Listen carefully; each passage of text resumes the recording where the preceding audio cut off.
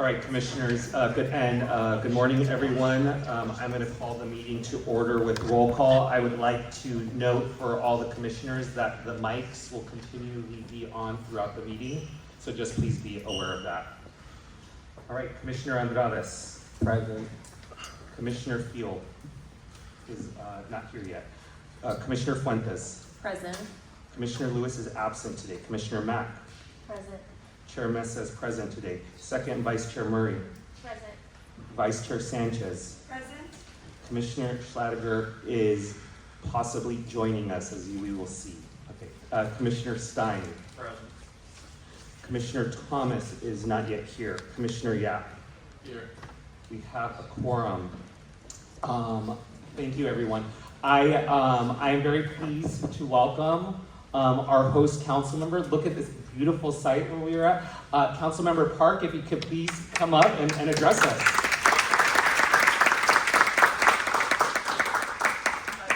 Good morning, and thank you so much for the very warm welcome. I am actually an alum of Loyola Law School, and so it is wonderful to always be here on campus with my friends at Loyola. And it is really, truly a privilege to welcome you all as you launch this incredibly important work right here to the west side, and to all of our residents and community members who made time to be here this morning. We really appreciate your thoughtful engagement and input. I think that this process of leaning in with our community to talk about changes to our city charter is one of the most important efforts that we will be making as a city over the next several months and years beyond. So I don't know about you, but I like to sleep in a little bit on Saturday mornings. So I will just say, as one initial recommendation when we do meetings, 10 o'clock is a perfect time on Saturday. I'm just teasing a little. I really actually do appreciate that we're doing this in the morning on a weekend. During the week, so many of us are busy and tied up with other things. And I think this commitment to flexibility is really important. I know many of you here are familiar with the hugely important task in front of our commissioners, but for those who aren't, I want to share that this commission is tasked with making recommendations about potential changes to our city's charter, which will include a broad range of issues almost across every department in the city, and it will cover things like increasing our number of city council members, to how we potentially vote and choose our candidates, to the scope of the Department of Neighborhood Empowerment, so that we're supporting them in doing a better job supporting neighborhood councils. So now is really the time to start thinking about how you interact with local city government and the way you can imagine that being in more modern and future times. What has worked about the things that we've done in the style of community engagement and the way that you interact with your council offices and city departments? You don't have to be an expert on the city charter or on reform issues or even on elections to participate in this process, and you don't need to know all of the answers. What's really important is that this commission and this staff are here to help hear our voices and recommendations and make changes to our charter so that we can help update it and modernize it for the city of Los Angeles.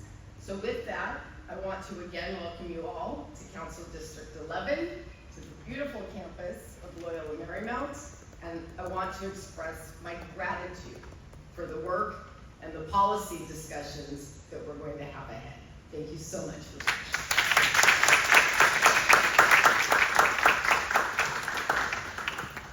Thank you very much for welcoming us into your district, Councilmember Park, and thank you to the entire LMU family and public who has joined us today. Commissioners, I'd like to take up item number 1 out of order at the top of today's meeting as it relates to a teleconferencing request from Commissioner Schlatter. Commissioner Schlatter has requested the ability to participate remotely for today's meeting pursuant to Government Code Section 54953 F2. I have asked the City Attorney to explain the process before us. Mr. City Attorney. Yes, thank you, Mr. Chair. So, members, Government Code Section 54952F in sequence allows a member of a Brown Act body to participate in a Brown Act meeting remotely in a limited set of circumstances. Those circumstances include what the Brown Act refers to as just cause. Just cause is formally defined in the Government Code at same section, subsection J2, and includes circumstances where a member of the body has a contagious illness that prevents the member from attending the meeting in person. Members, please note that the just cause provisions of the Brown Act are limited to just two meetings per year per person. So, Commissioner Schlatter, would you please state your request for the body?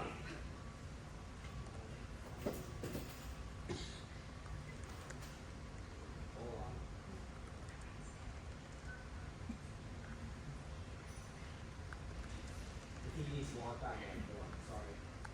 That's right, we'll wait a moment.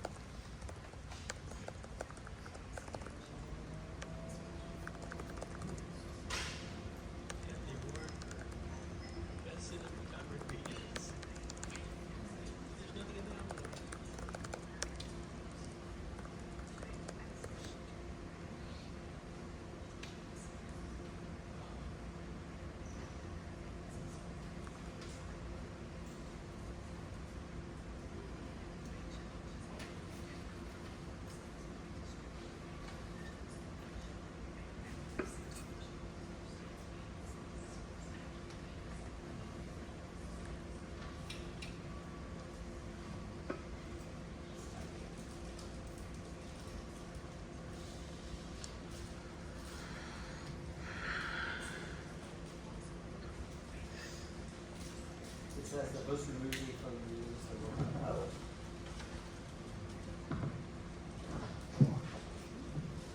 Sorry for the slight delay, we're having a technological problem.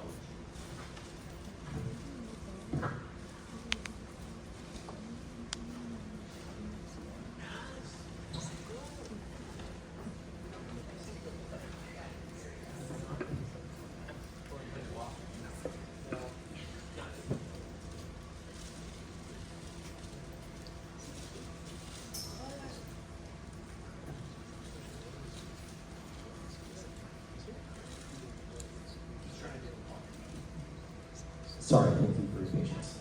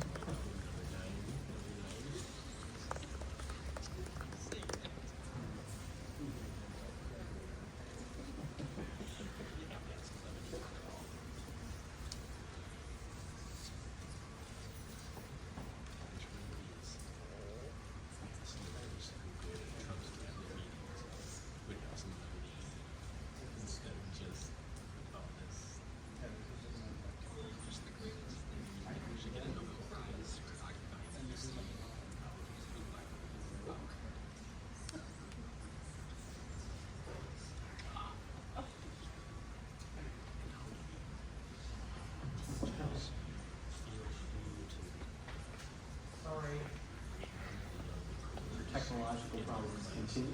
Thank you for your patience.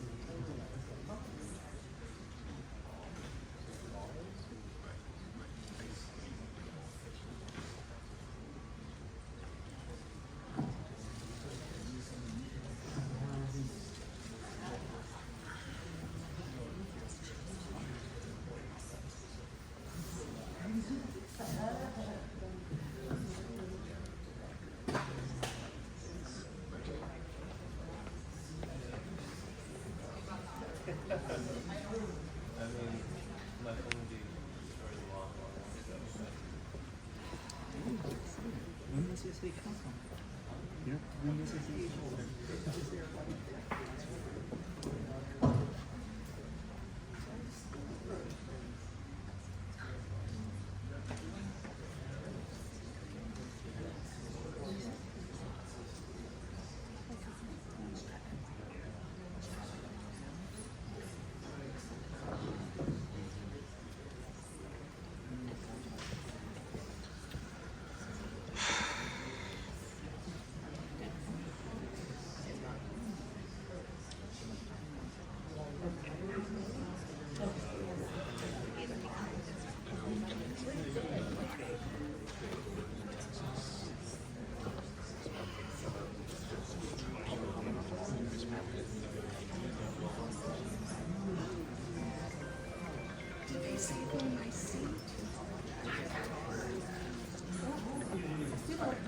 Thank you, everyone, for your patience.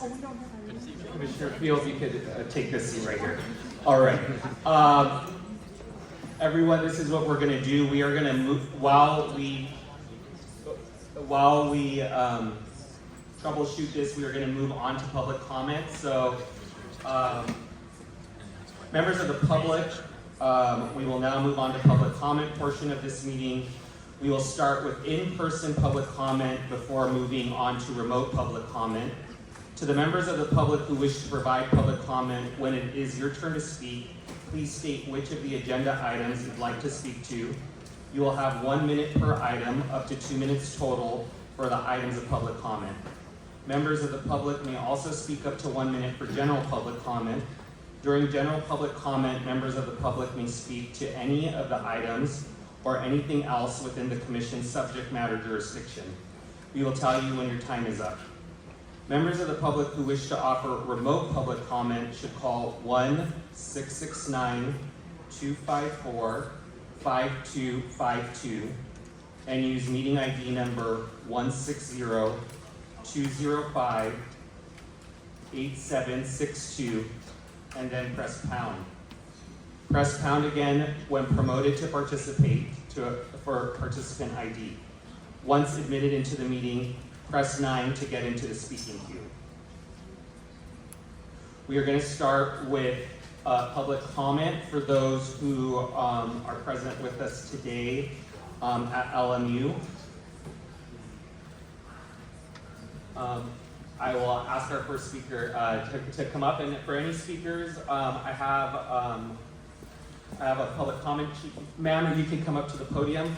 I also have Angela Brooks, Blair Miller, and Kay Hartman, if you could line up, please. Ma'am, which items will you be speaking on before us? Items 1 and 2, I'd like 2 minutes, please. Okay. You may start. Okay. Hello, everyone. Angie Brooks. I'm an architect and firm owner. I've been in Los Angeles for 3 decades. The system of silos that exist in our charter causes dysfunction and is the height of inefficiency and goes against the very words that the charter purports to embody, which is to deliver services with diligence and dedication on behalf of the people of LA, using the highest levels of efficiency and most technologically advanced methods. Rather than silos in our charter, which work at cross purposes, we need a pyramid with urban design somewhere at the top. What will our city look like in 50 years? No one actually knows. Land use control should not be in the hands of politicians. It should be in our planning and zoning and urban design studio, which should be pulled up from the bottom of the silo where it exists and given power to design our future. The public deserves this. We have not fixed our Byzantine zoning code or permit process in decades. We have more allowable density in some single-family zones than our commercial boulevards, which is completely backwards. And we have a housing element that calls for affordable housing on city-owned sites, yet a council member who delayed the Venice Dell project and killed this already approved project in her own district. Our dysfunctional city charter in the last 3 decades has created our homelessness and unaffordable housing crisis. LAUSD, which is a silo, owns 6,400 acres larger than the city of Santa Monica, yet is physically fenced off from their communities yet is a great place for housing, community parks, and recreation, and it's land we already own. The LADWP silo has mandates that go against good urban design principles. The LAFD Fire Department silo has mandates that their own side yard requirements are different than the zoning code. Let's unsilo LA with the pyramid. San Diego did it. One tent whose goal is to make LA a better place to live for everyone. Thank you.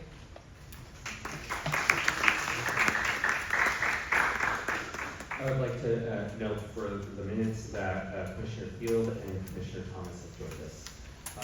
Angela Brooks.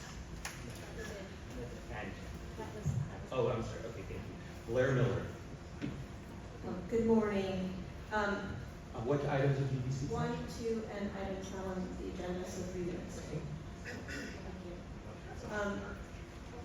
First of all, thank you so much for volunteering your time to sit on this very important task force. I want to tell you my background and current role because it feeds into my comments. My background is in affordable housing development. I worked in that for years, working for nonprofits building affordable housing in California. 10 years ago, I came to work for the city of Los Angeles, working on the disposition of city-owned sites to turn it into affordable housing and economic development. That's my current job. I'm not speaking on behalf of this as a city employee. I'm speaking as a member of the public. The first recommendation is that we survey city staff directly and separately. The Personnel Department does issue city staff-wide surveys occasionally, and I think that this issue is really important to hear directly from the staff, who are the ones on the ground trying to provide the services to the city. And I think we should hear from them directly regarding what issues that they run into that could be helped, where they could be helped to do their job by charter reform. The second I want to flag for you is something related to Parks and Recreation and the way that it works in the charter. If a square inch of city land has been assigned to Parks and Recreation, it can never be used again for anything else. In a park-poor city that struggles to have enough park land, especially in the southern neighborhoods, I understand the deep need for us to find and create new park land. But the rigidity of the way that this is in the charter should be addressed so that we have the flexibility. Because we have extra park land in a district doesn't mean that we can move it to a different district. We need the flexibility in the charter to be able to create park land by leveraging what we have in one part of the city that may be directly adjacent to an enormous park and bring it to South LA. And right now in the city charter, we don't have that flexibility. The third item has related to my work outside the city before I came here as a mid-career professional 10 years ago. When I worked outside the city, I was able to hire attorneys who were subject matter experts and who reported to me and did the work that I needed to do in order to affect my job. Under the current structure, we have a city attorney who's elected by the public, and that means that the city attorney reports directly to the public, and the people who work for the city attorney's office report to that city attorney, and they don't report to city staff. So we have to negotiate constantly just for the basic help that we need to do our jobs. And if you've ever worked up, in a business, that doesn't make any sense, and it doesn't make any sense for city employees either. And the last thing I want to do is Time. Thank you so much. Time. Thank you. I have Noelle Gould, Cindy Willis, Chris Harris.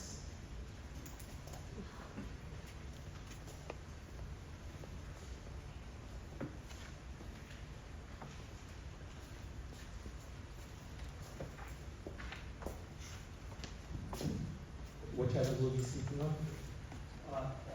All three, please. In general public comment? Yeah. I think it's 3 minutes. Good morning, Commissioners. Thank you so much for participating in this process and for coming out and going to all these meetings. My understanding is that I think this one is number 9, and there's probably a couple of dozen all together, so it takes a lot of work. When we're looking at something like the Charter of Los Angeles, we're talking about, the whole instruction manual, basically, for how this city runs. And we've got a couple of CISs from neighborhood councils. You might tell from my shirt that I'm affiliated with the Coastal San Diego Neighborhood Council. I'm the secretary and also chair the Coastline Parks Committee meeting. So we're very active in our engagement with the community and bringing community concerns to City Hall. It's been about 22 years or so since the neighborhood council system has been in place, and we've got 99 neighborhood councils all around the city of Los Angeles. And we're all elected officials, although of course we're all volunteer as well. And we're the closest point of interaction that our communities have with elected city government. And the neighborhood councils provide a vital link directly to City Hall and other divisions of the city to be able to bring community concerns that our leaders in the city government might not normally be able to get a handle on or not understand how important they are to the people who actually live in the areas that they're managing. Yet, I've been myself on the Coastal San Diego Neighborhood Council for over 8 years, and I've watched the support from the city sort of dwindle more and more over time. And there's a feeling among a lot of my neighborhood council members and from other neighborhood councils as well, that there's a push to reduce the effectiveness as much as possible of the neighborhood council system. And I think that that's really a very backward-looking approach. So my big ask of all of you and of the city in general would be to do everything that you can to strengthen the neighborhood council system, strengthen the effectiveness of how, when neighborhood councils file CISs, and we will in this process as well, make it as strong as it possibly can be. It's already a model for other municipalities around the country because most places don't have what we have in the form of a neighborhood council system. And I think it's important to bolster it and make it as strong as possible. Thank you.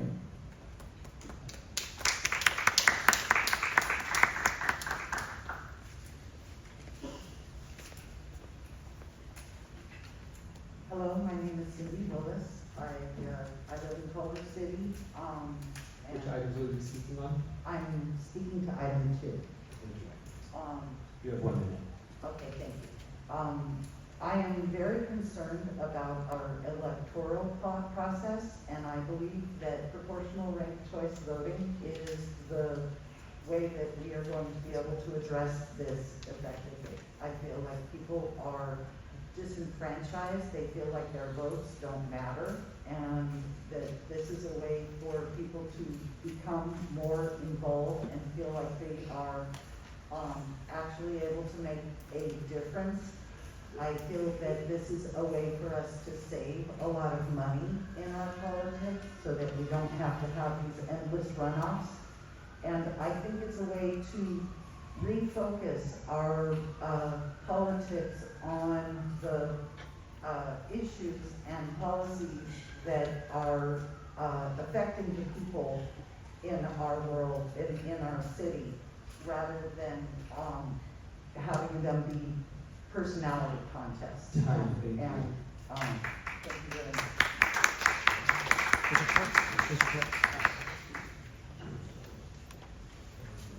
Good morning, commissioners. Excuse me, just give us 1 minute, please. Sorry. Yeah. Okay. After this speaker, we have Batisha Ray, Faiza Malik, and Shada Ashley. And I apologize if I am not saying your names correctly. Ma'am, what items will you be speaking on? Thank you, Chairman Mesa. I will be speaking on agenda item 2 and public comments, so 2 minutes, please. Thank you.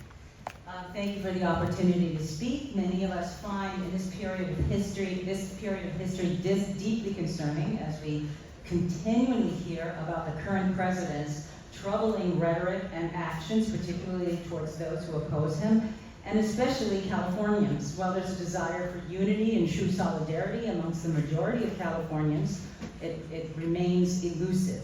And this is largely due to our current electoral system, which inherently divides us. Under plurality voting, it is virtually impossible for a candidate to be elected by a true majority. In crowded fields, a candidate can win with as little as 15% of the vote, meaning that after an election, a significant majority of the populace does not support the declared winner.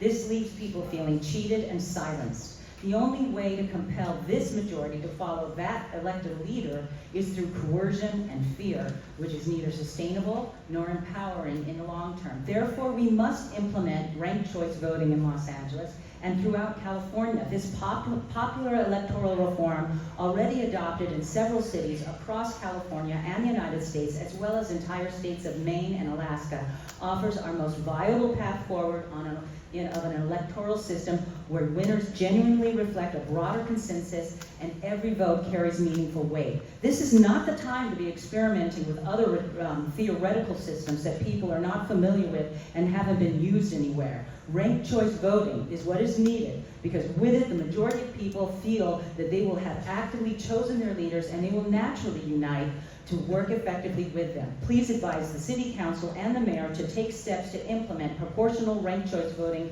for all Los Angeles elections as soon as possible. Thank you.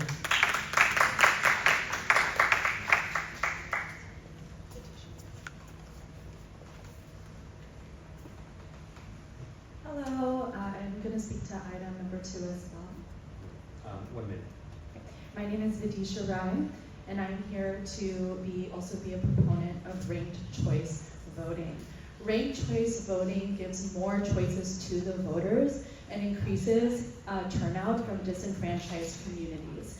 However, it's also helpful for candidates themselves because we are allowed to express our preference for multiple candidates. When there is a single choice voting system, it makes it easier as well for candidates to attack one another and have nasty ads. But with ranked choice voting, candidates can work together. They know that they have to focus more on what they have in common with one another rather than just attacking. And we saw this with New York City with Zoran Mamdani and Brad Lander cross-endorsing one another. So not only does it allow voters more choices, but it's also better for candidates. It also allows for more collaboration, more representation, and also when we've seen ranked choice voting implemented. Thank you.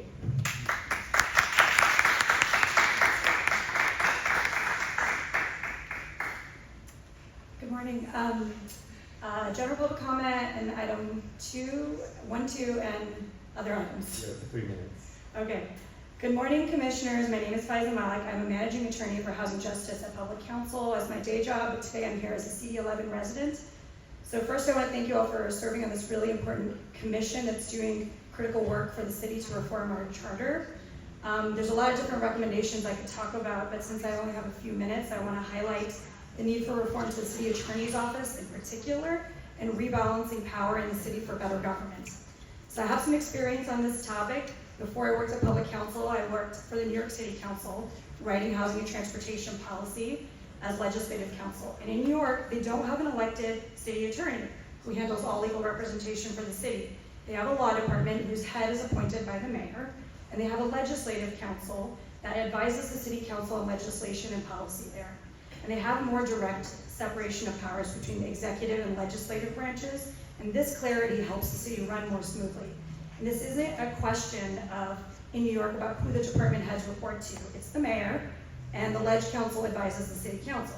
So here we have the problem of department heads feeling like they report to 16 different bosses. And then we have separate boards and commissions, a CLA, a CAO, completely separate elected city attorney, and who's in charge is a common question people have, and they have a right to ask because our system is too tangled and confusing. So ultimately what I want you all to consider as you're thinking about all of these questions is how do we deliver accountability, transparency, and accessibility to the residents of the city of LA? And so that's what I think we need to do, and that's how we can make sure our city is run better for more housing, better infrastructure, and services. Thank you.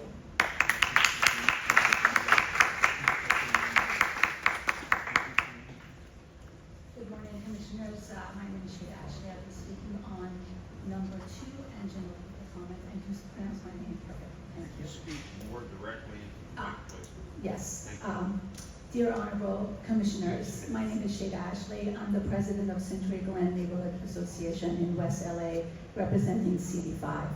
I have been a resident for 45 years and know the city very well. I thank you for your dedication to the city and the time that you have put into seeing this very important process through. When it comes to corruption, liability for the city, and lack of accountability, look no further than the Los Angeles Department of Building and Safety. It is no secret that Raymond Chan, the former LADBS superintendent, was found guilty and sentenced to 12 years behind bars for pay-to-play racketeering conspiracy at the highest level of government in Los Angeles. Although he has been found guilty and no longer serving as a general manager of LADBS, his corrupt chorus of underlings continue to operate the department as they had previously. The culture of corruption and unchecked abuse of power reigns supreme at LADBS. I have been the land use chair for my neighborhood association for the past several years, and I've had the unfortunate experience and firsthand knowledge of ongoing corruption and illegal activities committed by Los Angeles Building and Safety Department upper management. These illegal acts have been ignored by the City Ethics Commission repeatedly. Several of my land use colleagues from different neighborhood councils reported these illegal and unethical violations to the Ethics Commission, which resulted in absolutely nothing.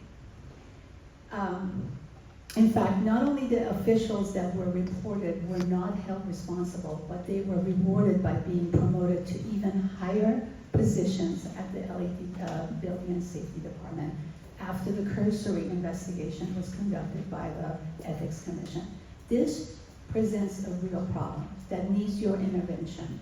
This pervasive and systemic corruption and lack of transparency bears a deep charter. Thank you.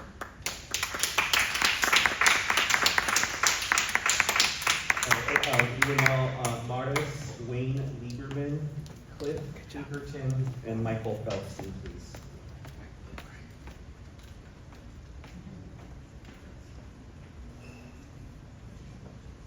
Good morning, Commissioners. Good morning, stakeholders. I am Mara, speaking as an individual. Items 2 and general public comment, please. 2 minutes. Yes, Lionel Mara, speaking as an individual. For the topic, better governance, I would like to thank Jamie York, President of Reseda Neighborhood Council. I'd like to thank Robert Kahn and Ross from Fair Rep LA, Unreg LA, for the advocacy and leadership and for bringing awareness and transparency to our city government.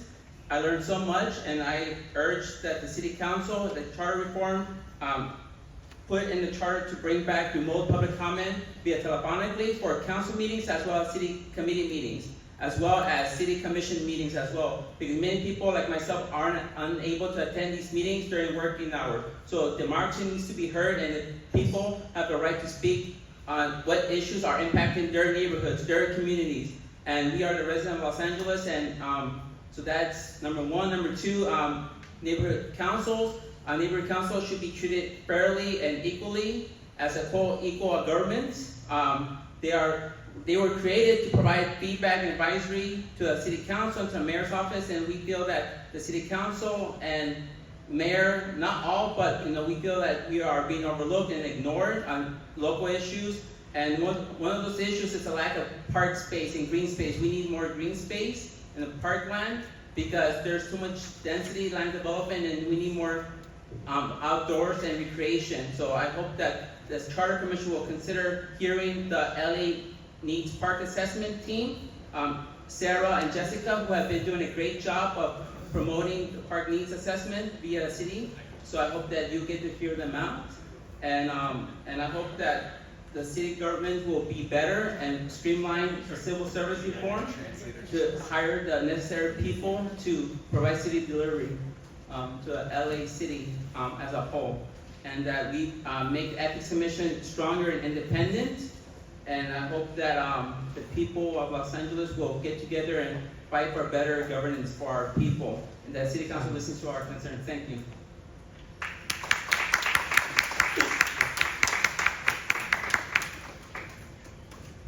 I have general comment.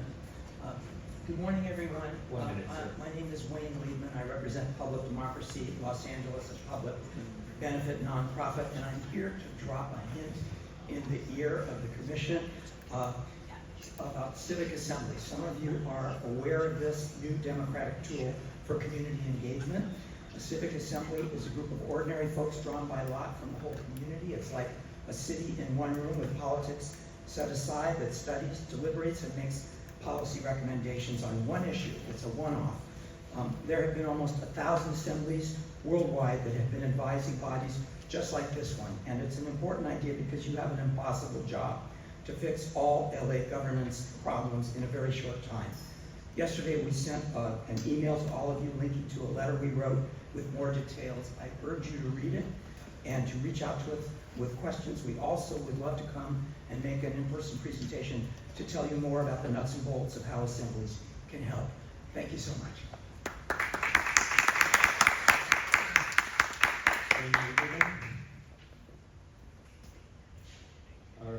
Michael Feldstein.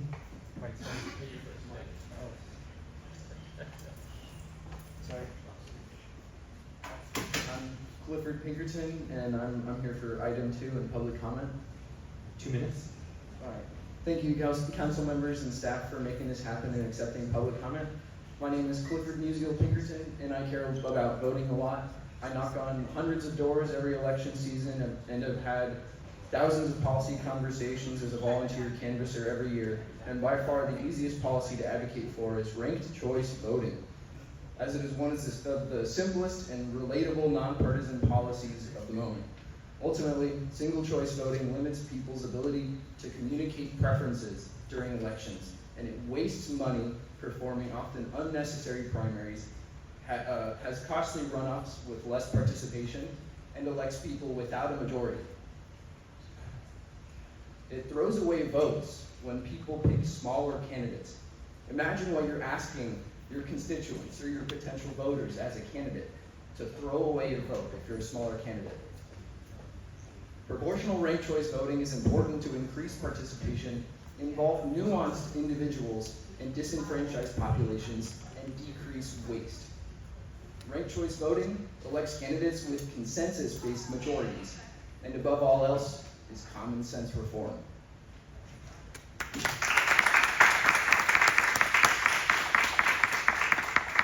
After Mike, I have Michael Draskovich, Lydia Grant, and Nicholas Caputo. Mike? Good morning, everyone. Michael Feinstein, former Secretary of Mayor. Good to see you again. So I've been talking about What items will you be 2, 3, and 1. I'm so sorry. 3 minutes? Okay, great. Yeah, I've been talking about proportional representation now for a couple of months with you, and today I want to connect it to a couple of items on your agenda. Neighborhood council empowerment, people have been talking about that. One of the improvements that would come with multi-seat districts is right now neighborhood councils have one council member to go to. That means, what issues is that person strong on? What issues are they not strong on? What if your neighborhood council has something about the arts and the council member is a parks person or a housing person instead of an arts person? So if you have a 3-seat council district, each neighborhood council has the ability to go to somebody who is more of an expert or is more interested in different issues. So that's a very direct empowerment for neighborhood councils. Number 2, you've got on your agenda today the presentation from Fair FLA about replacing council members who were all too used to having to be replaced midterm because they're going to jail or otherwise, which is nuts. Well, one of the benefits, again, with having a multi-seat district is you don't just have one person representing that area. So if they're out of office, there's nobody. And not only is this a lack of political representation, but it's direct services for that district as well. If you have 3 members in a district, then there are other people who can still be in office during that time. Why don't we have proportional representation in this country? And you're hearing about this and it sounds kind of new. The United States is an outlier among the democracies that we're generally compared to. The OECD, Organization for Economic Cooperation and Development countries, the 38 of us that are the more established democracies, 33 out of the 38 use some form of proportional representation. Who doesn't? It's the ex-English colonies, the US, Canada, and England. almost everybody else has moved on from single seat winner-take-all districts to forms of proportional representation. And that's why you're not as familiar. But here in California, we've got 51 of the 58 counties already have voting equipment systems which are certified by the Secretary of State to use ranked choice voting. There are 47 cities, 2 full counties and 2 full states that are already using it.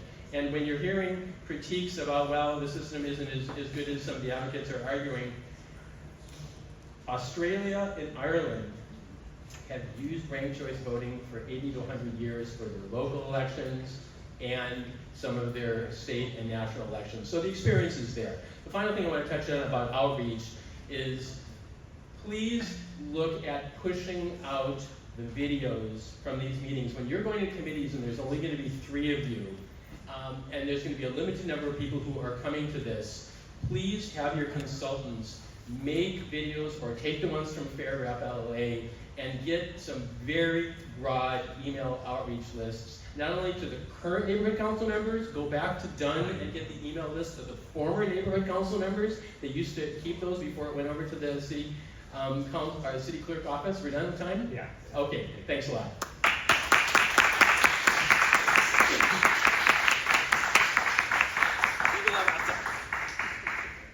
Good morning. I'd like to speak on, my name is Michael Drashkovich. I'd like to speak on item 1 and general public comment. 2 minutes. Thank you. So my name is Michael. I'm a volunteer with, I'm here in my capacity as a volunteer with Public Democracy Los Angeles. So I'd like to echo what Wayne Lehman already said earlier. I shared an email with you all yesterday about the benefits of civic assemblies for future charter reform processes. I really encourage you all to read the letter we put together, a lot of research we compiled from around the world on the efficacy of these governance innovations. And we would welcome the opportunity to speak with you or connect you with actual practitioners from other cities and countries who understand how these processes work and how charter reform in the future can benefit from them. So that's the first thing I wanted to talk about. The second thing I wanted to talk about is campaign finance reform. I'm also a volunteer with Los Angeles for Democracy Vouchers. We have an incredible public finance system in Los Angeles, but there's a lot more it could be doing to ensure that people from all backgrounds and specifically income levels can participate in our campaign finance system. So right now, we looked at the past 3 elections. The average donation per person from majority white zip codes in the city of Los Angeles was nearly 6 times the average donation per person from majority people of color zip codes. We see this immense disparities baked into our campaign finance system, despite what it's doing to encourage more people to participate. There's a lot more we can do to make sure it's more inclusive. We'd love to see in this charter reform conversation a recommendation giving City Council latitude in how to determine how we spend our public finance. So it could be in the form of democracy vouchers, like we're advocating for, public matching funds, or grants, or a combination of those 2. The City Council passed a motion asking the CLA to produce a report on this, but the report still hasn't been published. So we could also use your assistance on encouraging the CLA to publish that report looking into our campaign finance system. Thank you.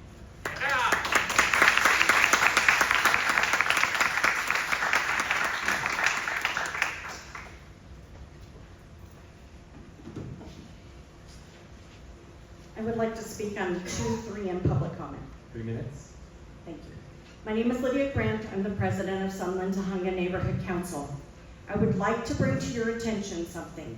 Would all neighborhood council leaders in the audience please raise your hand? Okay. Considering that we have almost 1,800 neighborhood council people in the city of Los Angeles, I'm sure I don't have to tell you that the outreach for this was not very good. Most of the neighbor council leaders I spoke to, that I started calling last night when I realized people didn't get the email, that they didn't know anything about it. So I think that's critical. And that's to number 3, outreach. The fact is, neighborhood councils are being handcuffed. Every time you turn around, there's new rules, there's new paperwork. They have created such a difficult system to work within. And every time those handcuffs start tightening, the Valley Neighborhood Council starts saying, we need to start secession again.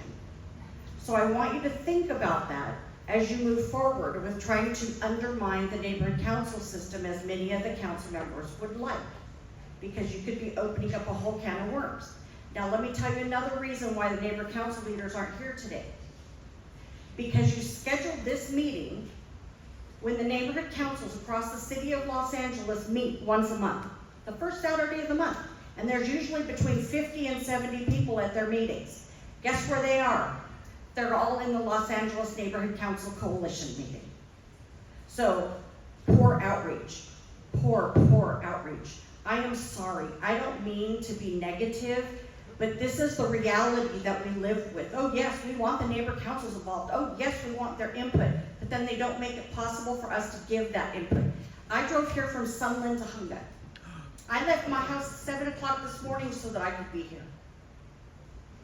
Because I asked the person at length, should we cancel the meeting? He goes, no, I got some speakers here from the new organizations taking over LASA.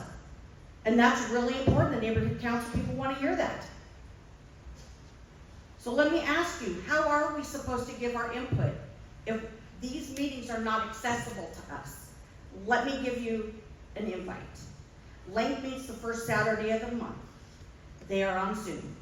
You are welcome to hold a Zoom charter reform meeting during the Length meeting, where you would have 40, 50, 70 people that would be participating without you guys even having to get out of your pajamas.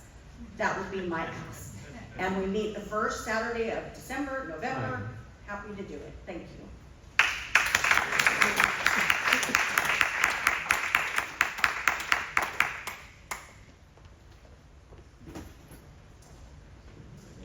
I would like to speak on points 2, 3, and general public comment. 3 minutes. Thank you very much. Hi everyone, my name is Nicholas Caputo. I am the former vice chair of the Echo Park Neighborhood Council and currently serving as a center council member on it. I believe strongly in hitting multiple birds with one stone, given the limited time that this body has to meet. And so with that, I'd like to present 8 points for anti-corruption and also better governance in general. First, fully empower and independently fund the Ethics Commission so it has the resources and autonomy to enforce our ethics laws independently. Second, strengthen pay-to-play protections, banning campaign contributions from anyone seeking financial benefit from city decisions. Just ban them outright. Third, create an independent office of anti-corruption and transparency with subpoena authority to oversee high-risk areas like land use and public works. Fourth, reform land use veto authority so that a project can only be blocked or accelerated when both the city council member and the relevant neighborhood council agree. This balances local input with accountability and empowers neighborhood councils. Fifth, ban so-called clean record deals. These are agreements that erase or hide an employee's past misconduct from the official record, letting people with serious violations move on as if nothing happened. Such secrecy destroys accountability and must end. There should be no secrecy in LA City Hall. Sixth, adopt ranked choice voting yesterday, so that elections produce majority winners without costly runoffs, reduce the influence of money, and encourage more diverse candidates to run.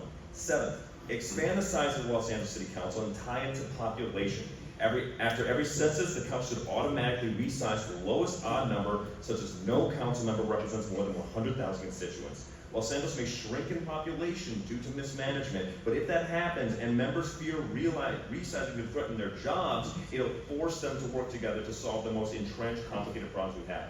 Third, budgets should be every 2 or 3 years, not every 1, so we don't constantly garble for new resources during the entire time. Eighth, strengthen the city's executive side, the chief administrative officer, chief operating officer, and department heads, giving them clearer authority over management while making city council more of a purely legislative body. This separation of powers would improve efficiency and reduce opportunities for backroom deal making. Reduce opportunities for backroom deal making. Just get rid of the opportunities entirely. And ninth, enact a comprehensive framework like the American Anti-Corruption Act to tighten lobbying rules, increase disclosure, and give stronger public tools to hold officials accountable.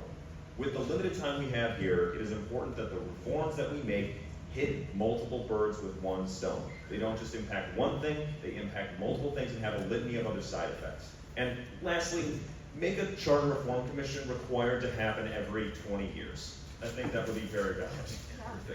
Anyway, thank you very much. I appreciate it.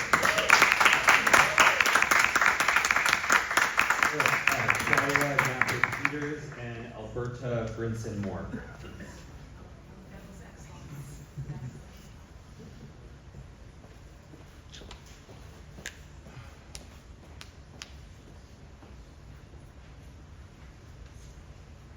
morning. I will be speaking. If you could just lower the mic. Can you hear me now? Yes. Awesome. I will be speaking on item number 2. 1 minute. Thank you. Thank you, Commission, for convening this session. Good morning to all. I am Twyla Napper-Peters, the Vice President of Empowerment Congress Southeast Neighborhood Council. And I represent South LA's communities who are demanding better, not just from elected officials, but from the systems that shape their lives. Charter reform must include stronger ethics enforcement, transparent removal protocols, and real consequences for misconduct. But it must also elevate neighborhood councils as equity partners, not just advisory bodies, but co-authors of civic integrity. I propose that a charter amendment that enshrines neighborhood councils be put in ethics, input ethics, investigation, and redistricting. We are closer to the ground than you are, and it would just make more sense if you would allow us to build the foundation with you. Thank you.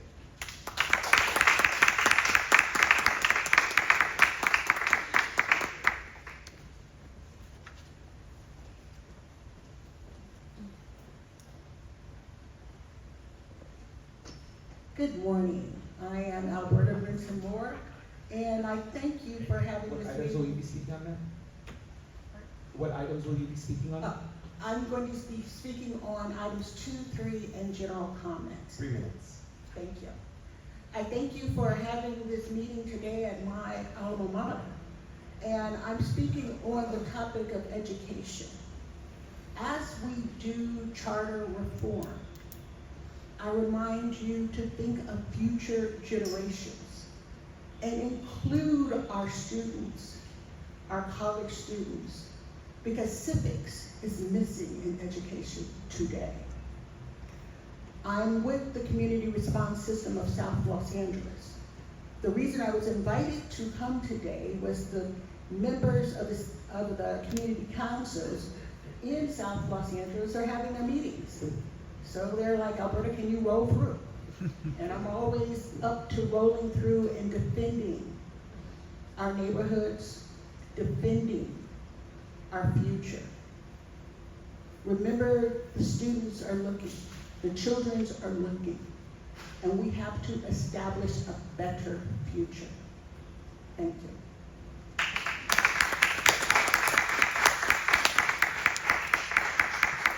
Are there any other members of the public with us here today physically that would like to provide public comment before we move to remote public comment? One more. Anyone else?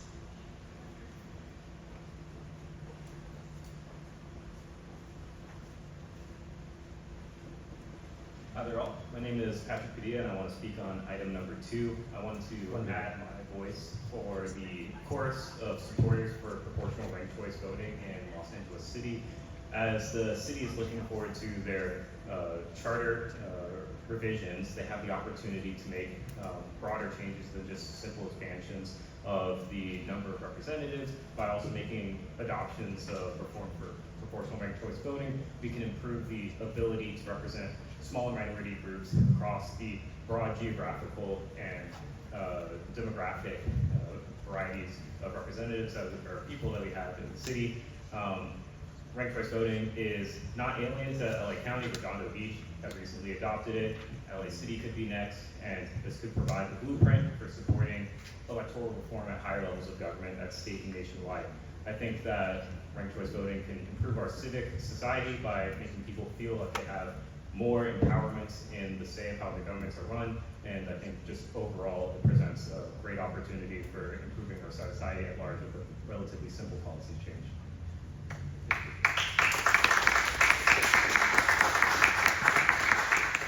We're going to move on to remote public comment. I'm just gonna remind those joining us virtually of the instructions. Members of the public who wish to offer remote public comment should call 1-669-254-5252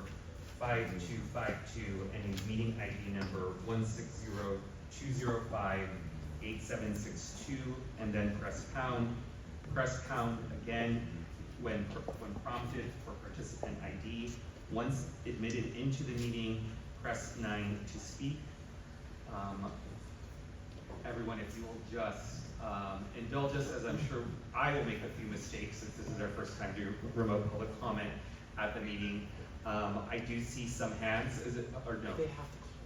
Yeah, okay. So members of the public who are joining us on Zoom, you must call in order to give remote public comment, so I will repeat those instructions one more time. Members of the public who wish to offer remote public comment should call 1-669-254-5252 and use meeting ID number 160-205-8762 and then press pound. Press pound again when prompted for participant ID. Once admitted into the meeting, press 9 to get into the queue. We're going to give everyone a minute, please.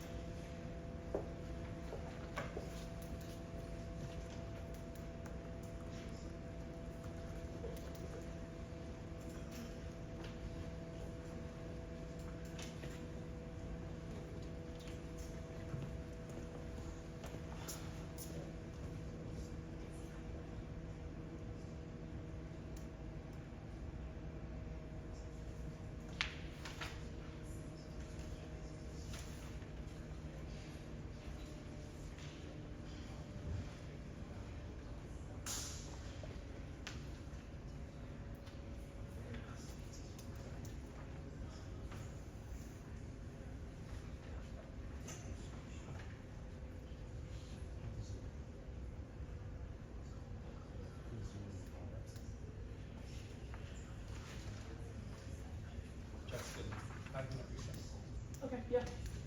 Commissioners, I would like to entertain a motion for a 5-minute recess, please. So moved. Is there a second? Without objection? Okay, let's come back at actually 10:20, okay? 7 minutes. Thank you, everyone. Commissioner Field. Commissioner Fuentes. Present. Commissioner Lewis is absent. Commissioner Mack. Present. Chair Mesa is present. Second Vice Chair Murray. Present. Vice Chair Sanchez. Present. Commissioner Schladiger will be joining us. Commissioner Stein. Commissioner Thomas. Commissioner Yap. Here. We have a quorum. Okay, members of the public, we are going to do virtual comment via Zoom directly, as you would see in a normal Zoom meeting that you would probably have at work or in your personal lives. So we will use it if those who would like to provide public comment, if you could raise your hand. We have a number of speakers that are in the queue, but I believe I'm going to, is the staff going to administer this? Okay, we're going to call people's names and unmute them, and once speakers are unmuted, they can begin their public comment. If you could let me know who's unmuted, and then I can administer the time. Clara Solis, we're gonna unmute you. Clara, you should be. Hi, we can hear you. What items will you be speaking on? I will be speaking on general public comment, items 1 and 2. You have 3 minutes. Okay, I am a member of the Historic Highland Park Neighborhood Council, and there are 4 members of our community here today. I'm also a member of our Neighborhood Council Ad Hoc Committee on Charter Reform. I am here today speaking on my own behalf. I'm glad that you are finally allowing remote comment. You really do need to expand outreach to our communities and to our neighborhood groups within our communities. I suggest that you not just get in groups to talk on housing like developer groups like Abundant Housing, but true community groups within our city. In terms of outreach, the Redistricting Commission held simultaneous meetings at different locations throughout the city. They coordinated with council offices to allow communities to comment. I suggest you do something similar. Additionally, online neighborhood polls should be conducted with definitions on items being considered. Written comment forms in English and other language should also be distributed. I'm very concerned about corruption in our city. I ask that you devote time looking into that issue. Much of the corruption has been related to development and the planning. And I ask, how can you reduce the influence of money in our city? Do further restrictions on council members and their staff when they leave office need to be put in place? DTLA influence should also be looked at. Should it be split up to reduce the influence of money? Additionally, when a council member is convicted, their actions on committees like Plum on changes to the municipal code should automatically be examined for revocation by the council. Regarding neighborhood councils, the board should look at making it easier for them to do their work. Following the Brown Act sometimes makes it difficult for committees within the neighborhood councils to work. The Board of Neighborhood Commissioners often create mandates which place more work on councils without providing additional support. Perhaps there should be term limits on commissioners to allow fresh, more active voices. The process for elections makes it difficult for people to participate. People who tried to register were unable to do so. Your revised agenda violates the Brown Act. Personally, I support ranked choice voting, democracy voters, and expanding the council to 25 to 29 members. Thank you very much. And I would like to take a point of personal privilege by saying thank you as a constituent of that neighborhood council. Okay, Gemma Marquez, we're gonna unmute you. Gemma, you should be able to speak. We can hear you. My name is Gemma Marquez. I'm a longtime activist in my community of Highland Park, and I'd like to emphasize and echo the statements already made. Hema, which items will you be speaking on? Hello? Hema, which items will you be speaking on? I'm sorry, excuse me, but you guys really frazzled me up. To items 2 in general public comment. Okay, 2 minutes.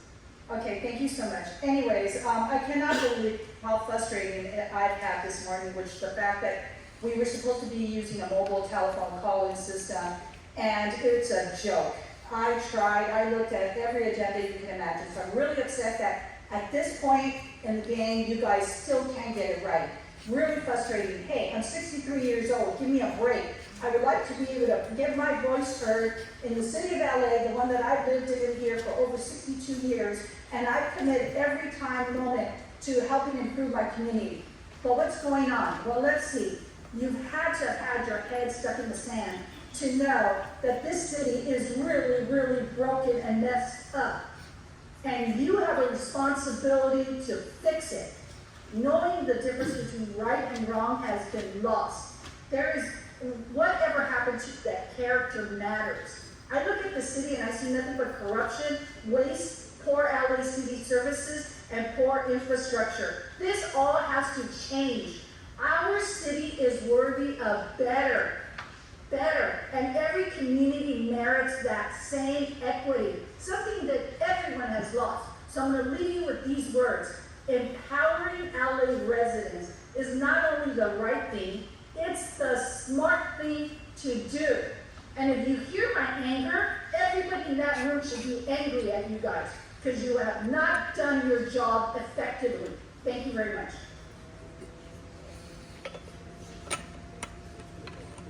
Jamie York, please unmute.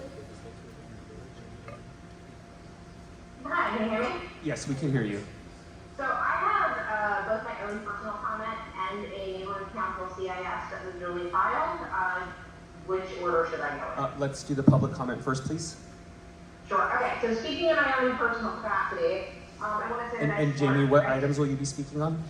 All. Okay, 3 minutes. So I want to say that I support rent choice voting, and I also support the expansion of city council. I personally would like to see 33 members, but I believe that the floor for consideration should be 25 based on our population. Los Angeles is the most underrepresented city in the entire United States, and that should not be a point of pride. I also want to say that I strongly support the reinstatement of telephonic comment at city council, at committee, at all commissions. It is frankly just incredibly disappointing how after quote unquote post-COVID, this city has systematically dismantled the telephonic comment system. Not everyone in this city, and in fact I argue that the majority of people in the city do not have the capacity to get downtown, do not have the time to get downtown, and it means that voices that need to be heard aren't being heard. When we talk about what the values of a city as diverse as Los Angeles should be, we need to be thinking about how does it serve the public, and unfortunately so many of the choices that are done by our council are not in service of hearing from the public. We have seen public comment systematically shut down, we've seen it ignored. I'd also like to see it addressed, the fact that council members are often not on the floor for public comment. They go into the back where there are speakers, where those speakers could be turned all the way down so that they don't even have to listen to public comment, and that is considered present. I don't think that that abides by the spirit of what the Brown Act intended for being able to hear regular people's voices. Most people do not know how to navigate their council member's office, and in fact, it's really hard to get a hold of your council member's office at most times unless you're somebody who's already connected to the system. As a complaint as a neighborhood council member that we hear all the time is having to connect people to their council members because they're not getting a response. And so public comment is one of the few opportunities that people have to actually be heard. Okay, I can do my neighborhood council CIS. Jamie, we're gonna take those a little bit later, so just we'll call on you when we get to that agenda item. But thank you. Okay, that's fine. Thank you. Carolina Goodman, please unmute.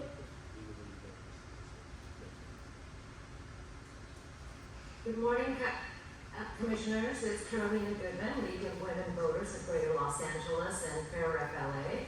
I'd like 1 minute, please. You got it. I want to take this opportunity to thank you for the commitment you've made, considerable time and energy, to benefit the people of Los Angeles. As a result of your work, we look forward to a more effective, efficient, responsible, accountable, and transparent city government. I would have been with you in person, except an illness prevented me. I'm grateful for the ability to give remote public comment and hope that this becomes a standard part of every future meeting, so that you can hear from a wide range of voices from all over Los Angeles. It will be an enormous challenge to prioritize the many possible reforms on your table. The League of Women Voters of Greater Los Angeles submitted a written comment, but I want to underscore here the importance of ensuring that the city has a truly independent ethics commission. Thank you.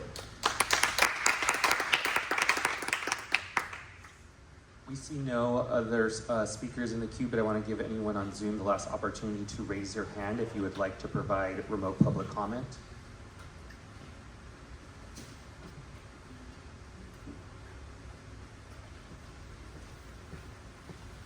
Okay, seeing none, we're going to take up item number 1 out of order at this time as it relates to a teleconferencing request from Commissioner Schlatter. Commissioner Schlatter has requested the ability to participate remotely for today's meeting pursuant to Government Code Section 54953. The city attorney will explain this process again or take us where we're at. Yes, so I've already explained the process. Required under the Brown Act is that Commissioner Schlatter, can you explain what your request is?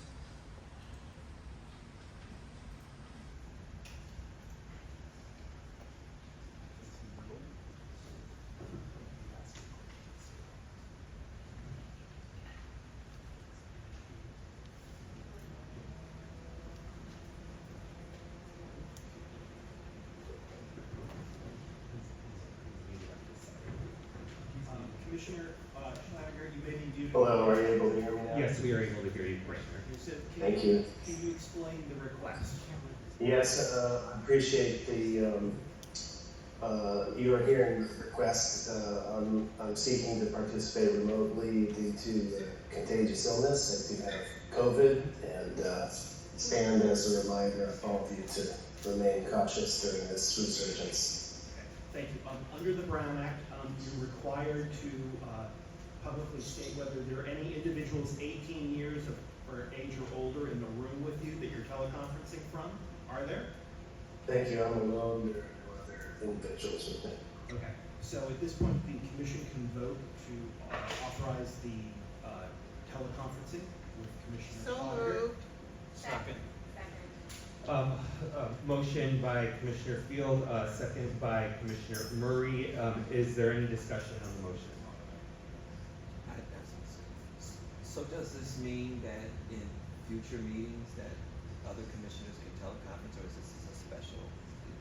There are special circumstances which I will ask the city attorney to outline. Okay. So there's a provision in the Brown Act that's called Just Cause, which provides a limited circumstance in which commissioners can teleconference in for certain reasons. One of them is a contagious illness that prevents them from attending. There are a lot of bells and whistles that go along with that, and I would note that you're only allowed to teleconference into the Just Cause twice in a calendar year. So the answer to your question is some members may, under some circumstances, if you meet all conditions in the Brown Act, and if any of that starts coming up, I'm happy to talk to you offline about whether or not the conditions are met. I should also note, and this is for Commissioner Schlatter, would you please turn on your camera? We need to have you visible in the meeting. I believe that's an action that the host needs to enable. Aha. Okay, so the host will enable it. I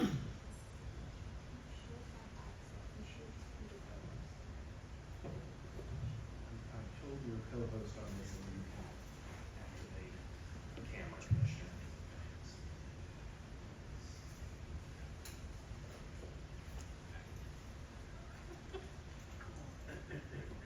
Commissioner, you should be able to. Please try again.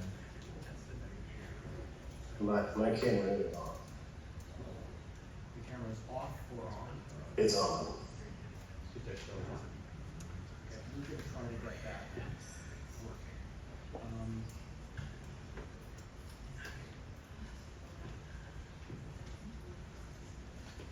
So while that's occurring, if you would be kind enough, Commissioner Schlatter, to mute yourself. If we get your camera working, we'll put you into the meeting as a participating member and ask questions. Is that all right? Thank you. And while I'm here, by the way, I'll just note that the city attorney has provided hard copies of the charter for you. Those are yours. Please don't leave them here. Take them home with you. Study them. Do whatever is useful for your work on the commission. Is there anything else you want to talk with me, Mr. Chair? No, there is a motion on the floor, duly seconded. We are in discussion. Is there any further discussion on the motion? So I think we can vote on the motion, and we'll just have Commissioner Schlatter, as it were, waiting with his self muted, and if we get the camera working, then the commissioner can unmute and start participating in the meeting by asking questions or anything else. Thank you. Is there any objection to the motion? Seeing none, so ordered. Okay, thank you, everyone. Okay, we now move on to neighborhood council community impact statements and comment. I know of one neighborhood council that is here with a community impact statement that was submitted to us in advance, and that is Kay Hartman. Kay, if you are still here, if you could please come up to the podium.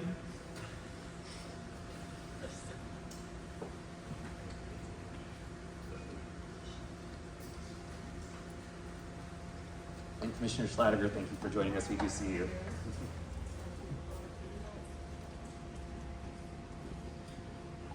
Okay, thank you for joining us. You have 3 minutes. Thank you. Hello, my name is Kay Hartman. I am the president of the Palms Neighborhood Council, and we just passed our CIS Wednesday night. It's 8 pages long, so it includes several summaries, so I'm just going to go through the summaries now, and I encourage the commissioners to read all 8 pages in order to get the context for what I'm just going to summarize. Okay, the first is fixed neighborhood council elections. Neighborhood council elections should be held in connection with other civic elections and should be on the same ballot. Registered voters should be able to vote on the same ballot they're already voting on. The exceptional cases can vote separately at the same time according to whatever rules the city clerk chooses to apply.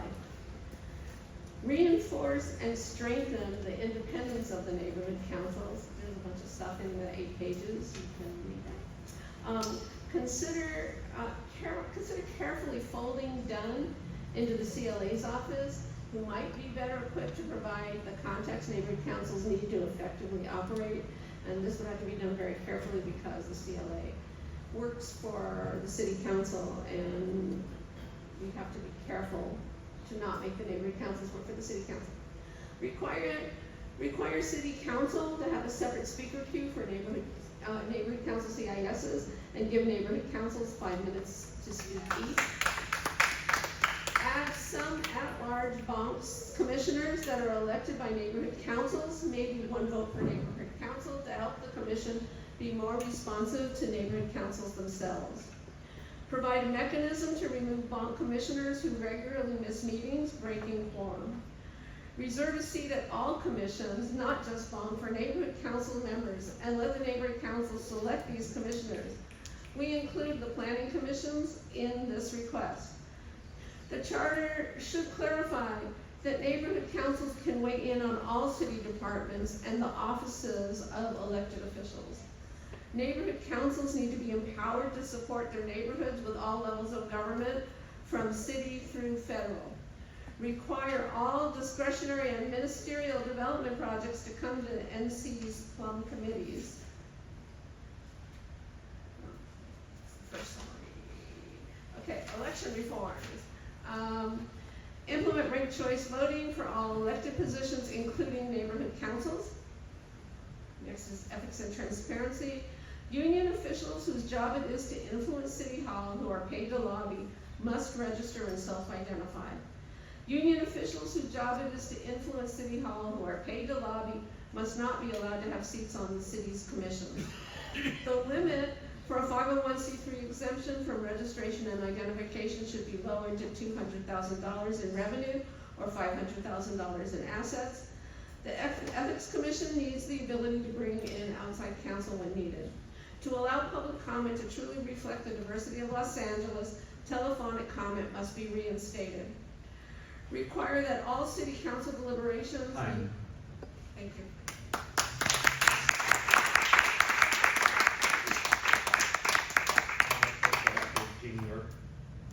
Jamie, give us a minute while we pull that up. Jamie, you should be able to speak now. Hi, can you hear me? Yes, you have 3 minutes. Great. So this is just about the Department of Neighborhood Empowerment. There will be more coming about other issues. Virginia Neighborhood Council desires numerous changes to the charter that affect the neighborhood council system. We feel that the city has systematically and purposely strayed far from its purpose as defined in Section 900 of the charter. While neighborhood councils are supposed to be the closest form of government to the people, the system has been eroded in multiple ways from its original intent. We desire change to the way neighborhood councils give input to city council. We do not believe that neighborhood councils are afforded a reasonable opportunity to present our statements commensurate with the time and work we spend to file them. Neighborhood councils have not always been afforded the right to give a comment at both council and commission meetings. We've personally seen a commission claim that making a community impact statement on behalf of an NCC is the individual's right to public comment. We've seen the neighborhood council comment lumped together with public comment and used against the time allotted to the public. But we've even seen a neighborhood council not allowed to speak at all due to council ending its public comment time. Lastly, we've seen the time given for neighborhood council statements fluctuate just like it is today. We would like to see it standardized. These fluctuating times make it harder to prepare an oral statement in advance. Imagine the frustration of taking the time to conduct a meeting in accordance with the Brown Act, travel downtown to speak on an important issue, often taking off work, to have your time reduced to a minute or not at all, and then be told you have to be forfeited your right to public comment. We want the charter change to guarantee our time to present our CISs to both commission and the city council. We do not want to forfeit the Brown Act that allows them to skip public comment when an item has been heard in committee to apply to neighborhood councils. Therefore, our CIS should be able to be heard in any meeting where the relevant item appears on the agenda.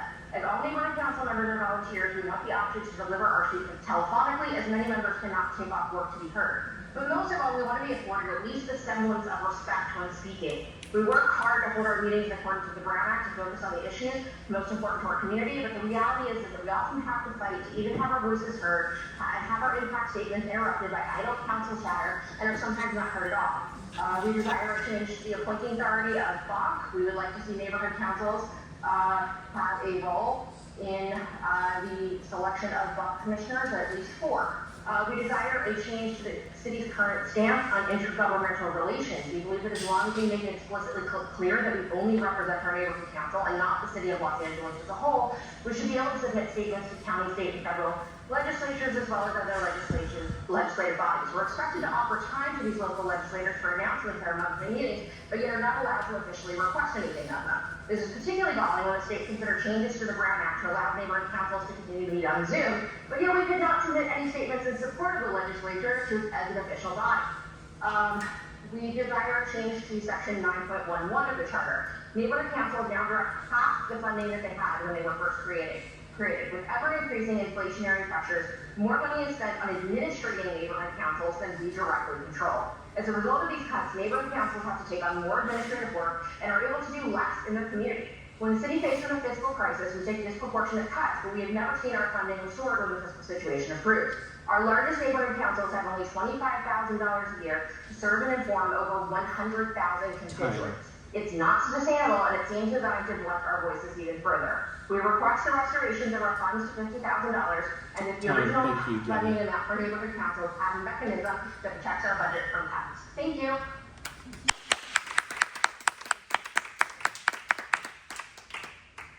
We now move on to approval of the meeting minutes from our last meeting. Is there a motion to approve the minutes? I have a request to amend the minutes. Okay, let's get a motion on the floor so we can, or do you want to make an amendment? Yes, please. Okay, is there a motion? I thought I made. Oh, sorry. Okay, Commissioner Stein, why don't you put forward your motion? My motion is to reflect in the minutes that I'm not.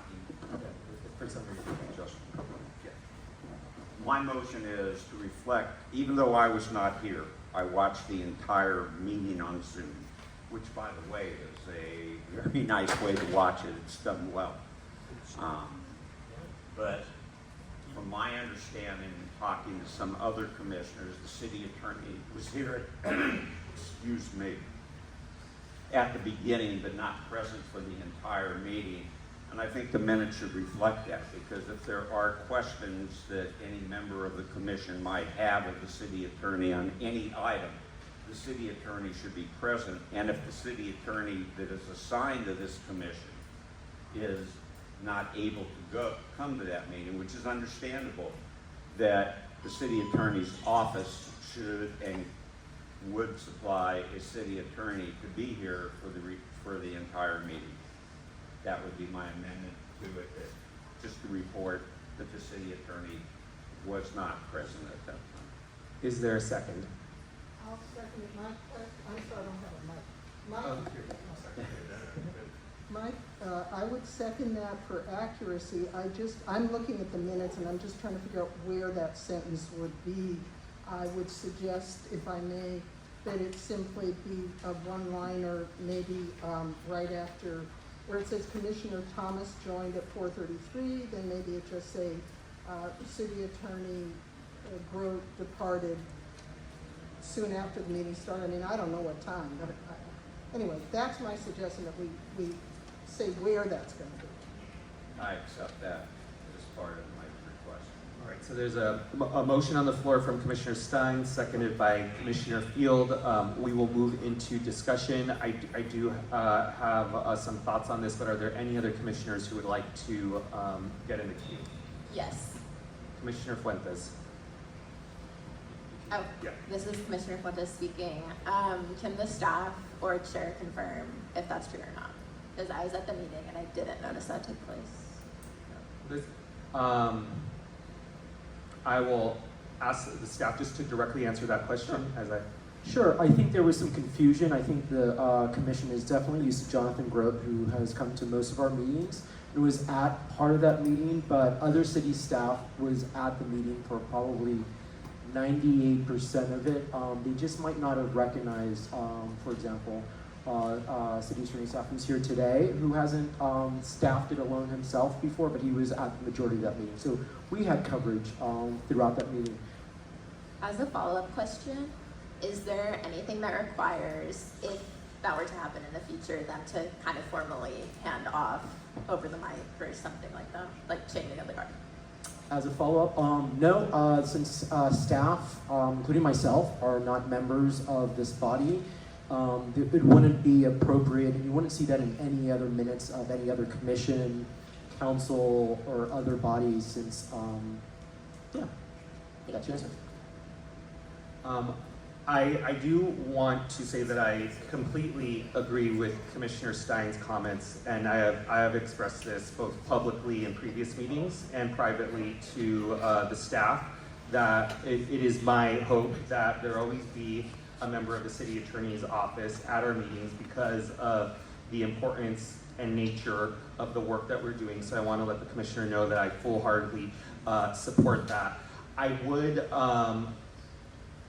I would ask others who may know better, who may have more experience than I do on commissions and other city bodies, if this is something that is noted in meeting minutes. And from the research that I've done, I haven't seen it, but I could be wrong. So, you know, whether that is the staff of the commission or the city attorney or other staff, I just don't see it in the minutes. Well, But I will for Commissioner Thomas. Well, I will say, I see that I'm absent during roll call, and I missed that I came at 4:33. And so if my name is on here as being absent and I was at the meeting, then... Recording in progress. Oh. Why don't, they will resolve that, but continue, So Commissioner if my Thomas. name is on here, and it's stipulating that I was not there at 4 o'clock, then the city attorney or whomever else who was supposed to be here, who left early, that needs to be stipulated.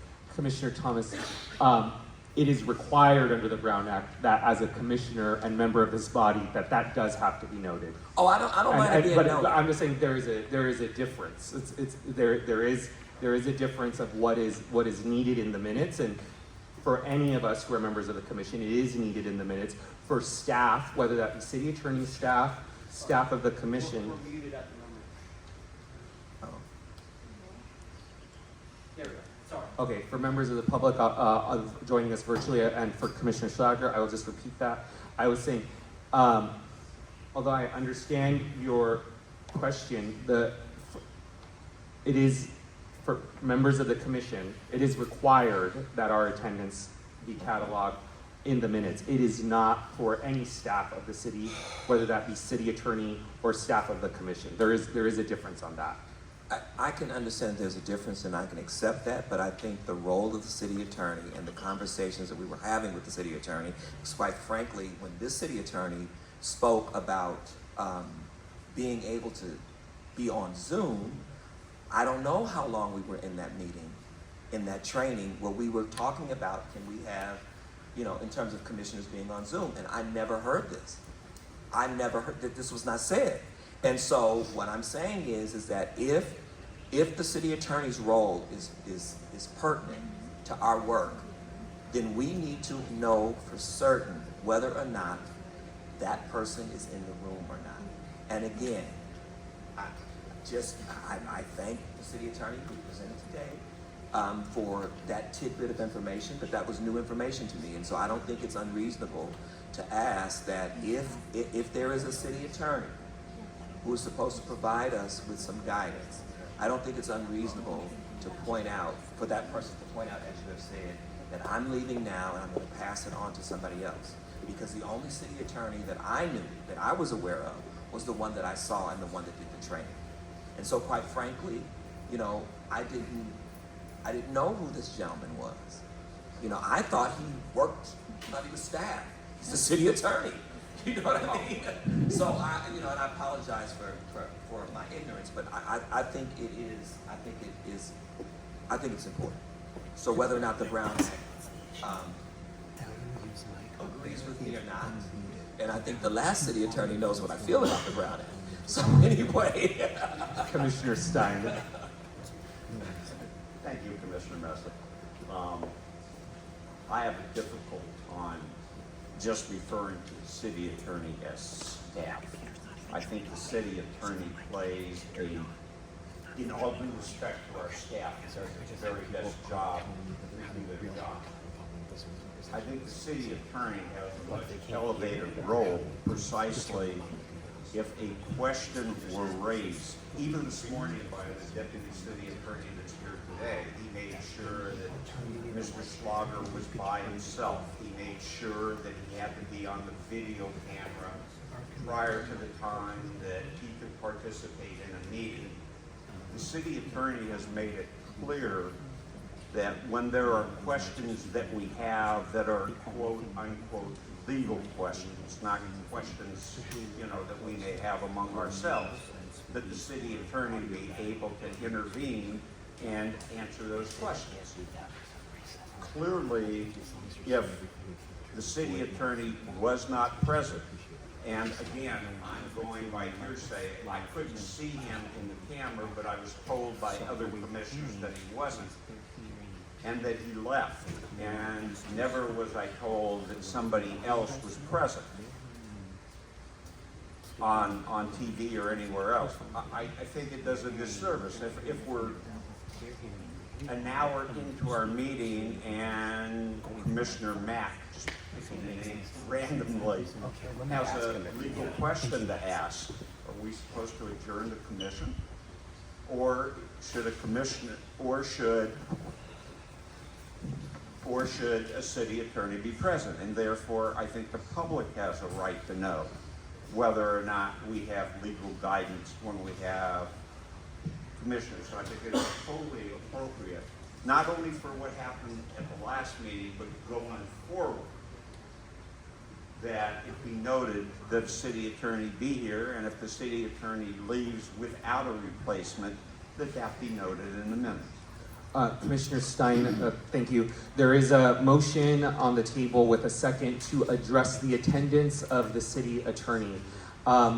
If commissioners feel so, I can add an agenda item to our next meeting to discuss whether or not we want to, as a part of the minutes, put on the attendance of the city attorney, but that's not the discussion before us. The discussion before us, per the motion, is to provide the attendance of the city attorney at our previous meeting, and it should be noted that there was a city attorney present for the duration of the meeting. So I just want to see if there's any other discussion on the motion. I have one further thing. If there was a city attorney present during the entire meeting, because it won't matter what his or her name has to be, but rather that he or she be a city attorney, I would withdraw my motion. That's not what I was informed. Okay, is that an official withdrawal of your motion, Commissioner Stein? As long as Justin, the city attorney, was here for the whole. I would withdraw my motion based upon that there was a city attorney present, but I would like to have it agendized, as you suggested, Mr. President, that the city attorney be here and clearly state that he or she is here, and if he or she leaves, that somebody else pops up and says, I'm now the city attorney that's in this meeting. We can do that.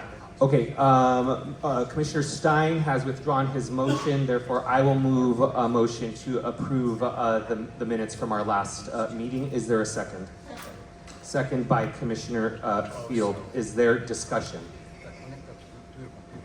Seeing no discussion, without objection? Okay, the minutes are passed. Thank you, Commissioners. We now move on to our next item, which is a report from the Executive Director on outreach and other matters. Thank you, Mr. Chair. I will keep this brief because we do have an item on the agenda on outreach. I'll just say a couple things, including that our committee assignments were announced yesterday, and I'm going to read that out. Sorry, I thought I handed up, but I did not. So I just want to say that our chair has formally appointed committee members. That document is public and on our website on the resources page. It's entitled Memo on Committees. I'm sorry if I had this out. And it's available, of course, to the public. And it's dated yesterday, and it states that I'll make this the text brief that the chair has made his decision on committee appointments, and that staff will be circling up with committee members on future meetings, committee meetings, and other tasks for these committees. The committees are as follows: Planning and Infrastructure, Chair Murray, Commissioner Slatiger, Commissioner Stein. Committee on Governance Structure, Chair Andrades, Commissioner Fuentes, Commissioner Mack. Committee on Better Government, Chair Sanchez, Commissioner Lewis, Commissioner Yap. And Committee on Personnel and Budget, Chair Mack, Commissioner Thomas, Commissioner Field. So those are that. Last couple quick things. I just want to remind or make sure that the public is aware that we are going to be having we have a meeting next week, of course, Saturday the 13th at LA Harbor College at 9 a.m. So we'll be in CD 15. Very excited for our next district. But meeting number 11, which will be at City Hall on Wednesday the 17th, will be at 6 p.m. Again, that's going to be in room 1010. It's different from the Board of Public Works. Board of Public Works was not available that day, but will be in room 1010. It is again at 6 p.m. on Wednesday the 17th. Again, thank you to the City Attorney for providing these printed copies of the charter. They look wonderful. We really appreciate it. The City Attorney has also said that they'd be providing at a future meeting a presentation on just the sections of the charter, how all the charter, like section 1 is this, section 2 is that, chapter 3 tells you this. It's just the insides and out on the charter from one of the charter experts within the City Hall, within the City Attorney's office. So we're looking forward to that presentation, not only for the commissioners, but for the public. It's going to be Charter 101. And those are that's my report. Again, we'll have more on outreach and engagement on item number 3. Before I take questions, I just want to preface for the commissioners, we do have item number 3 on the agenda, which is specifically on outreach and engagement, which includes a presentation from City Fabrick. So if we could hold any questions related to those items till then, but please, I saw Commissioner Thomas and Commissioner Field. Thank you. Yes, no, my questions, one is, I assume someone on the tech side knows how many people are online. I had requested that we be told each time how many are joining us remotely. So I'm hoping someone can give us that number. Is that like something you see on the Zoom? Right there, we have 35 participants right now. It's ebbed and flowed around 30 to 40. Right, no, I realize it fluctuates throughout the meeting, but that's helpful to understand how many people are with us remotely as well as in person. And the other question, which regarding our committee assignments, and I know our staff and our chair are working very hard figuring it all out. Do we know yet if committees are all meeting like simultaneously or on different days and times, or to be determined? That's a fun question. Well, we don't have the staffing to have you all meet simultaneously, so that or the rooms maybe. Likely most of these committee meetings will be, filling places already in the engagement plan, where we have some town halls and other meetings. So more details to come on that. Definitely not simultaneously. Thank you for that idea, though. Commissioner Thomas. I want to talk about the pink elephant in the room. No, not Commissioner Stein.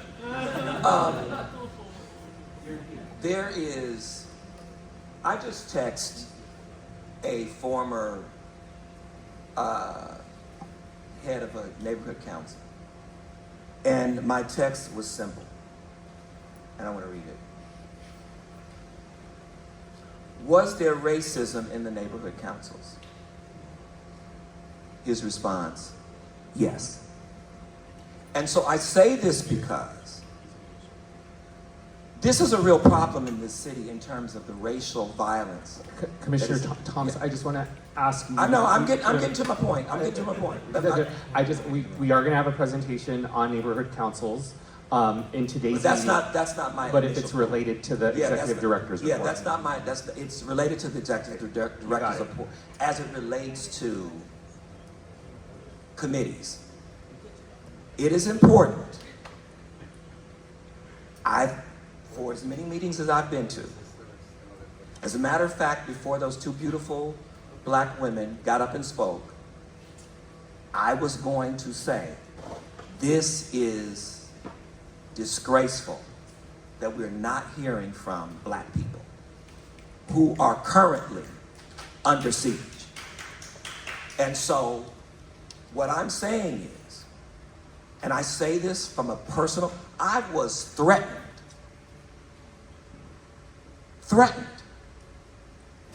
because of my role here by someone from Highland Park who said that they were the executive director of the National Hispanic Association for construction workers, or something like that with construction, who is supposedly high up in the Democratic Party, who is also connected to labor unions. And what I'm saying is, if you look at the footage of when the ICE raids began, you will see me on the front line. That's what I do. That's who I am. And what I'm tired of sitting in meetings about this city and no one is talking about the erasure of black people in this city. I'm tired of it. I don't care if you're a black politician, white, blue, or purple. There ought to be a real discussion about what is happening to black people in this city. And it ought to be something that is taken up in the charter. How in the world are we going to make this place what it's supposed to be when we are deliberately or maybe not excluding a large segment, what was once a large segment, because we're not a large segment anymore. And we're continuing to flee. And so particularly in the San Fernando Valley, the San Fernando Valley is like the 1930s in terms of the racial violence.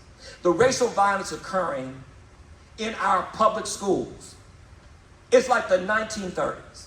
And so this attempt to reform LA ought to include the voices of everybody. It should not exclude anybody's voices. And if they're, and I'm just saying this because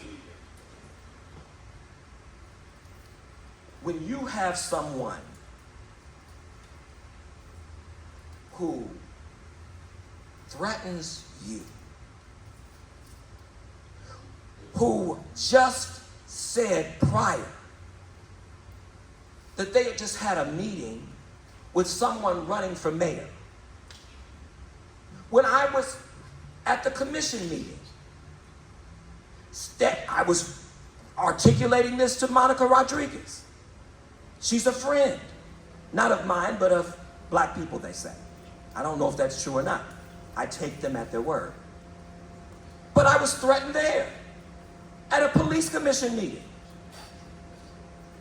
and told that these kinds of things are not happening in the San Fernando Valley. I am the NAACP president. I have investigated neighborhood councils and gone there and heard the racism. I'm not against neighborhood councils, don't get me wrong. I'm against racism. And I'm against people who want to erase black people. And so I'm just saying that when we look at these committees, we need to make sure that the voices of black people, if I'm on the committee, the voices of black people are going to be heard. You can believe that. We need to make sure that that is true for all of our work. That we don't exclude anybody. And I'm not saying that you did, because you know, we good. I'm saying that y'all need to bring some coffee in here. That's my other complaint. Y'all need some coffee. But anyway,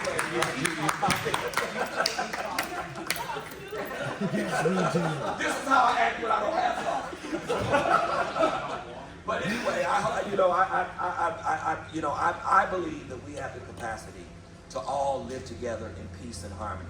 Maybe I'm wearing rose-colored glasses, but I believe that we can. I believe that we can. And so that's what I'm talking about. Thank you. Thank you, Commissioner Thomas. Are there any other questions or comments on the Executive Director's report? Commissioner Schladiger, you briefly went off video probably while raising your hand. There you go. 1 second, we are making sure the audio.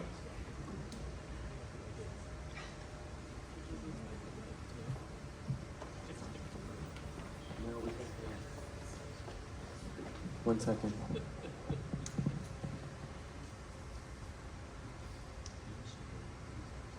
Are you able to hear me? Yes, we are able to hear you now. We can't see you though. Okay. For some reason, when I tap on my mic to speak, it turns my video off. I'll go right back on video as soon as I'm done. I just wanted to restate a request from the last meeting that we also get a functional digital copy of the charter. I understand there's a paper copy now. There is obviously a link that allows you to download it, but it is difficult to work with, and I'd like that available to all commissioners. Thank you. Thank you for that, Commissioner Schlager. We will proceed with that request. Okay, seeing no other commissioners in the queue, I am going to hand it over to our Executive Director to facilitate item number 2, which is Town Hall Study Session on Better Government. Executive Director. Fantastic, thank you, Mr. Chair. I think we have our first presenter. Martin, you can, Commissioners, you can go ahead and go off camera because our first presenter is up in Berkeley and going to be presenting on camera. Hopefully we can promote him here in a moment. Bear with us. I see him. Hold on. We are very lucky to have a former chair of one of our charter commissions from the 1999 process come and present to us. For those of us that are lawyers in the room, he is probably the most well-respected legal mind in our country. He is a law professor. He's been dean of multiple law schools, including UCI, and now back up in Berkeley. Former LA resident, we are just so honored to have you here with us today, Professor.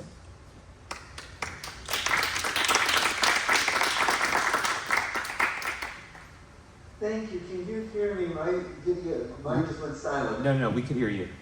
You can hear me. Thank you. Thank you for that incredibly kind introduction and warm welcome. It's truly an honor to get to speak with you. Thank you for the invitation. And let me say at the outset, if there's ever anything that I can do based on my experience to be help to you, don't hesitate to let me know. I was asked to talk for about 15 minutes and then take questions, and I'm delighted to do that. Being involved in the charter reform process between 1997 and 1999 is one of the things I'm most proud of in my professional career. Let me just offer you a few reflections in case they're useful from my sense of what occurred in drafting the charter that was adopted in 1999. First, virtually everything in the 1999 charter was a compromise. One of the things that was stunning, and my guess is you're seeing it too, is that there was no consensus on any issue. Mayor Reardon cared deeply about expanding the powers of the mayor. In fact, I would say that was the one thing he cared about in charter reform. But what the city council members cared most about was not increasing the powers of the mayor.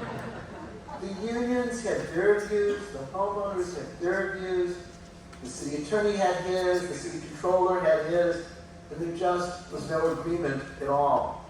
Most of all, of course, we had the difficulty of having two commissions working simultaneously but separately. Each commission wished that the other didn't exist. There were unfortunate instances of sniping between the two commissions in the press, and they disagreed on almost every major issue.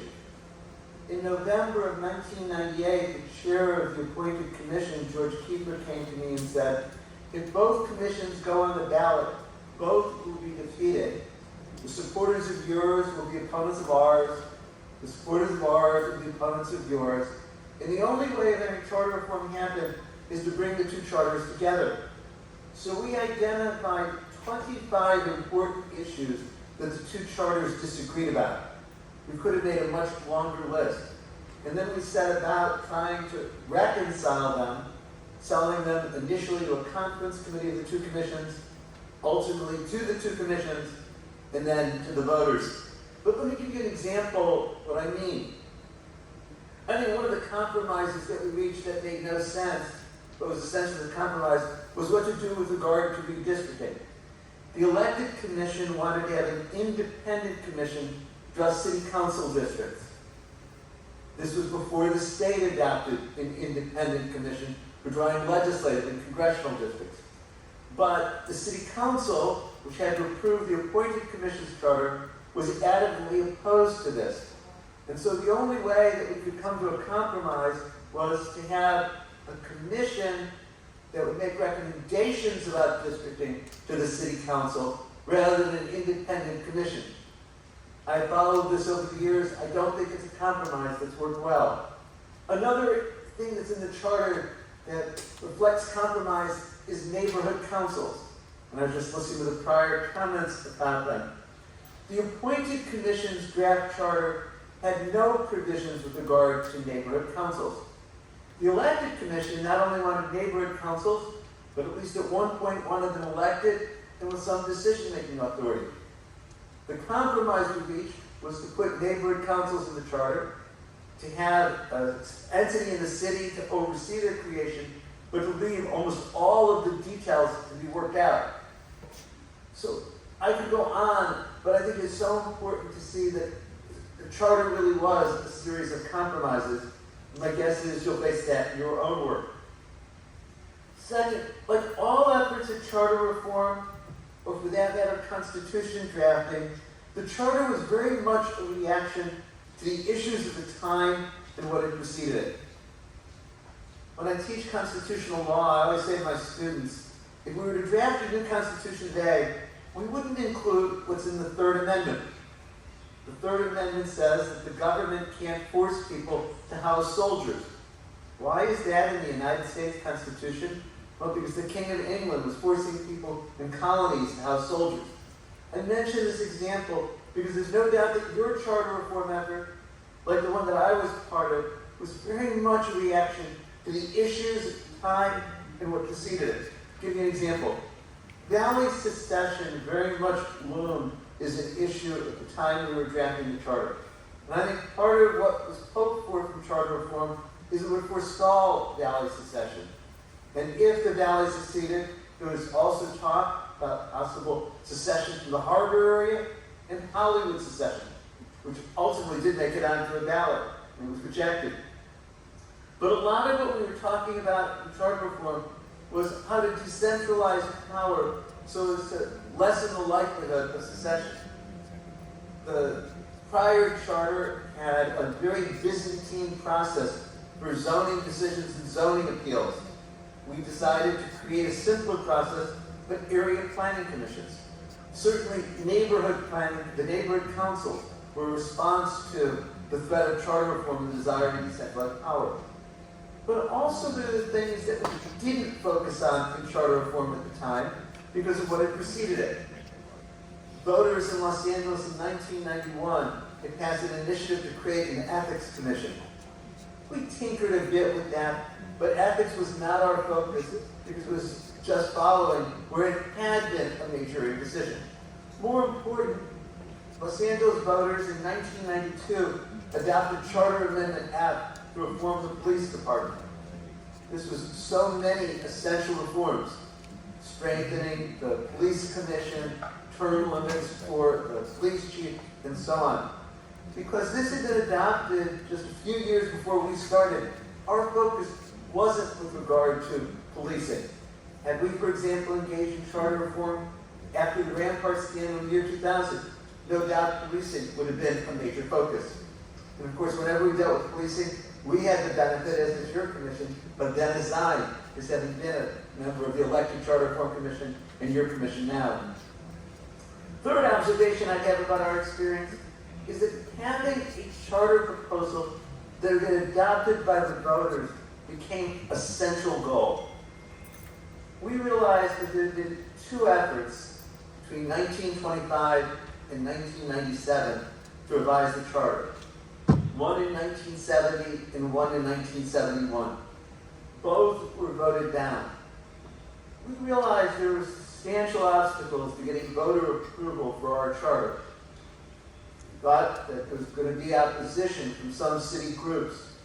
We realized, and it turned out to be that way, a majority of the city council opposed the charter reform proposal, even though the city council had voted to put it on the ballot.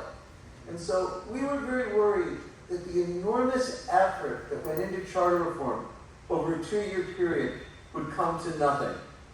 And it's hard to describe how intense the effort was with regard to charter reform, how frequently we were meeting, how it really took over the lives of the charter reform commissioners during that time. And so we very much wanted a proposal that was likely, or the greatest likelihood of passing. This explains what we call the unified charter.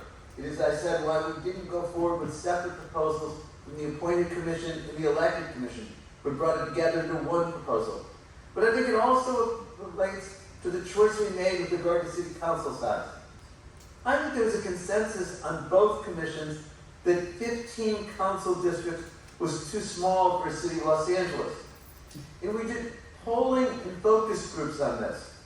What we found was that if you asked voters, would you like each city council member to represent fewer constituents, the answer was overwhelmingly yes. But if we asked, would you like more city council members, the answer was no. People didn't want more politicians. We became convinced that if the charter proposal increased the size of the city council, it likely would fail. So we had separate proposals for increasing city council size to 21 and 25. And I can talk at length about why we proceeded that way rather than just one separate proposal. But both of them failed. I think it's one of our failures as a commission that we weren't able to increase city council size, but I think it was the political reality that drove us. And I say our goal was to get a proposal that was adopted. All of that said, I'm very proud of the charter that we produced. The prior charter, as I'm sure you know now, had been adopted in 1925. It had been amended 400 times between 1925 and 1999. It was unwieldy. It required reform. And I think some of the most important things we did, though, were to keep aspects of that charter. I can point to things that we didn't change where there was proposals for reform. For example, we kept an elected city attorney and an elected city controller. And I came to believe that those were essential as separate checks on government power. Mayor Reardon wanted to eliminate having an elected city attorney, and we rejected that proposal. One of the other things that Mayor Reardon wanted was to privatize the Department of Water and Power, to no longer have it be a proprietary department of the city. And when blackouts occurred several years later across the state, but Los Angeles didn't have them because of DWP, I think it very much vindicated that choice. I think there are so many things that the 1999 charter did that were an improvement over the prior charter. I'd point to a few. One is that I think it did strengthen the powers of the mayor. We, as part of charter reform, closely examined what other cities had done. We had representatives from New York, Detroit, and New Orleans that had gone to charter reform talk to us. And there's no doubt compared to some cities, it's like Chicago, Los Angeles has a weak mayor system. But we did strengthen the mayor, giving the mayor the authority to remove department heads and commissioners.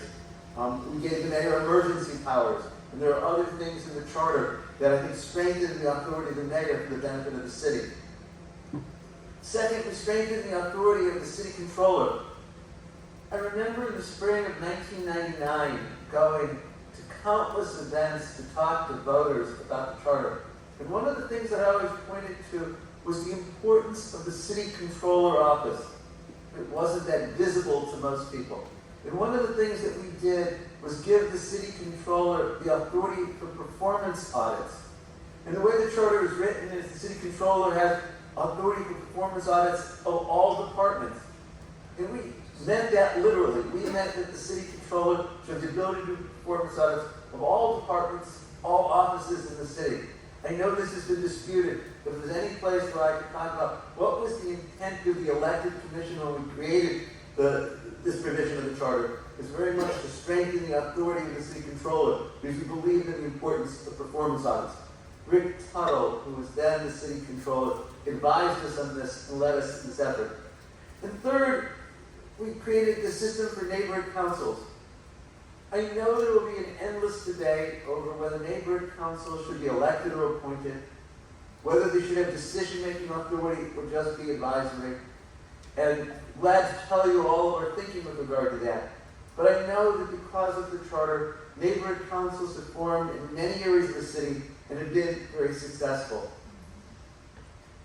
I'm anxious to see what your charter reform process goes through and your proposals. If the risk of being presumptuous, if I could offer you any advice, and I realize it's presumptuous for me to do so, it would be to focus on several important issues right now and not try to rewrite the entire charter. We spent 2 years working as hard as we could with staff. The other commission worked as hard as they could with staff to try to rewrite the entire charter. In the time frame that you had, that just seems unrealistic. It seems that you're most likely to be successful picking a handful of issues and making the charter better. You know better than I do what those issues are, but I certainly think city council size, having an independent district commission, ethics reform, all should be high on the list of any charter reform effort. I'll just conclude, as I began by saying, I'm so proud that I got to be part of the process of charter reform between 1997 and 1999, and it would be my great pleasure to give assistance to you in any way I can.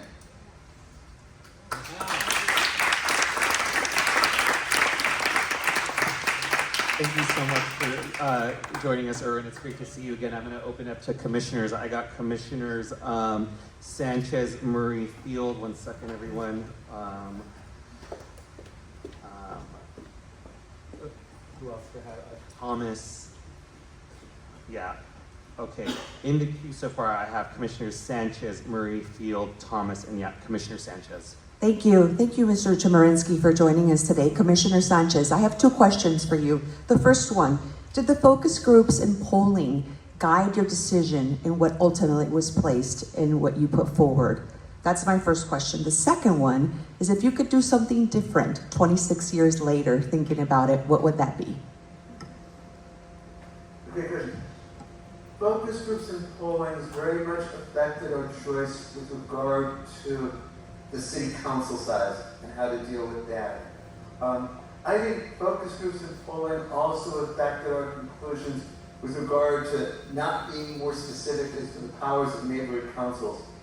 That I think had we put into the charter giving authority to neighborhood councils, the concern over NIMBYism might have caused the charter to be defeated. So I think those are examples where focus groups and pollings really did make a difference. And as I say, the further we got into the process, the more time we invested, the more we wanted to have a proposal that was likely to get passed by the voters. As to the second question, is the things we're doing, I think I could answer that both in a process way and a substance way. In a process way, I wish there had been a way for the two commissions to work more closely together earlier on. We worked separately from the time each commission began until really late 1998 and early 1999. If we had had more time to come together, maybe we could have done a better job of working out compromises.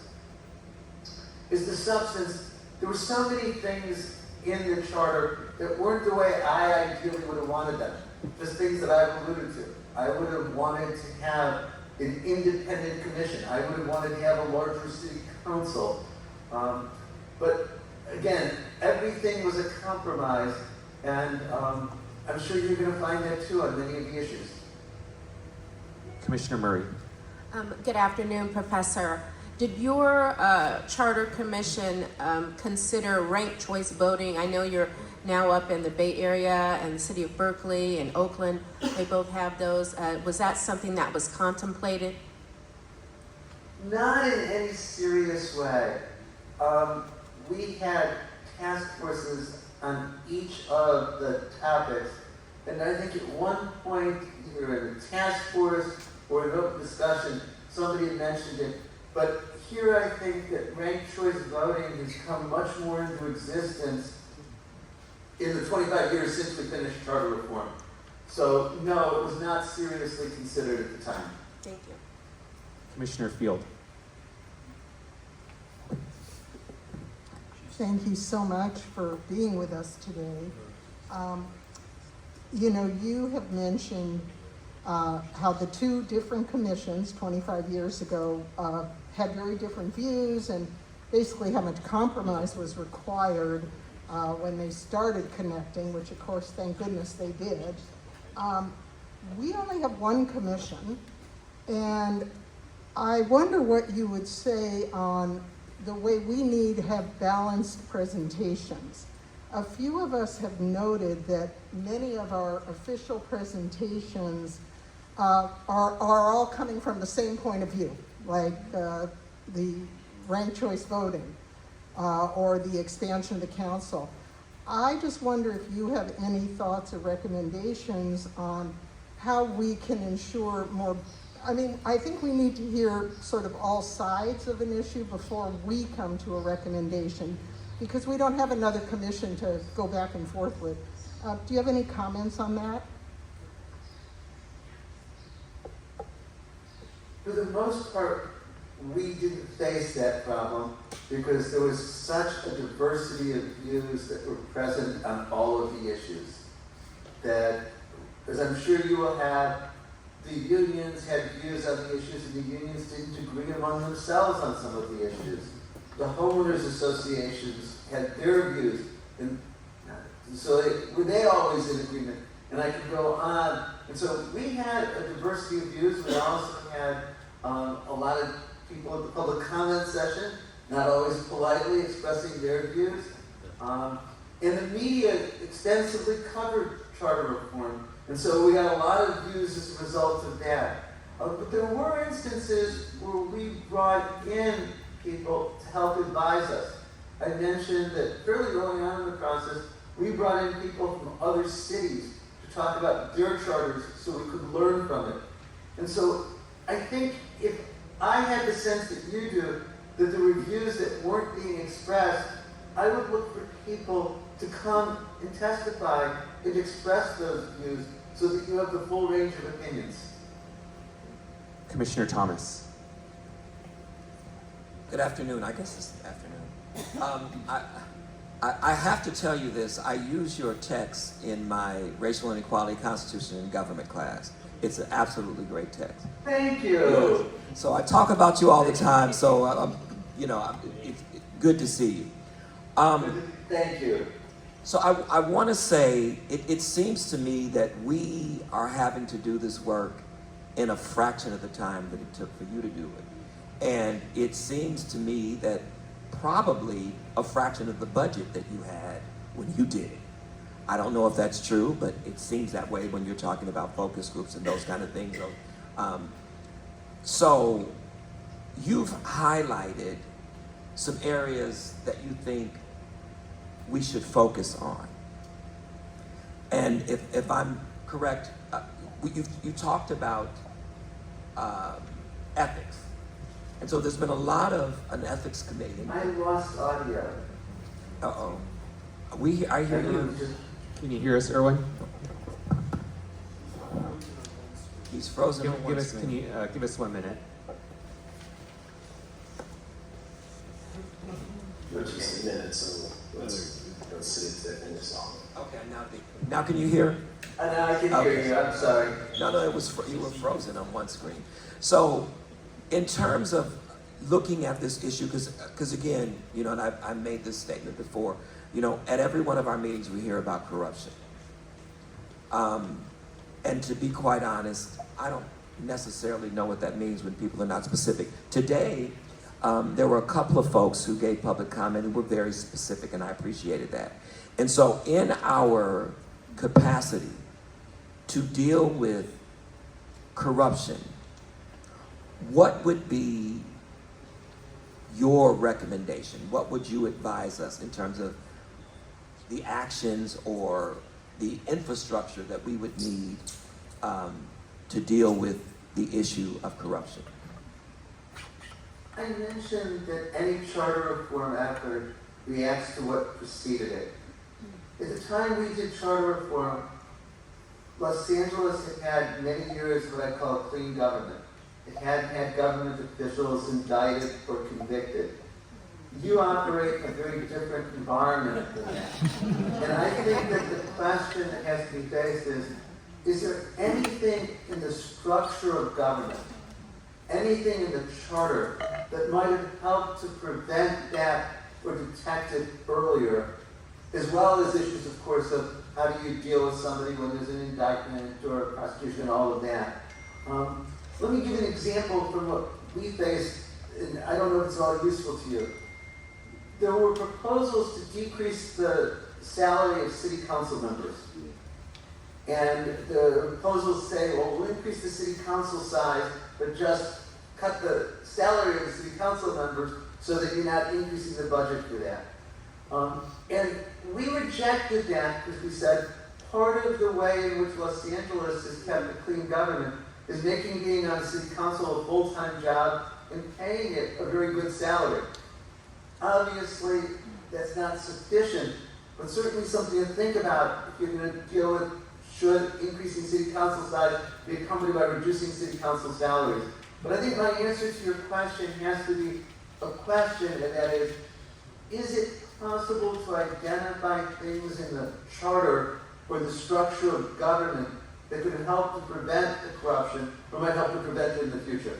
And I don't have answers for you on that, but that's what I would focus on to answer your question. Thank you. Commissioner Yap.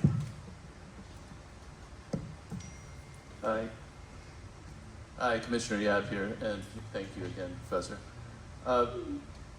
One thing that, maybe to touch on the theme that we were just on, could you comment on the thought of strengthening what are really control functions that are the city controller and the city attorneys, and city attorney, and the way that an independent budget for these functions might have been touched upon at that time?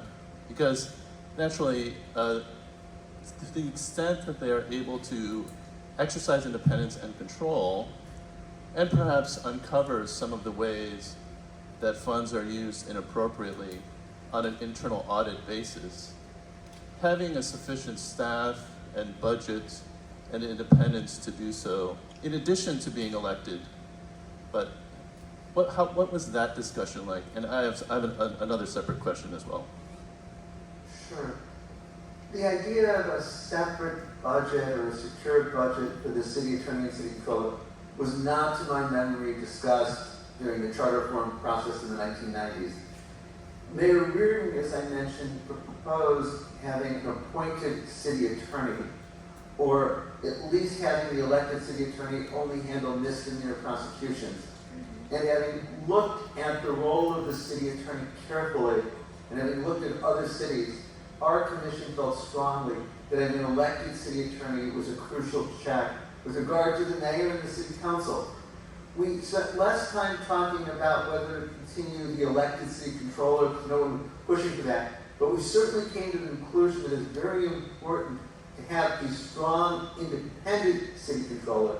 And the sad thing, one of the most important things we did was want to make sure that the city controller could do performance audits of all departments and offices in the city. In terms of a separate budget, I think one of the things to consider is whether the Ethics Commission should have a separate secured budget, so as to strengthen both its role and its independence. But it's not something that we focused on when we were doing charter reform. I see, thank you. So I guess the concept, it was not addressed, but at least at this current moment, if we're thinking about that, tying together those powers with a separate budget would be something that we would want to look deeply into. It sounds like that's the advice. I'm not sure I heard the latter part of the question. I apologize. I was just trying to sort of sum up that even though it wasn't looked at at the time with your commission, as we look at that today, which we will be looking at those powers, that we should be considering that independent budget component as an important part of that. It seems to me the key is wanting to preserve and even strengthen the independence of the city attorney and the city controller and the ethics commission. And then the question is the budget function useful? One thing that I might mention, if ever it's interest in terms of what the commission's considered, when we were working out the compromise between the elected and appointed commission, for each set of issues, George Keeper and I prepared a proposal to the conference committee. And I think it's about 11 of those memos, and I know they're in the city archives, and they might provide some, if ever is relevant, help in understanding what the commissions were thinking. And of course, thankfully, George and I and Ray Sonachan are still around and glad to share our recollections with you too. Yes, we're very grateful for that. The second question I had was about a point that you made that the city council opposed the reforms, but that it made its way to the ballot anyway. And I'm wondering, what were perhaps the most, we'll say, impactful or influential allies to help get reform that city council was opposing, so that basically your 2 years of work would not be for nothing? What were those allies that this commission should be aware of, so that if we propose reforms that are, we'll say, less than popular in the city council, that it would be something that would make its way to public vote? I cannot overstate the importance of the media with regard to charter reform. And to the extent that the media focus on your effort, I hope it will also play a very positive role. Let me just a couple of examples. As you may know, when the elected commission was created, 10 of 13 candidates were opposed by Mayor Reardon. Only 3 who were favored by Mayor Reardon were elected, and 2 others didn't fit to that approach. As a result, the elected commission had no budget to start with. The city council had their appointed commission. Mayor Reardon looked at the elected commission and said, "You're not my child." And so we had no money to start with. We had to rely on finding donated office space and volunteer staff. It was ultimately the editorials in the LA Times that pressured the city council to provide a budget for the elected commission. You may also know that when the two commissions were faced with the so-called unified charter proposal, Mayor Reardon strongly opposed it, and the elected commission initially rejected the proposal for a unified charter and voted to go its own way. I was in dissent with regard to that. The LA Times wrote some incredibly strong editorials criticizing the elected commission, which I think made an enormous difference.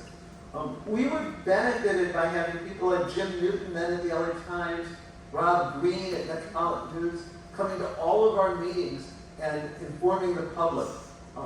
The fact that the city attorney and the city controller supported the new charter, that Mayor Reardon ultimately did, grudgingly so, I think was crucial in that regard.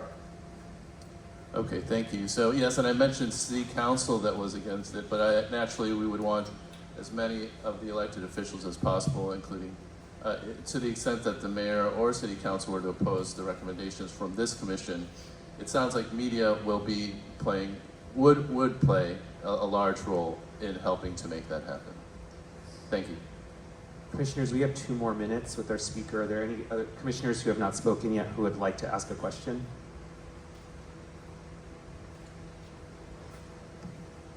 All right. Chair Chemerinsky, thank you so much for joining us. I can confidently tell you that we will call upon your knowledge and take you upon it throughout this process. So thank you so much for joining us today. Anything I can do to help all of us.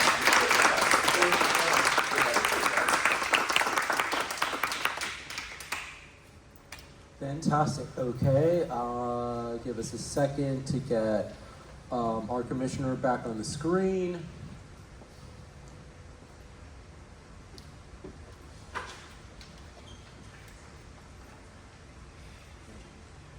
There we go. There he is. Alrighty. Thank you so much. And our next presentation is from our Department of Neighborhood Empowerment, sometimes called DUN. And we have, from that department, we have Carmen Chang here with us today. So thank you very much for coming and taking part. Wait. Oh, sorry. I'm so sorry. I'm out of order on that. We are having our Ethics Commission presentation first.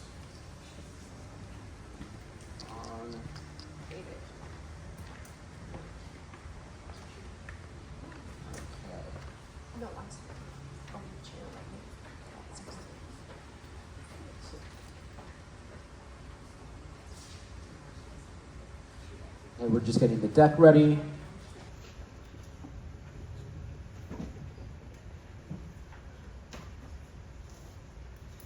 Good afternoon, commissioners. See, we're getting ready here, so I will. Lift the mic up. Is it on? There we go. Okay, thank you. Good afternoon. I know we're getting our slides up. In the meantime, I'll introduce myself. I'm David Tristan, the Executive Director of the Ethics Commission, and joining me today is Heather Holt, our Deputy Executive Director. There we go. I wanted to, the slides that we provided provide a general baseline of the work that the commission does. I thought it was extremely important to first provide some general guidance. I will go through them fairly quickly because I want to make sure I have enough time to answer all the questions you may have. As I've heard throughout the meeting today, there's a lot of questions related to the work that we do and possible proposals, so I want to ensure that we have enough time on that.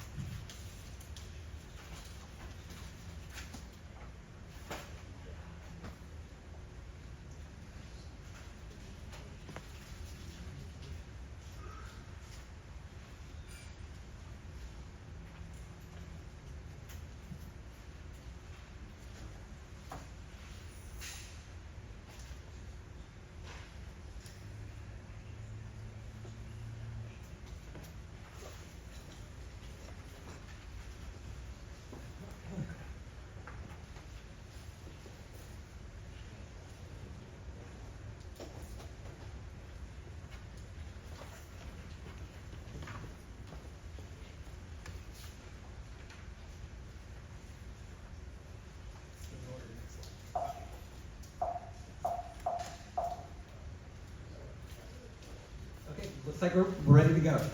Okay, so we were established in 1990 as a ballot measure that Los Angeles voters adopted.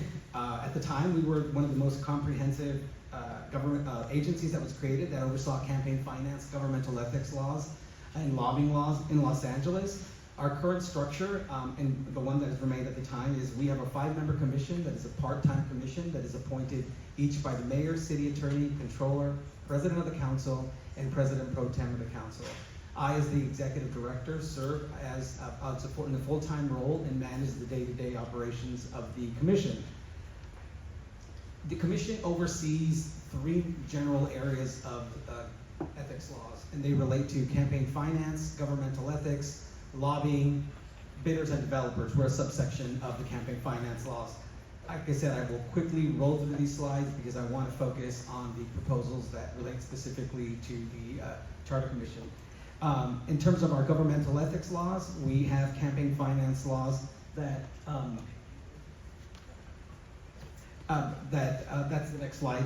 The governmental ethics laws that we oversee include financial disclosure, recusal of commissioners, gifts and travels, office holder accounts, revolving door provisions, outside employment, misuse of city resources and position, and limitations on political activities. With regard to our lobbying laws, we have a lobbying program that requires a registration when certain thresholds are met, and those relate to individuals that are lobbying city council, city commissions, any entity that they're lobbying. If they meet the certain threshold, they would be required to register with us and disclose activity. Typically on an annual basis, we have registrations of 720 lobbyists, thousands of clients and employers. Next slide. In terms of contracts, and I'll focus on 2 quickly here, we also have a law that requires disclosure of city contracts, and all this information is publicly available, and I'll touch on that when I get to the end. But city departments are required to disclose information related to certain contracts that meet certain reporting thresholds, and that would include contracts that are going through the process in terms of bidders and ultimate contractors.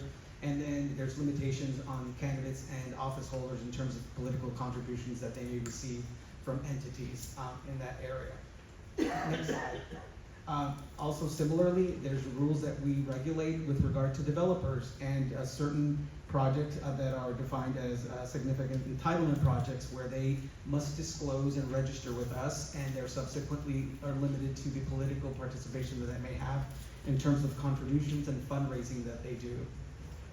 Next slide. And then one of our larger programs is our campaign finance program. Next slide. Under that program, we regulate all campaign finance laws related to city and LAUSD candidates, and that relates to limitations on political contributions, disclosure. There are contributions that are prohibited within the city, including certain contributions from lobbyists, developers, bidders, as I mentioned, and other entities that are seeking contracts with the city. Next slide. This is a slide that delineates, again, some of those prohibitions that are currently in place. Next slide. And as part of all of these campaign programs that we have in place, there's a substantial amount of disclosure that happens for candidates that's done electronically, immediately shows up on our websites. The public and others have access to all of this information. Next slide, please. Also, as part of our establishment, there was the city established in the 90s a public matching funds program. And this program provides partial funding to candidates that are running for city elective office. It doesn't apply to LAUSD candidates. And under that program has changed over the years in terms of the qualifications, the amount of money that is matched for candidates, and what we provide and the process that it's done through. As the slide notes, you can see some of the information in terms of the requirements that apply, the amount that candidates are required to raise, and on the next slide you will see some of the information in terms of the amount of matches that we provide to each candidate for their campaign. As I mentioned, there's qualification thresholds, there are limitations and agreements that candidates must abide by in order to participate in the program. And over the years, changes to it have really had an impact in terms of the ability of candidates to qualify and participate and get their vote out, get their message out in terms of their campaign and what they stand for. Next slide, please.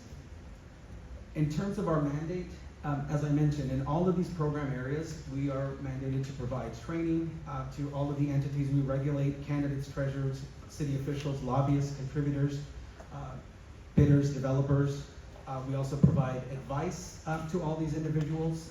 We provide publications, trainings, brochures, dashboards. Next slide, please. Annually, we roughly receive over 27,000 filings for all related entities. We average around 25 to 30,000 advice calls, contacts with these individuals and the public on many of these issues. We also, as part of our mandate, actually, let me take a step back. In terms of this information, I know, the concept of a budget and minimized budget and the challenge that the city has providing funding has been, and that will be something that will always be there. And I'll talk about what the November ballot measure ER did for our agency. But one of the things that I think has been extremely important for our agency is, through the years, I've been with the commission in November will be my 34th year with the commission.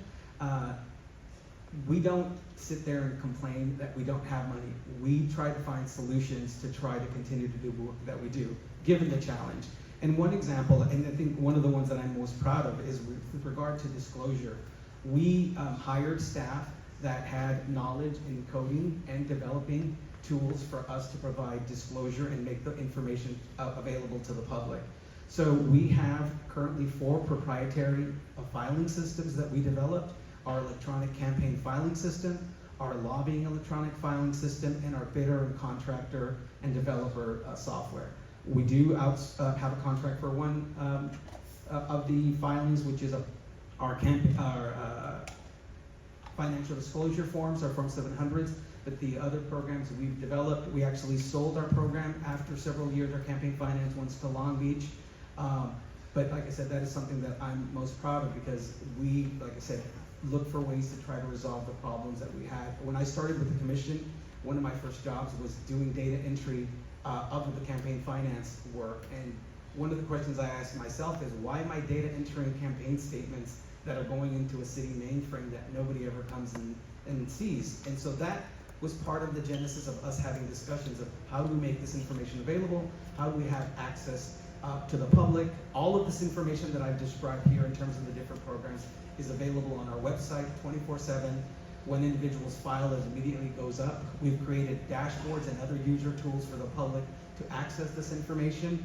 And so I spent a little bit more time than I wanted to on that, but again, it was something that's important. On the next slide, one of the other areas that we that are work mandates is policy work. So we analyze and provide public recommendations and legislative recommendations through our board. Those legislative changes have to go eventually to the council, and the council is ultimately the one that makes the decisions on that. I will touch a little bit more on that in terms of changes with ballot measure ER. And finally, enforcement. We are also mandated to conduct audits and investigations of any of the work that we oversee. Our audits consist of conducting them of campaign finance laws, campaign finance committees, lobbyists and lobbying entities, and developers and such.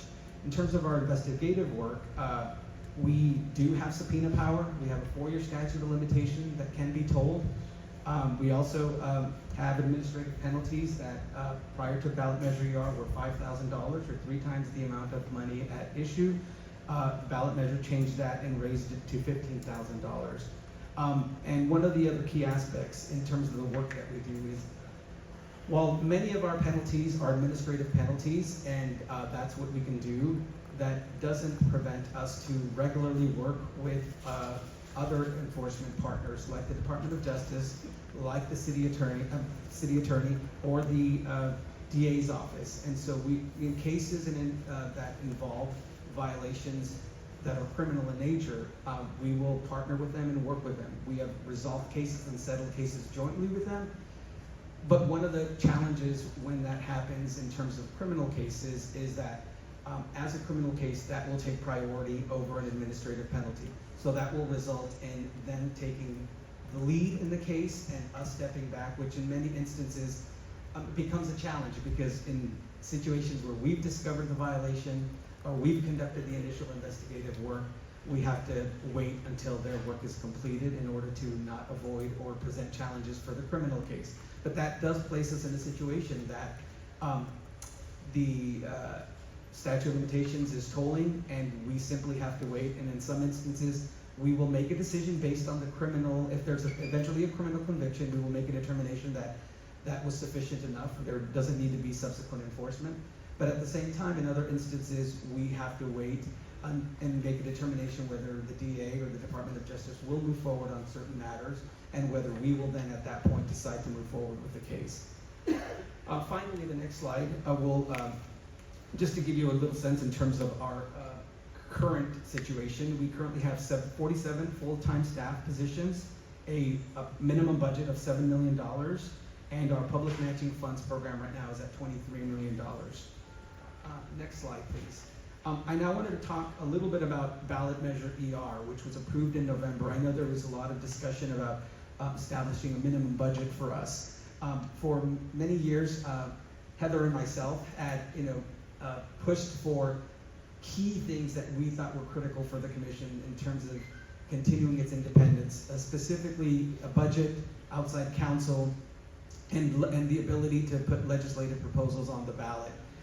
So we were lucky enough this last year for the council to take that up and place that on the ballot. It wasn't exactly the recommendations we had proposed, but I will tell you, this puts us at a completely different place in terms of our independence. It really moves us forward. Under ballot measure ER, we are provided a minimum budget of $7 million. That budget cannot be cut. It's a minimum budget. There are questions, and some of the good government groups have raised concerns about the fact that moving forward in terms of cost of living adjustments and things like that could erode that, and that is a possibility. The commission proposal was a minimum budget with an adjustment annually based on CPI. The council subsequently adopted, and what they put forward and the voters adopted was one where it's $7 million, and based on city revenues, it may be adjusted upward based on those revenues, but the council does have the ability to not provide that in exigent circumstances. We haven't had a full discussion on what exigent circumstances is, but again, I am not going to say that this isn't something that was great for the commission. It is extremely great and moves us forward. Just knowing the fact that we will have $7 million to begin with as our starting point. And for example, this year was the first time in our history that I did not have to go before council and request the budget. The budget chair said, it's $7 million, we don't need to have a discussion.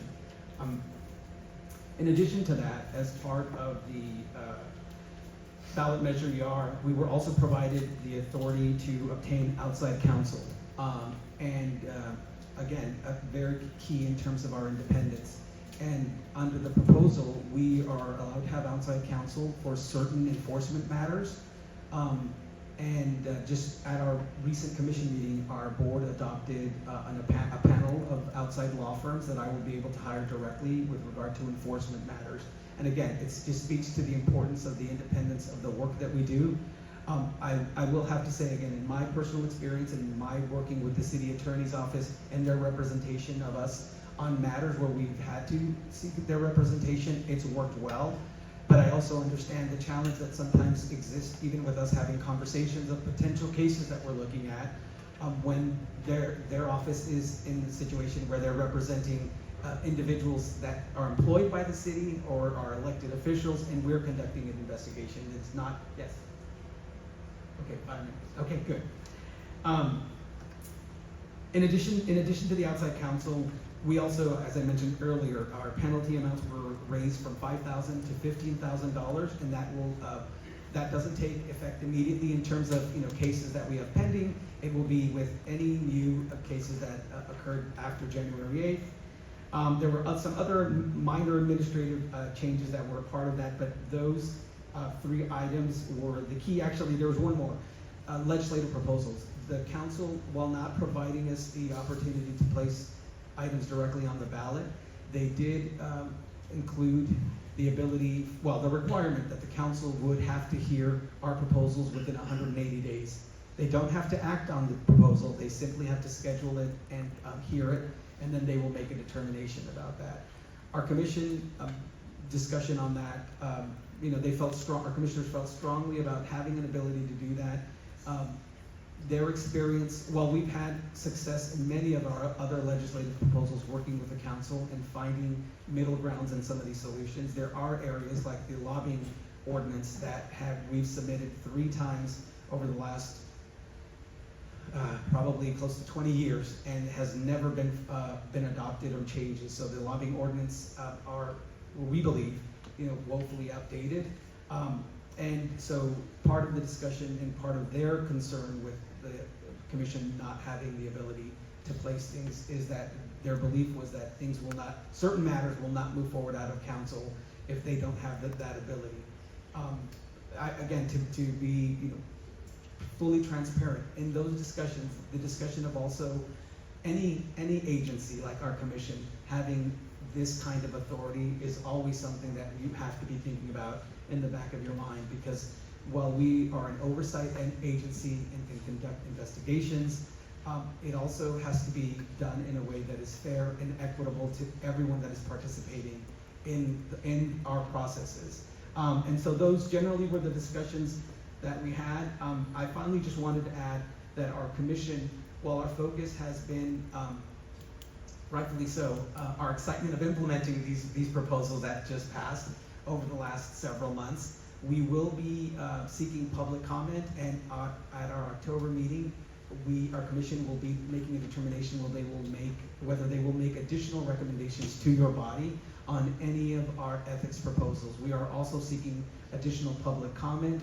I know, like I said, some of the good government groups have submitted comments to your commission, but we will be seeking that and having that an agenda item at our October meeting to see what additional proposals may come from that. Our commission formed a working group of our commission president and one more commissioner, and so we look forward to providing any potential additional recommendations to you all. I know you are on a very short time frame, so I also want to add that any assistance that we can provide through that process on whichever subcommittee will be assigned to do that work, we'd be more than glad to do that.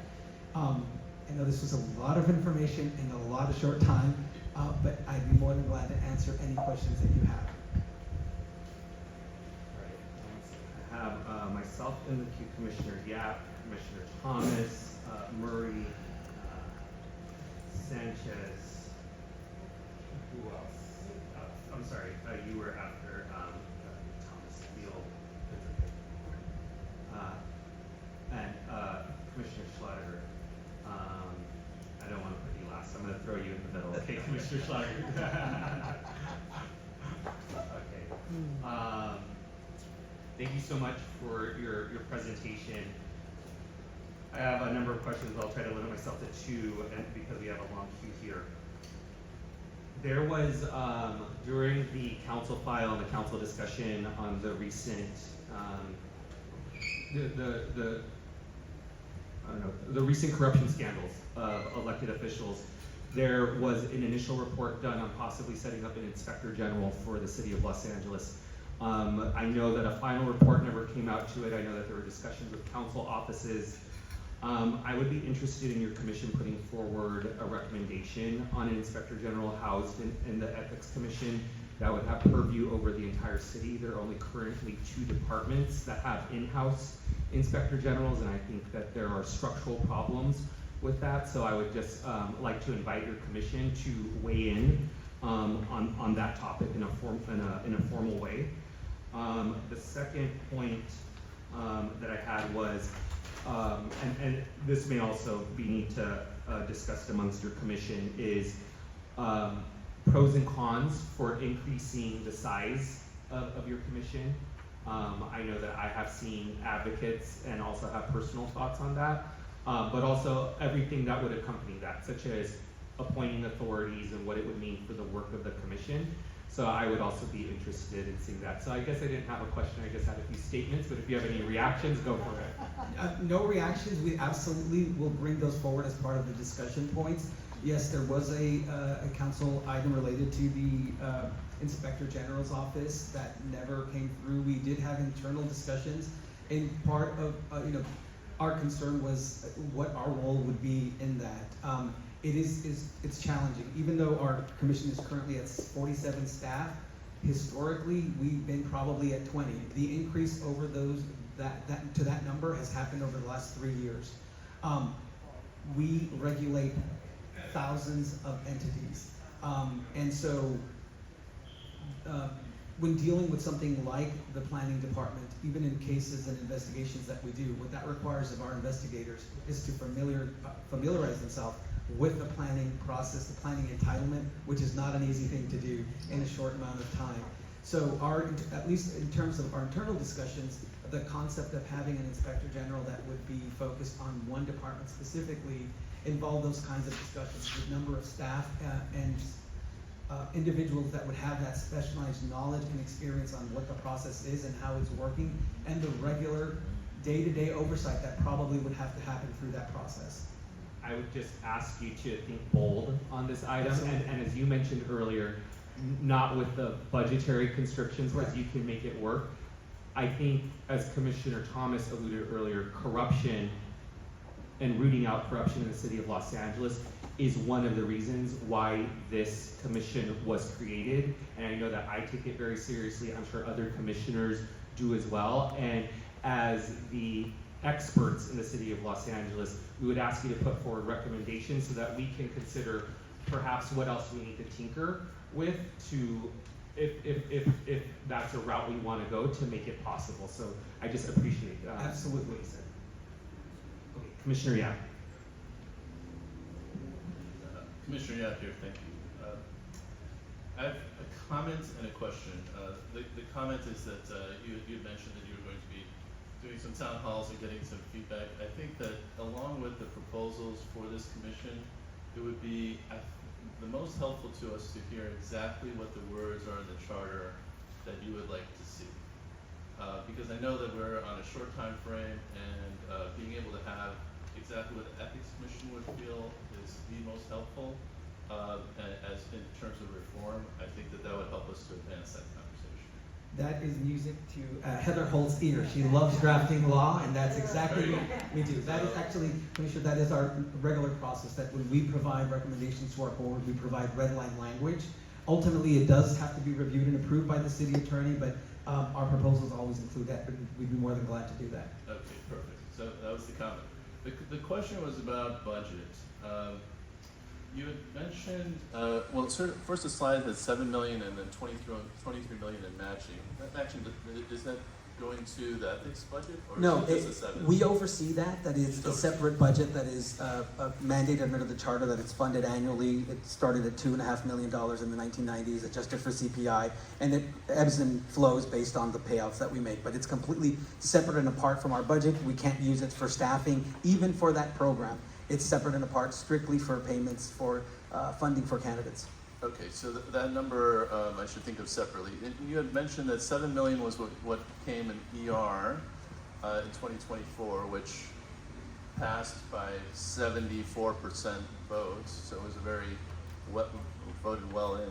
7 million was the number, but it sounded like there was really a larger ask that would be best for the department or for the commission. And I'm wondering what that number was. Well, our number was simply, the 7 million plus annual adjustments for CPI to ensure regular growth, and the option in certain circumstances to come back to the council and ask for additional funding if there were extraordinary circumstances. For example, if something like council expansion happens, and there's additional funding for the public matching funds program, that inevitably is going to mean additional staffing requirements. And just to focus specifically on the public matching funds program, that is a program that has now been in existence for close to 30 years.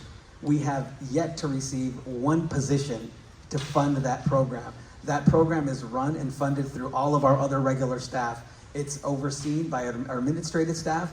The program is funded and provide the funding and review of the claims are done by our auditors, which means pulling them away from audits. So the ask for us when we get to any of this would be obviously funding to include that. But yes, our ask we wanted to be reasonable at the time when we were having a discussion.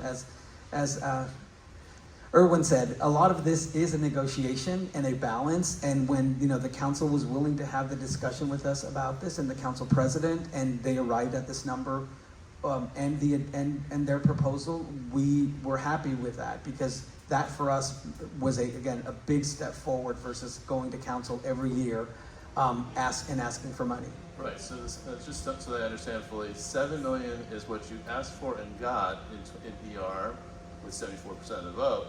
But as we look at it now, there will be a different ask because the lenses are different, and you're happy to get the 7 that you asked for because the alternative would have been nothing.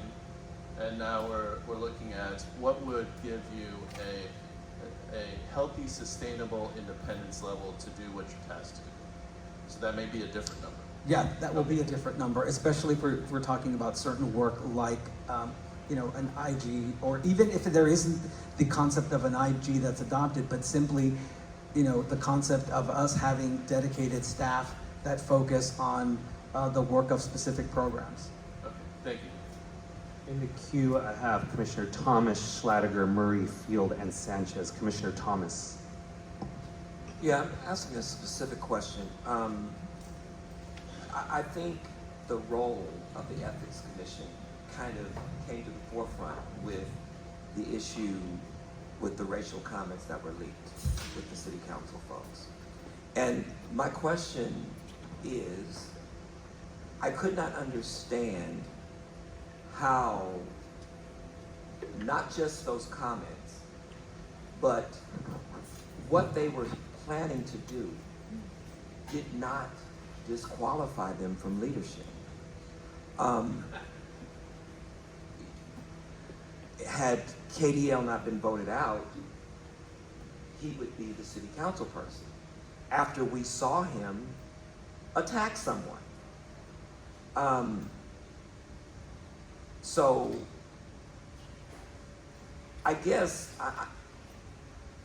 I'm trying to understand, how does that not rise to a particular level of corruption given the current status of black folks in the city? It would seem to me, because to me it was a rubber stamp. I'm glad that my city council person did what I would consider to be the honorable thing and stepped down. I'm glad that she did that, Mary Martinez. I don't know if that means that the state of the office has changed. I don't know. But what I can say is, it sent a very strong message to black people that, and that message is being reiterated even with Donald Trump, that when it comes to racism against black people, it's not a deal breaker. And so what I'm asking is we talked about this corruption, but we don't see that. That's not a part of the corruption that we have been discussing. And we currently have a situation where we have a lot of elected officials who have been indicted. And so the question for me is that I'm curious, is it a part of the Ethics Committee to determine, based upon those conversations, those 3 city council people, to take a look at how many black constituents did they refuse services to, contracts to? I mean, how deeply did it go? Was it just simply words, or was it more? And no one's answered that question. If this is how you feel, it has been reflected in the work that you do, especially with your black constituents. And so, is that your job as the Ethics Committee? And if it is not, I think it should be. And so, in terms of looking at submitting proposals, I would like to see something that directly addresses when you have outed yourself as someone who has an angst against a particular group, that there needs to be someone looking at the work that you've done, determining whether or not that work also, that angst or that racism or whatever it is, bigotry, is reflected in the way that you have done your job.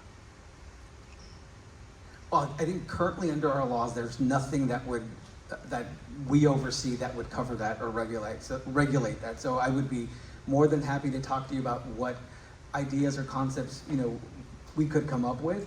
I think that, again, the challenging part with any of those types of proposals is it something that is going to be legally allowed, and whether it's subsequently also something that we can enforce. We don't just want to create laws for having them on the books and we can't enforce on them, but I would be more than glad to have conversations about what kinds of concepts and ideas that you may have that would look at those types of issues. But again, the work that we have is very clearly delineated in our current law, but this is the opportunity to look at and raise any questions about how it should change. Commissioner Thomas, we're just over time, and we have 4 commissioners in the queue, and Okay, your first question was pretty lengthy. Commissioner Schlottiger.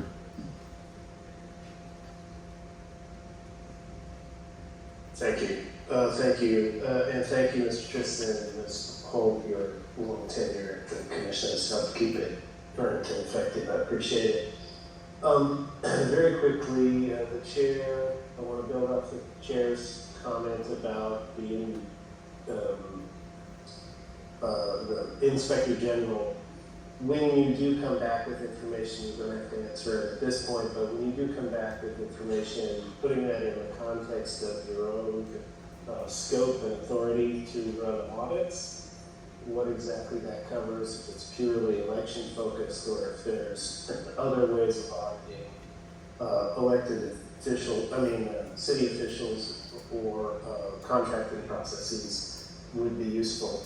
My question, building off of Mr. Chemerinsky's suggestion that we turn to other cities for examples, your presentation mentioned in 1990 the city adopted what was then the most comprehensive package of ethics laws.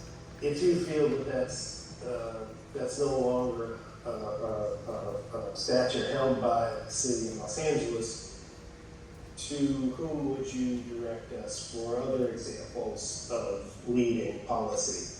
Again, that's something you can answer at a later date. Thank you very much.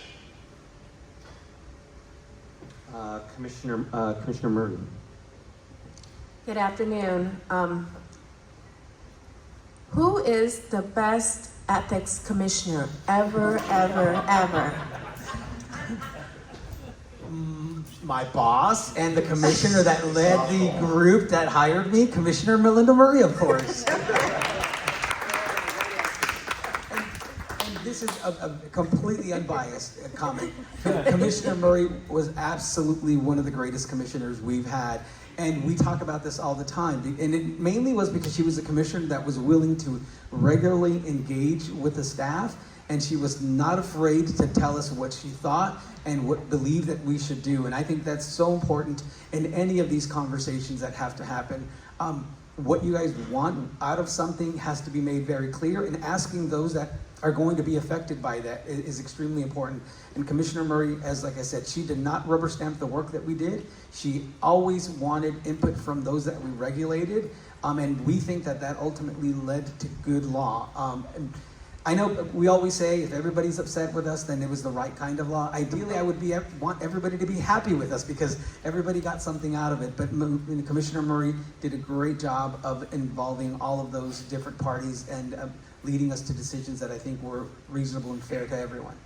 I hope that answered your question. Yes, I have another question.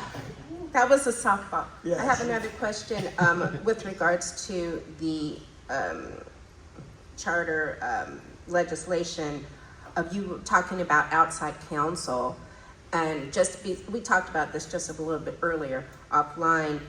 That is just as to, it's not as to legislative functions, is that correct? Correct. It's only related to enforcement. And investigations. So the city attorney still has the responsibility, much like they do with this commission, as far as not rubber stamping, but going over any legislative proposals. Absolutely. They will review it as part of the review for our commission, but also obviously if it moves forward to council, then they will be providing advice to the council on that legislation. Okay, Commissioner Sanchez. Definitely tough to follow that one, Melinda. My question is more on my role now as the chair of the Better Government Committee will be to give me more feedback specifically on what this body can do to help move forward some of the issues, particularly around the definition of lobbying. We know sometimes consultants don't want to register perhaps, the revolving door policy. I would just like a little bit more guidance and feedback from you as it relates to better government. Well, I think the guidance that I would say is this is where sort of the rubber meets the road in terms of what our board ultimately, based on the input from the public and good government groups, et cetera, that provide and what they move forward is whether those proposals get adopted. We have had thousands of comments related to the lobbying ordinance, hundreds of hearings and discussions, yet it has gone nowhere. So I think as part of our input on this will be, again, opportunities for the commission to be able to move forward proposals that they feel are critical and important. And it's just not the commission, like I said, it's what we hear from the public. I think that probably would be the recommendation I would make, but again, as part of our, what we provide coming forward, we will absolutely include that. And I will also note, the two items that we had in terms of the charter reform, as I mentioned earlier, were Charter Section 803, which refers to LAUSD, that was adopted in 2007. All the rules related to LAUSD candidates are in the charter, and so they're stuck in time. They haven't been updated to be in line with what the current campaign finance laws are, not only for candidates, but also for independent expenditures that are supporting LAUSD candidates. And the money coming in from outside sources in those elections is substantial. In addition to that, I think the other subject that will be front and center for us will be what possible proposals related to council expansion are made, because that will have an impact on the public matching funds program. If there's a discussion of whether LAUSD becomes part of the candidates that are will be allowed to participate in the program, and vouchers and what role that will play. So I think we will have to have more substantive discussions really based on where ultimately you go with those decisions, because we will provide data and information on historical matches, funding, and what we provided to candidates to make a determination whether changes can be made. I think one of the other general comments I will make will be allowing many of these laws to be in the municipal code versus the charter, simply because that allows, I know there's always a concern from the public that means that the council can change it. Yes, that's true. But it also means flexibility for the commission and others as we need to flex when changes are made. All right, I'm going to give it to Commissioner Field for our last question. Oh, thank you. I wondered, do the ethics rules that I think every commissioner here has been informed of and follows, do they apply to those who are elected to neighborhood councils? No. Oh. Well, let's give a round of applause to our presenter.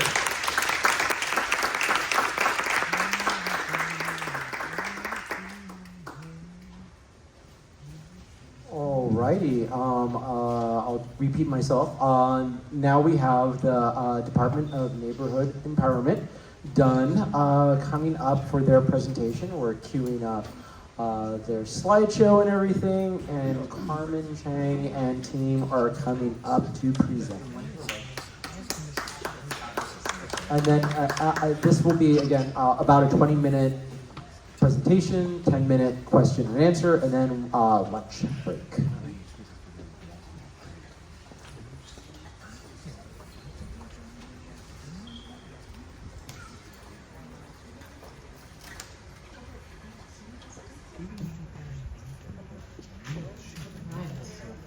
Hear me okay? All right. Good afternoon, everybody. Happy Saturday. And thank you so much to the commissioners for taking the time. Thank you for your service to the Charter Reform Commission. Thank you to the Charter Reform staff. Thank you to the LMU team. This is a really beautiful campus. Thanks for having us. So my name is Carmen Chang, and I'm the general manager of Empower LA, or the Department of Neighborhood Empowerment. I'm going to be introducing two of our staff that will be presenting on this PowerPoint as well. We got Vanessa Serrano and Tom Soon. So as you heard in today's discussion and meeting, the neighborhood council system was birthed out of the last charter reform. So back in 1999, and I know late last year we celebrated 25 years of the neighborhood council system. If there are any side conversations, if you could just take them outside, please. Yes. Thank you. So as we enter the 26th year, I'd be remiss if I didn't mention that this is considered the nation's largest grassroots civic engagement system or model. And you know, just the idea that there are now stands 99 neighborhood councils, up to about 1,800 board seats. We just had neighborhood council elections earlier this year. These are unpaid, board members who volunteer their time to serve their neighborhoods. So we just wanted to tell you a little bit about what neighborhood councils are, if you aren't quite familiar yet.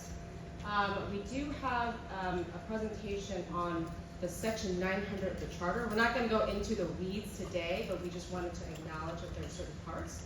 And we'll close with next steps about how the department kind of does the work to support the neighborhood council system within these confines of the section 900, as well as how we can continue supporting the neighborhood council. So with that, I'm going to turn it over to my colleague here, Tom Soon, who's been with the department since the very beginning, to tell us about the neighborhood councils. Hello, everybody. You ready? Name's Tom Soon. As Carmen mentioned, this is a little surreal for myself. Before I get started being here, is that I was here with the department back in 1999. So just seeing this revolution these past 25 years has been pretty amazing. But if we go back to the previous slide first. So we started out this picture right here that says that what's the big idea for neighborhood councils, right? It's empower yourself, empower your community, empower LA. It's about giving people a chance to make a difference in their communities. This is really the invitation to join the neighborhood council and take an active role in shaping the city that we all share together. Next slide.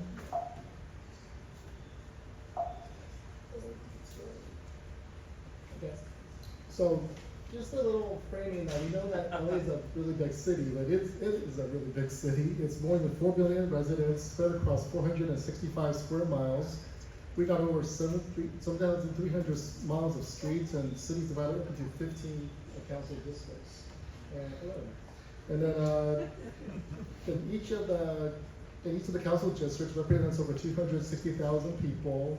And to give you a sense of the scale of the city of Los Angeles, maybe some of you don't know, that the city of LA is so large that it can actually fit 8 major U.S. cities within the boundaries. Cities like Cleveland, Manhattan, St. Louis, San Francisco, Milwaukee, Pittsburgh, Minneapolis, and Boston all can fit within Los Angeles.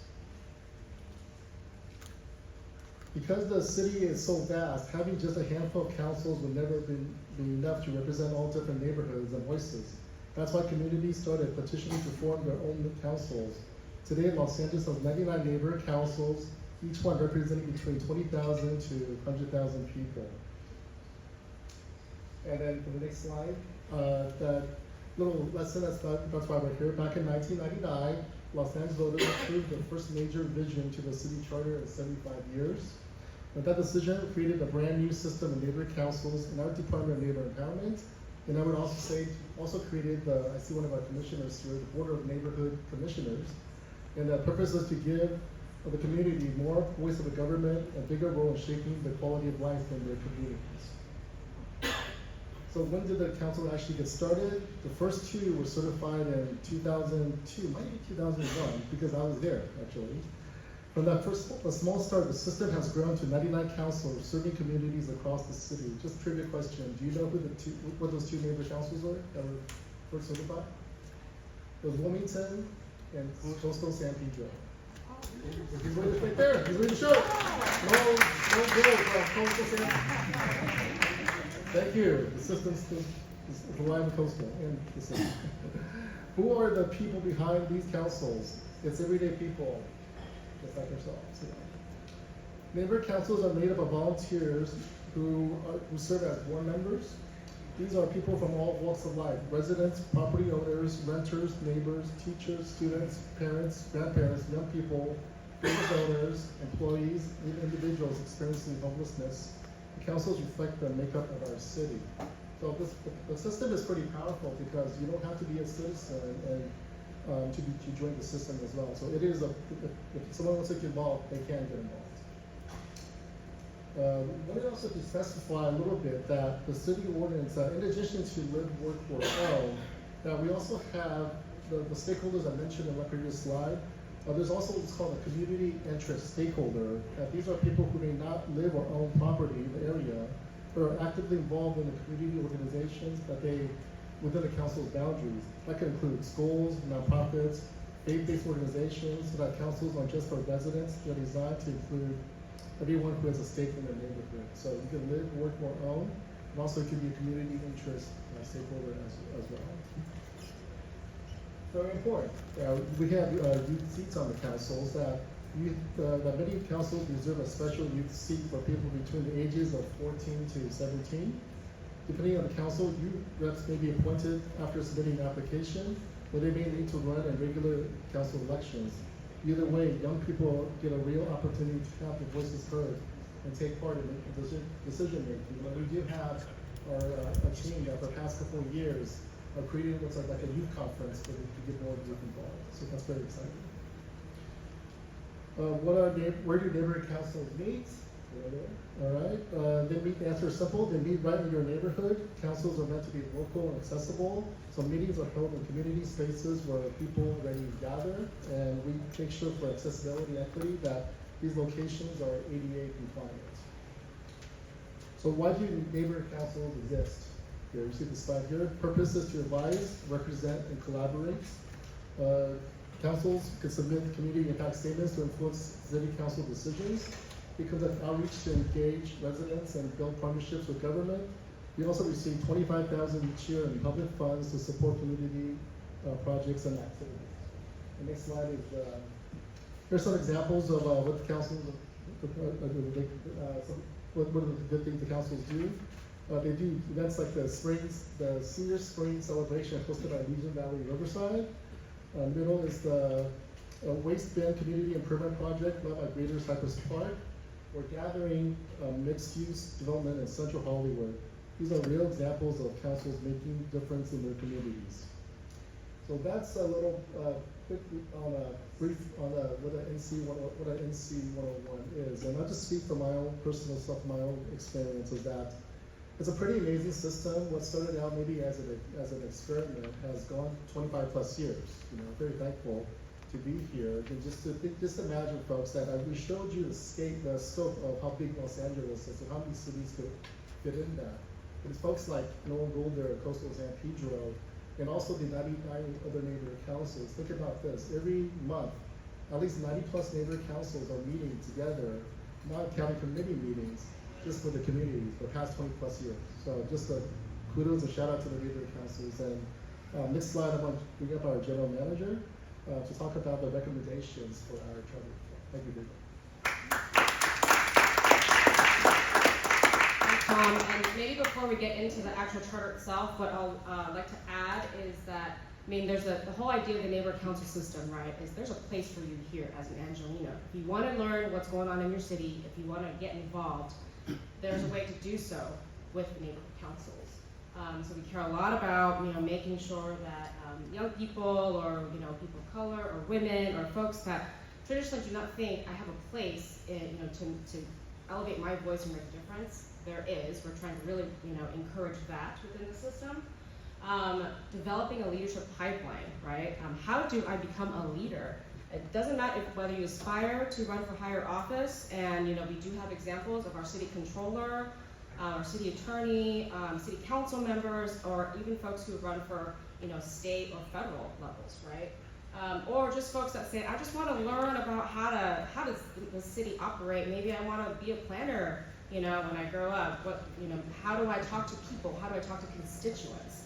There's a picture there. So we can go to the next slide. Thank you. So overall, in terms of the department's thoughts on charter reform and recommendations, our team took an in-depth look at the entire Section 900. Of course, it's been 26 years now. And I think hearing from whether it's Professor Sunshine or Professor Erwin, what did it look like back then, 25, 26 years ago, right? When we looked at the neighborhood council system, the creation, a lot of it is, the system is intact, right? After a quarter century, 25 years. But how do we make sure that we really define who is an Angelino and their place with neighborhood councils? So updating language, making sure it is accessibility, there is diversity, there is representation. Really talking through stakeholders, community voices that can be part of the neighborhood council system to support the boards or to join the boards. Really enhancing the role and capacity of the department to support the NCs, when we say neighborhood councils, NCs. And then really making sure that there is some clarity on what neighborhood councils can do as being part of the city, functions and impact, and how they can support, right, with city budgeting and resource allocation. So with that, I'm going to turn it over to my other colleague here, Vanessa Serrano, to go into Section 900.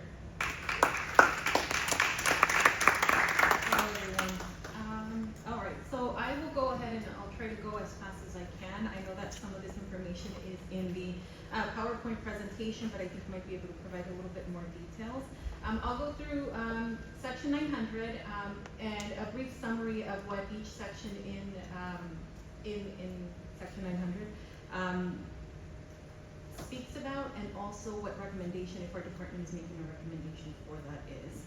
First off, of course, Article 9 starts with Section 900. It's the very first section that opens up with what is the purpose of the neighborhood council system of our department. Of course, the goal at that time was to create a system-wide of neighborhood councils, a citywide system of neighborhood councils with two key objectives. Those being, one, to promote more citizen participation in government, and two, to make government more responsive to local needs. We have one minor recommendation for this section. We would like to request that the term, one term be replaced. Instead of using the word citizen, to replace it with civic, to allow for more inclusive language. Currently, the word that is used, citizen, may lead some to believe that you have to be a U.S. citizen to join the neighborhood council system, and that is not the case. As it was mentioned earlier today, the neighborhood council system is open to stakeholders regardless of immigration status in the country, and we think making that edit could support them.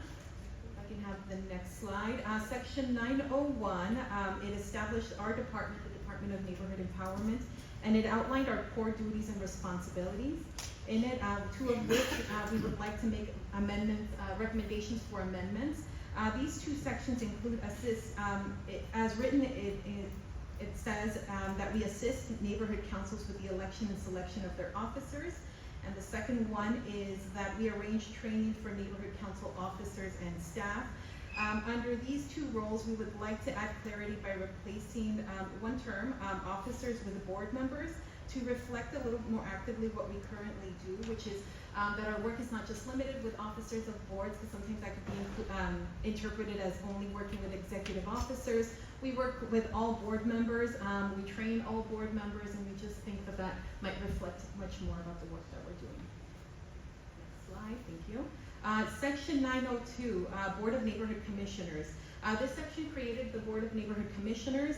The commission was then entrusted with the responsibility of setting policy and oversight over the neighborhood council system. This included giving them authority to approve contracts and leases. We would like to make one recommendation here, and that is for it to be written in to clarify that the commission's authority to approve contracts and leases which are prepared on behalf of the neighborhood council system or neighborhood councils. The reason for this clarification, I know although it's very minor, the reason we are trying to make this recommendation is because when the neighborhood council system was first created, contracts and leases for the neighborhood council system used to live within our own department. A lot has happened in the last 10 years. That includes neighborhood council funding for the neighborhood council system being moved to the office of the city clerk. So this amendment in this section would bring this section up to date. Our department still continues to approve our own contracts and leases. However, anything with the neighborhood council system, whether it be the type of contracts or leases or the vendors that are used for interpretation services, for any other service, minute-taking services, administrative functions, things like that, are already being prepared with the office of the city clerk, so they would need to be prepared on behalf of the NC and presented to the Board of Neighborhood Commissioners for review and possible approval. One moment. Next slide, please. Thank you. Section 903, it states that the general manager of our department is appointed by the mayor and is subject to confirmation by the city council. This section, we do not have any recommendations. Move on to section 904, the development of the neighborhood council plan. This section is responsible for the development of the plan for a system of neighborhood councils. And the responsibility was on the department to develop the plan. And the plan it currently details the workings of the neighborhood council system and the charter requirements that had to be followed when it was being developed. We only have one recommendation for this section. We would like the word maintenance to be added to the title. I know it's very minor, but we think that the development, but of course the continued maintenance, making sure that we're checking in with it, that the plan is, the neighborhood council system is following along with the plan, making sure that, if future edits need to be done, that is included in the charter. Section 905, this section, implementation of the plan. In this section, it helped us set a clear timeline for the development and the adoption of the plan. We don't have any recommendations for this, but we believe that it should be preserved just for historical knowledge. Our department was given 1 year to develop the plan from the inception of our department, and then city council, the mayor and the city council was given 6 months to review and adopt, and we know that happened. Thank you. Section 906, certification of neighborhood councils. This section specifies the requirements that were necessary for a community or an organization to officially be recognized as a certified neighborhood council. The applicants had to submit bylaws and petitions seeking certification. We only have 2 recommendations under the section where it details that anybody's seeking certification had to submit bylaws. The bylaws have to include a few key things. 2 of which we would like recommendations or minor amendments to. The first one is that the bylaws have to include the method by which officers are chosen. Similar to some of the recommendations made earlier, we would like this to be amended so that the requirement would read the method by which officers and board members are chosen. And next, of course, the bylaws had to guarantee that membership will be open to everyone who lives, works, or owns property in the area. We would like this section to read that neighborhood council membership will be open to all stakeholders as defined by the city ordinance. And the reason for this change is because this would be inclusive of those who live, work, own property in the neighborhood, along with those who declare a stake in the community, in the neighborhood. So that community interest stakeholder that was mentioned earlier would be included in this. Section 907, the early warning system. The early warning system. So this section required the creation of a system to give neighborhood councils early notice on issues before city council, its committees, its boards and commissions. We only have one recommendation. Our recommendation is to change the title from early warning system to something like advance notice and opportunity for input. The current title, early warning system, whenever we review it with neighborhood councils or with members of the public, it is often interpreted as if it's an emergency management function, so we think changing this title would be a little clear. All right. section 908, please. I might have to refresh the page. Okay, thank you. Section 908, which is the powers of the neighborhood council. So this section gives city council the power to delegate some of its authority to neighborhood councils. It specifically allows for city council to authorize a neighborhood council to hold official public hearings on behalf of the city. This power is focused on matters of local concerns, which gives neighborhood councils a more formal role in the decision-making process for issues that directly impact their neighborhoods. Our only recommendation for this section is an addition. We would like this section to be expanded to include a little bit more of a comprehensive description of the work that neighborhood councils do and have been doing for the last 25 years.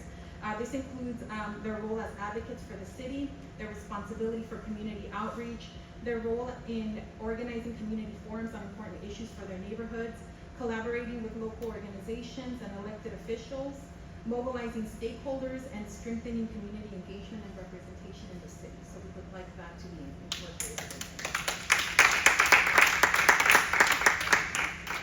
Section 909, the annual city budget priorities. This section gives neighborhood councils the opportunity to present the mayor and city council with an annual list of priorities for their neighborhood for the city budget.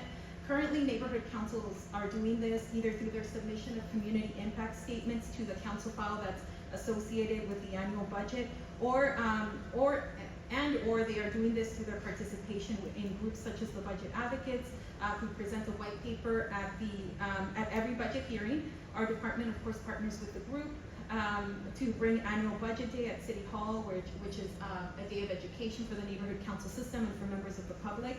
Our recommendation for this, of course, is that once a neighborhood council submits a community impact statement, we often hear from them, did it make a difference? So one of the things that we would like to do is we believe that it would be important to add a section within this section, a requirement for the mayor and city council to develop some sort of feedback loop on the budget for neighborhood councils to hear back from those who they advised on how their recommendations were received and prioritized in the budget. We think that this type of feedback loop or feedback mechanism would foster more dialogue between both sides. It would encourage more participation in the city budget process. It would engage more members of our community in the budget process too. Section 910, monitoring city services. This section gives neighborhood councils an oversight role over the service delivery within their boundaries. We would like to make the recommendation that this section be retitled to city services reporting and collaboration or something like that. Monitoring can sometimes sound kind of one-sided, like neighborhood councils are simply just watching and policing city agencies.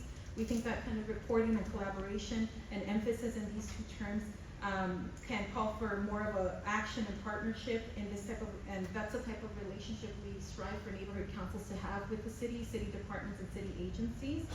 So along with this new title, we would like this section to include the creation of also a feedback loop, feedback mechanism to allow neighborhood councils to collect community input on the quality of services they receive, a space for city departments to report on progress of different community initiatives, a space for both groups to identify opportunities for partnerships, and of course our ultimate goal is to foster more collaboration between both neighborhood councils and city departments. Next section, section 911 on appropriations. This section requires the mayor and city council to appropriate funds for the department and startup funds for the neighborhood council. We currently don't have any recommendations for this section. Next, section 912, the review. This section required the mayor and city council to appoint a commission to evaluate all the provisions that were set under section 900 of the charter no later than 7 years after the adoption of the charter. What we know is that this was completed in 2007. We do not have any recommendations, but we believe this section should be preserved. Section 913, transfer of powers. This section provided a period of stability and protections for newly formed departments. So it guaranteed that for the first 5 years after the plan was implemented, The mayor and the city council could not transfer powers and duties of our department to any other city agency. We do not have any recommendations, but also believe that this section should be preserved. Section 914, that's our last section. This affect ordinances. While the charter and the plan for a citywide system of neighborhood councils created the framework, this section affirms that city council retains the ultimate power to legislate on matters concerning the neighborhood council. City council can adopt ordinances related to neighborhood councils at any time, and when a new ordinance is passed, it legally supersedes any regulations in the plan that might be inconsistent with it. We do not have any recommendations again for this section and believe that it should be preserved. With that, I will welcome back our general manager for some closing and next steps.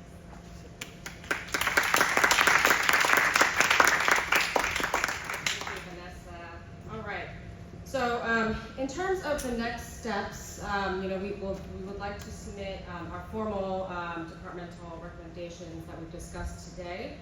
But I'll also say a lot of times, right, within our own department, we talk about, okay, some of this work, is it prescribed in the charter? Is it prescribed in the plan that you just heard about? What about the LA administrative code? And what about an ordinance? And so sometimes a lot of it is, okay, where does the work fit in which piece? And ultimately it has to be within the charter, right? In terms of our day-to-day and kind of the real world experiences of us, as the department that supports the neighborhood councils, as we talk about the importance, we know, there's a budget deficit. We know, we're losing program work capacity, things like that. But how do we continue on? How do we continue to make sure that there is partnership to encourage diversity representation across the entire city, all 99 neighborhood councils? Board dynamics seems to be one that is not new. It's been around for some time. And how do we as a department support neighborhood councils that do conduct their meetings just like you were conducting your meeting, right, under the Brown Act, but in a public setting? And so, I know, I've been a neighborhood council stakeholder myself. I know many others come up as community members. And they just want to know what's going on in the city, how can they fix my problems? And I think that a lot of times, right, people get discouraged when they walk into a meeting and there's a lot of back and forth that has nothing really to do with the matters of the actual neighborhood council representing the neighborhood. And so we always think about ways, how do we make sure that we encourage through trainings, through leadership opportunities, and through mediation, that we can get neighborhood council board members to get along with one another. The other one, it's not across the board, but it is, it has been around long enough that, we're looking for ways to again, the biggest interest is, making sure Angelinos are feeling heard from City Hall. The other one is, with 99 neighborhood councils, obviously the department respects its independence, right? Neighborhood councils and neighborhoods all reflect different interests, diversity, demographics, interests, and issues. We do work with 99 different bylaws. And so, because we are a smaller staff, we're trying to find ways, again, we know government bureaucracy is never really fun, especially someone who enters in, hey, I'm a board member, and then you're stuck with, okay, now you've got like a large stack of things to go through or, paperwork to fill out, etc. How do we make it easy for a neighborhood council board member to take part of their board, right?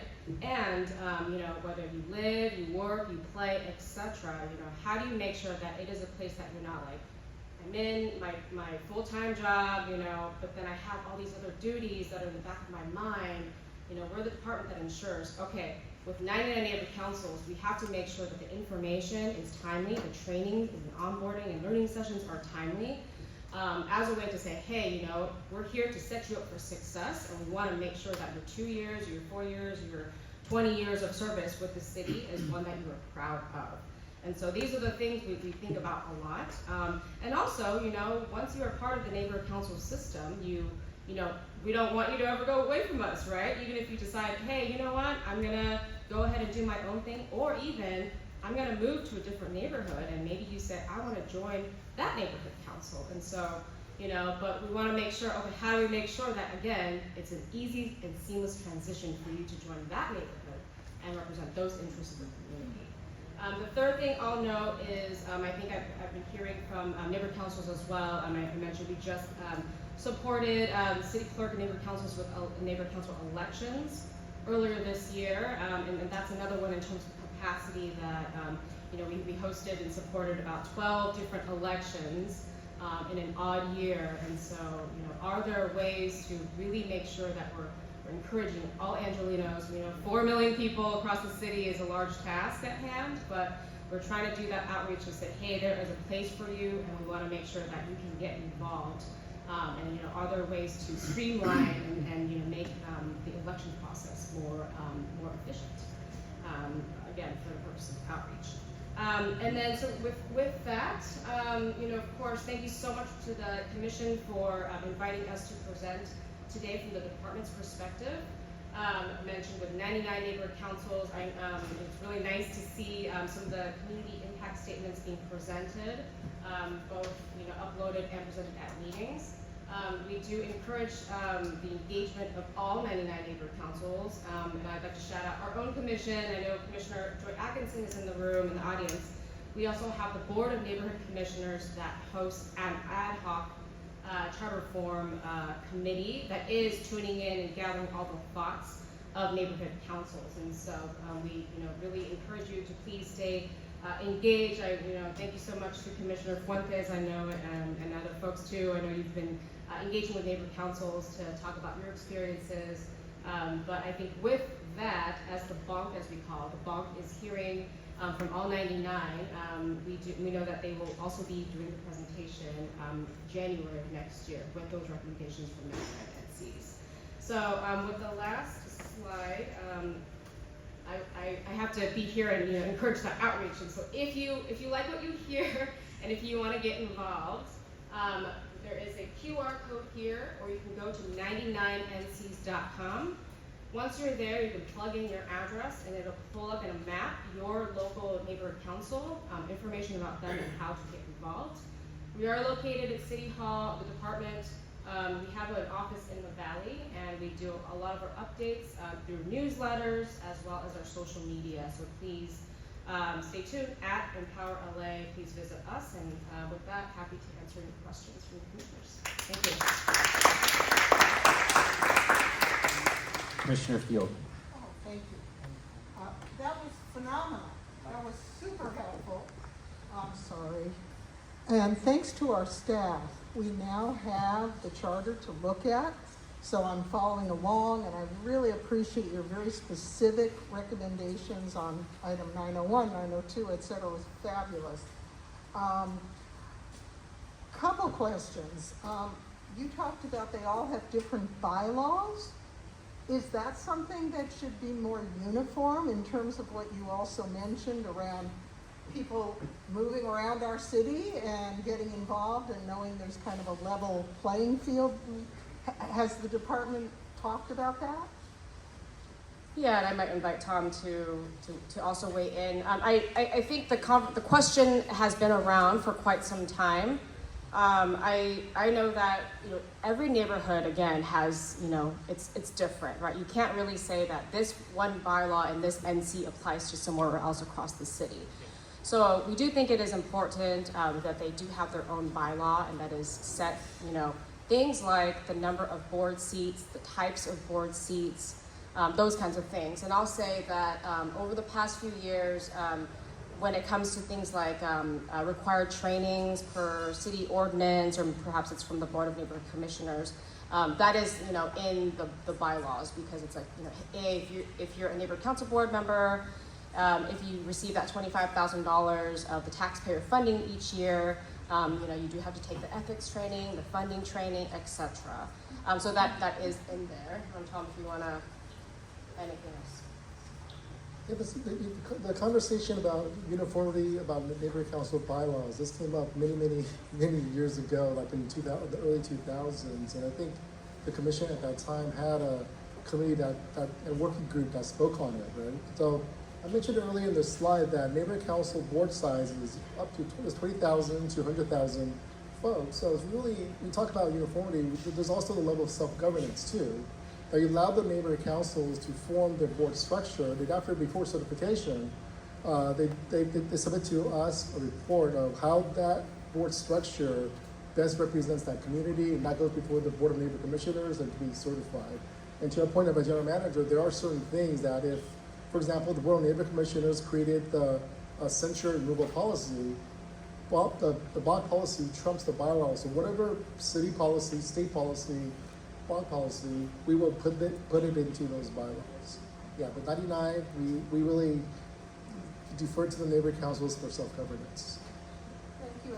And one other question based on this fabulous and so detailed and, ready to go presentation. When you say that the bonk is going to come in January, should we be thinking that they're going to bring different recommendations than what you're giving us today? I think that's why there's, I think we work very closely with Blanc on that, and as our general manager mentioned, that there is, I think they were going to come to the code problems, but the committee chair, Commissioner Eberhardt, leads that committee, so I know they've already had a meeting 2 weeks ago to gather more input from the community, so I think it'll be a tag team effort, before we, so it might be different, I'm not sure, but I think it'll reflect the voice of the Yeah, I'll add that, there are likely different concerns. You may be hearing them in community impact statements because our department's focused mainly on Power LA or the neighborhood council system. You'll hear likely from neighborhood councils, improvements to neighborhood councils, but also other sections, I'm sure items like planning and land use, environmental issues, personnel hiring, those kinds of things. That's not so much within our purview. Commissioner Schlatter.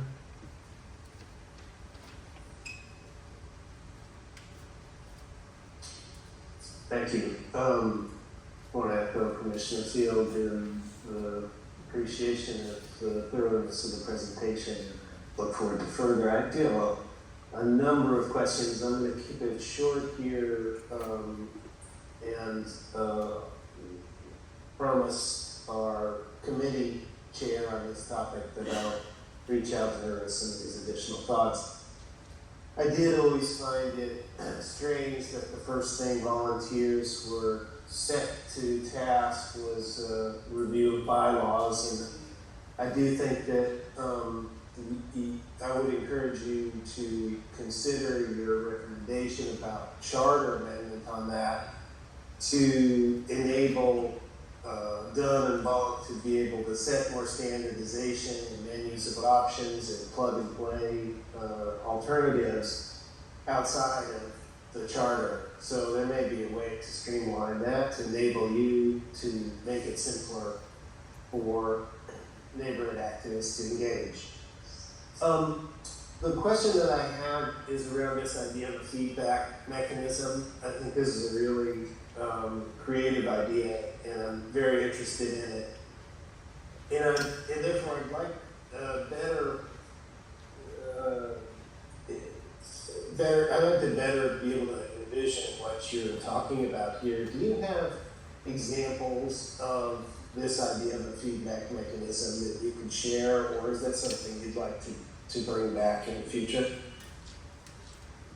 Yeah, and thank you so much, Commissioner, for the question. And first of all, I do want to shout out Vanessa Serrano. She was the architect of all of these ideas, and as well as the PowerPoint. In terms of the feedback mechanism, I think the point that when it says the word, for example, monitor, making it sound a little bit one-sided, how can we make it more collaborative where there's a real partnership? Because it feels like a lot of times, right, there's 43 or 44 city departments, and then there's elected offices on the city council side or the mayor's side. And I think the idea, and I think the theme of better government, and we're talking about the importance of transparency and accountability, right? And how can we, have that relationship between neighborhood councils and city entities to say, hey, this decision was made, or heads up, we're going to make this decision, we want to get your input, but that there is, it's not just a, hey, this decision was decided and we've moved on, right?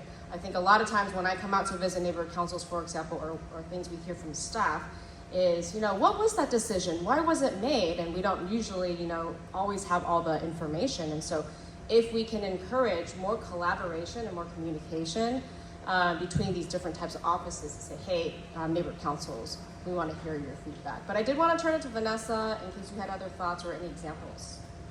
I don't have any official examples that I can point to, I think, but we have seen good government. There's 99 neighborhood councils, and there's many city departments and agencies that come to neighborhood councils to get their feedback. It happens with time, it happens over time, and there's an actual, there's a piece where people leave that meeting, leave those sessions feeling heard. So I think if we can take a look at examples that exist within the own neighborhood council system, maybe even partner with neighborhood councils and what the creation of that would look like, I think that would be something to start off with. But I don't have anything officially. I know we'd have to probably research with other cities. I'm sure there's other things that exist, but probably that would be our starting point, to take a look at some examples that have already occurred within the own neighborhood council system. Well, thank you for that. I want to offer that my interest here is to make sure that the charter doesn't put forth any obstacles for the effectiveness of done. And some of the more effective models that I've seen in the neighborhood council process are the Budget Advocates and the Sustainability Alliance and the Public Works Alliance as well. These kinds of cross-council collaboratives that really were able to chime in more effectively on citywide policy. And I think they provided opportunities to give input, but also to receive feedback. And I think that at some level of threshold where that comments were heard. And my interest again is that the charter not creating any obstacles to done being able to facilitate that kind of interaction.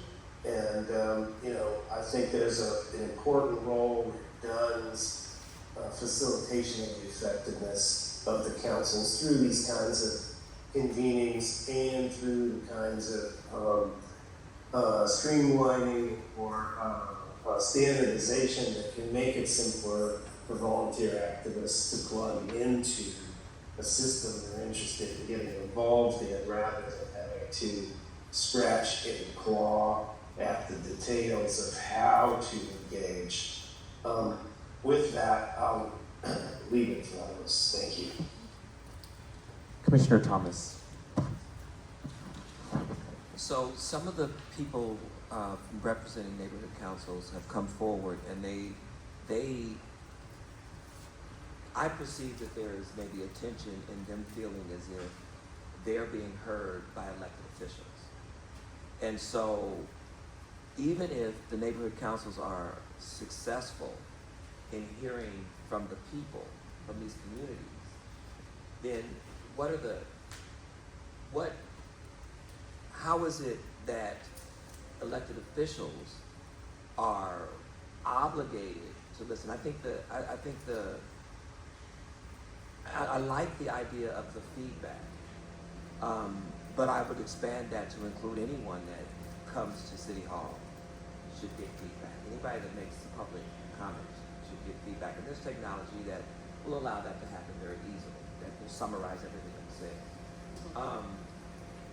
But I think, how do you get over this hurdle when you have the folks that are in the trenches on the front line engaging the community, and then the community looking back at them saying, I feel heard, but then they don't see anything, any movement from elected officials. So is that something that you all have looked at, or how are you trying to mitigate that?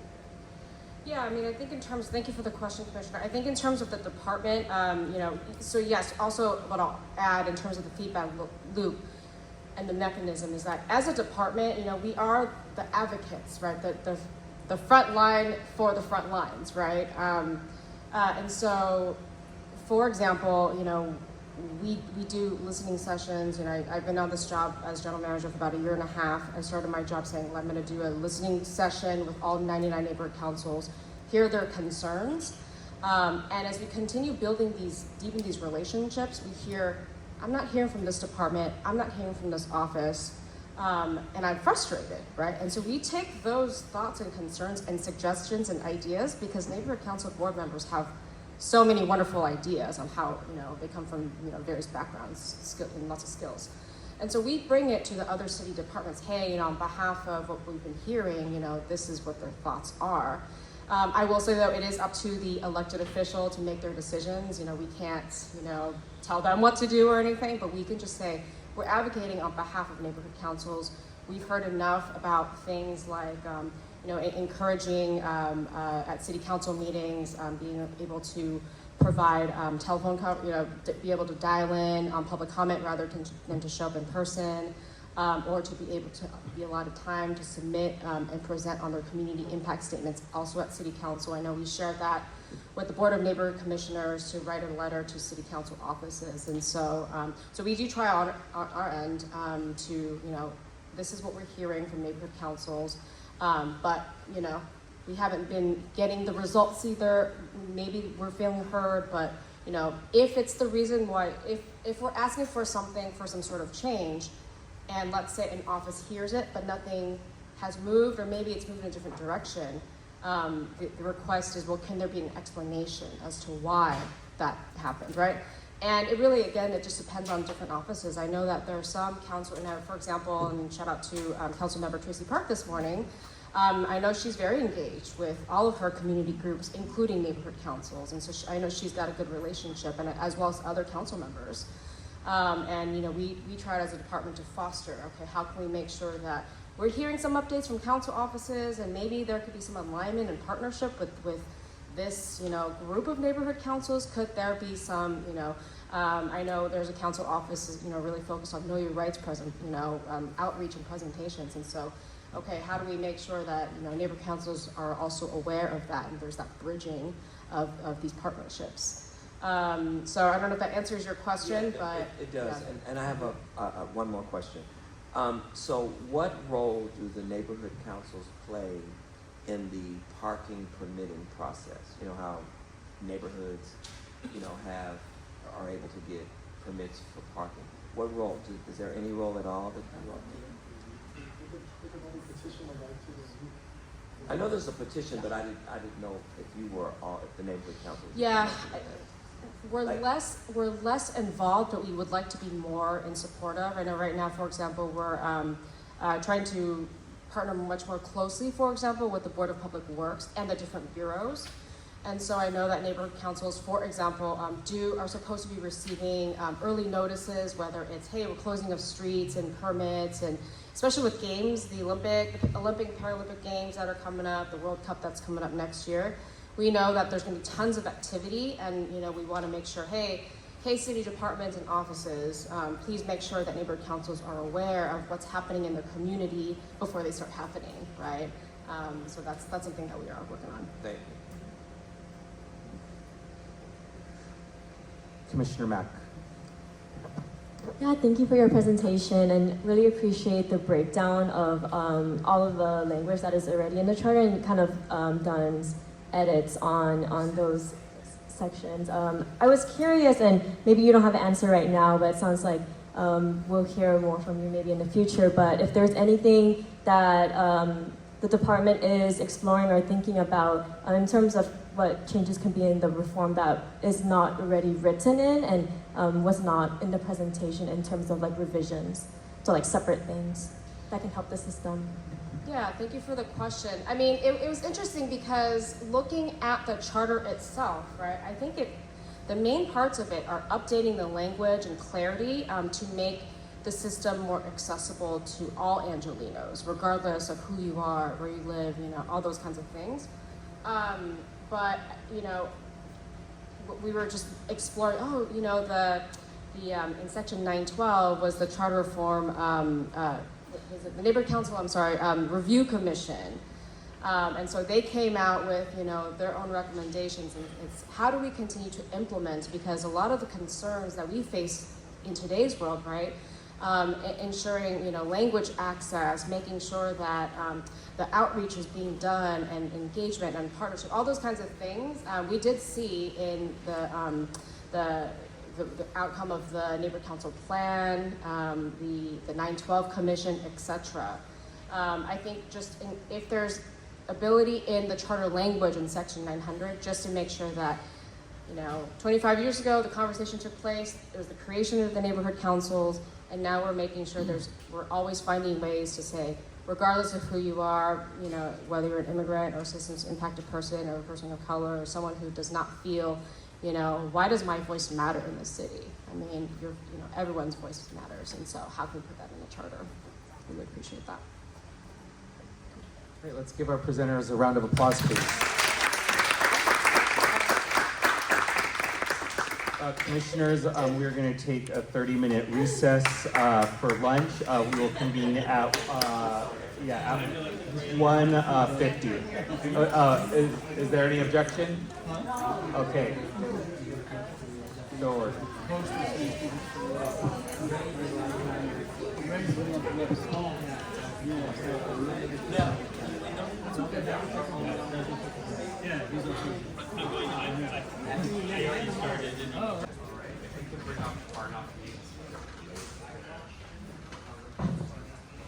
Commissioners, I'm going to reconvene the meeting and conduct a roll call. Commissioner Andrade, present.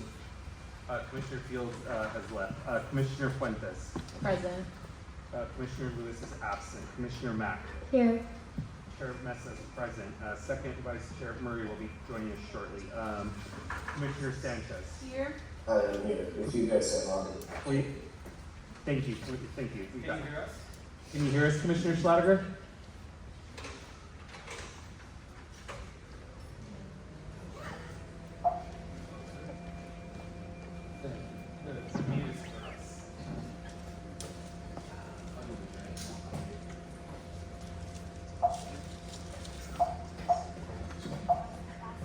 Commissioner Schladiger, can you hear us in the room?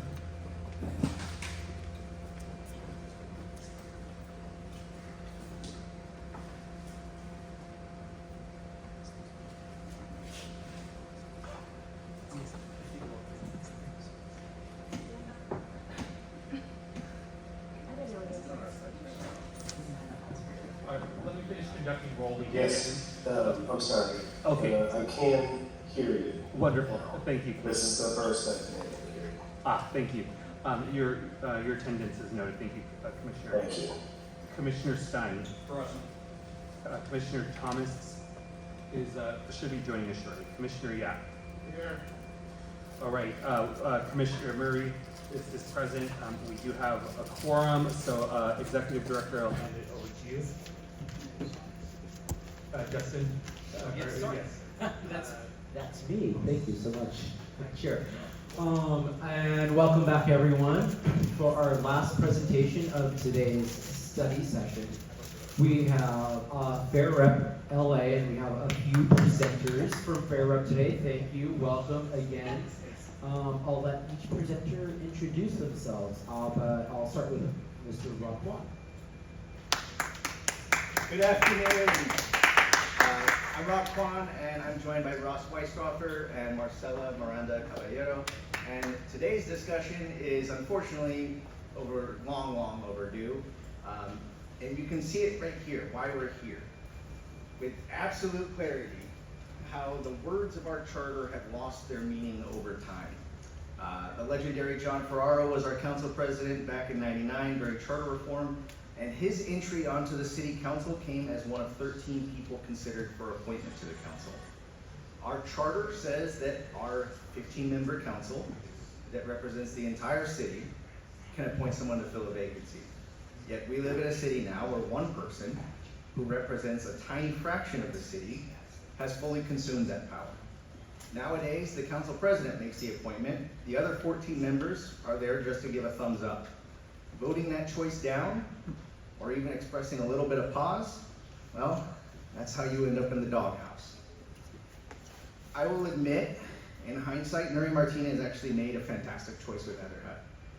She is genuinely one of the best human beings we've got on that council. Unfortunately, many people were like me and left with unnecessary pause because of the process and how it unfolded. Hearing from the community, letting all of the candidates get a fair shake, building consensus among stakeholders, the council, all of that matters, especially for those who had a different preference. That's how we ensure we can move on. What we do now just fosters more division in communities that are already reeling from whatever it is that caused the vacancy in the first place. This severely undermines the ability of a new member to build trust with others on the council, in the district, and actually move forward. Next slide, please. Just a little bit more context. This discretion is dangerous. I recommend, it's been almost 3 years, but find some time to go back and listen to the Fed tapes once more. Think back to the raw conversations about using an appointment to reinforce the council president's power to help allies and attack and undermine opponents, community organizations, different groups. This isn't just a small issue. We're dealing with fundamental questions of representation. We've had 6 vacancies in 9 years.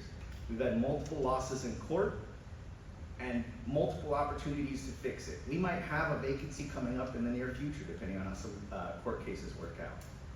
Since the first indictment in 2020, we've had 5 opportunities to put something on the ballot and address this. There's no shortage of motions that have been introduced every time this happens. We see very few move forward, let alone any reports come back. So that is what we hope to do here today. We have volunteered to deliver the report on best practices for removal, replacement, that City Hall couldn't bring itself to put in front of the people. So with that, I will hand it over to Ross to take on the next slide. Thank you so much, Rob. And today we're going to be walking you through some wonky and complicated sections of our charter. We know it might feel like a lot of information to take in, but please don't feel overwhelmed.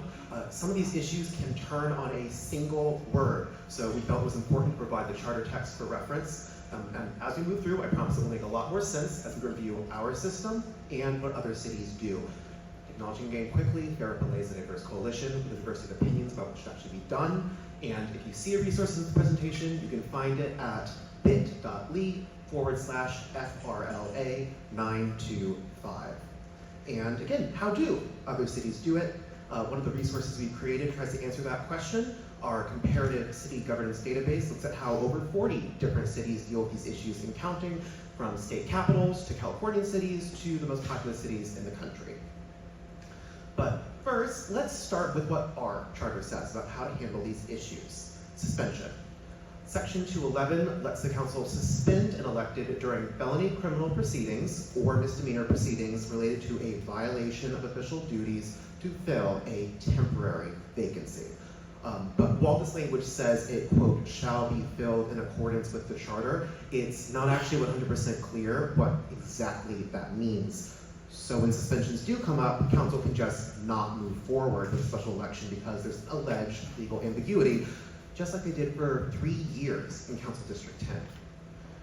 This issue also does go to show small tweaks can go poorly if you aren't careful. The old charter made it clear that someone appointed in this scenario would merely be a substitute during the suspension, and that language was replaced with in accordance with the charter. When we don't have specificity, powerful people like the council president use their discretion to step in and fill the gap without ever involving a single voter or even having a single deliberative process in committee. We recommend setting requirements that a deliberative process must happen, must move forward within a certain period of time, and that a real consensus on council, not just a majority of council members, are needed to move a suspension forward. That said, suspended officials do face a difficult catch-22 situation. Mark Ridley Thomas had his salary cut off while he was suspended, but he was not free to seek outside employment, so he won his payback via a court case. Again, we need specificity. Either we clearly say you can seek outside employment while suspended, or that you can still draw a salary. We could even require that a council member, while suspended, continues to work in a non-office holding position. And Rob does have some ideas in that regard. He suggests that animal services always needs more hands, but I think he just wants to see the headline, LA's highest paid dog walker hits the streets in the LA Times, which would be pretty cool to see, so. Moving on to removal and vacancy procedures, these are much more straightforward. For a recall, section 431 requires 15% of registered voters who can vote in an office to sign on for a recall within 120 days. Council then has 20 days to act, and whether the council member should be recalled and who should replace them go to the ballot at the same time. And a felony conviction automatically vacates an office. A vacancy also automatically happens for conviction for offenses that involve violation of official duties. But unlike suspension procedures, section 207C doesn't mention that this is limited to criminal misdemeanors, just a conviction. We could use clarity in the charter about whether this is limited to conviction for only misdemeanors or all offenses, and whether or not when someone may or may not consult the court to receive the ruling that is required for removal. The charter also says an office becomes vacant when an elected, quote, has ceased to discharge the duties of the office. But again, without actually saying what that means. So during the Fed tape scandal, as you may recall, members stopped showing up to council meetings. But at the same time, that was sometimes because some council members were deliberately asking members not to show up. Does this situation qualify? Other cities we looked at don't have these kinds of problems because they don't leave it ambiguous. They clearly define what is impermissible conduct and when procedures should be used.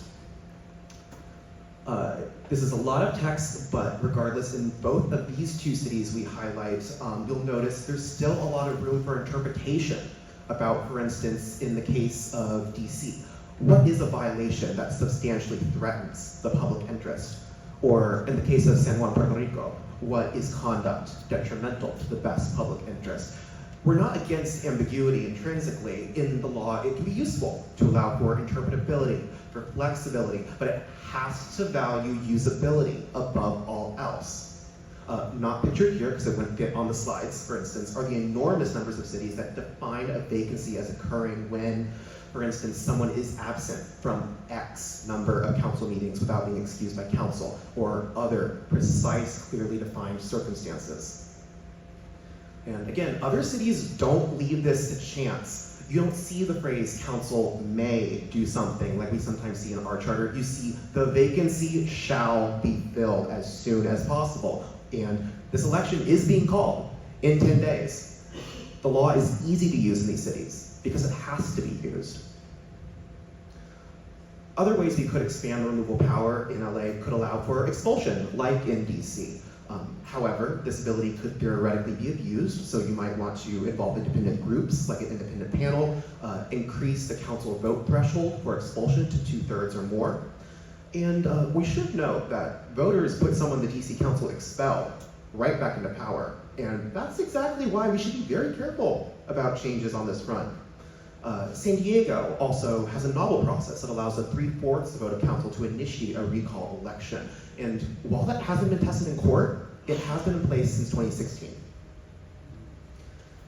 Importantly, however, the way other cities handle this process is transparent with explicit requirements for public hearings and public meetings. And again, at each stage of the process and what happens is just very explicitly laid out. One last thing available in the charter is censure, which is a 2/3 council vote to express disapproval. This issue has gotten attention from council in the past, but that's because of the lack of clear procedures to undertake more clear, direct action, like suspension and removal. And a very important and powerful disciplinary procedure that's not actually in the charter is the act of stripping someone of their committee assignments. But the problem is, again, that's entirely at the discretion of the council president, so assignments can be removed or restored at any time. Again, we suggest making this important procedure explicit and granting that power to the full council, not to someone who might need to whip council member votes to keep their presidency.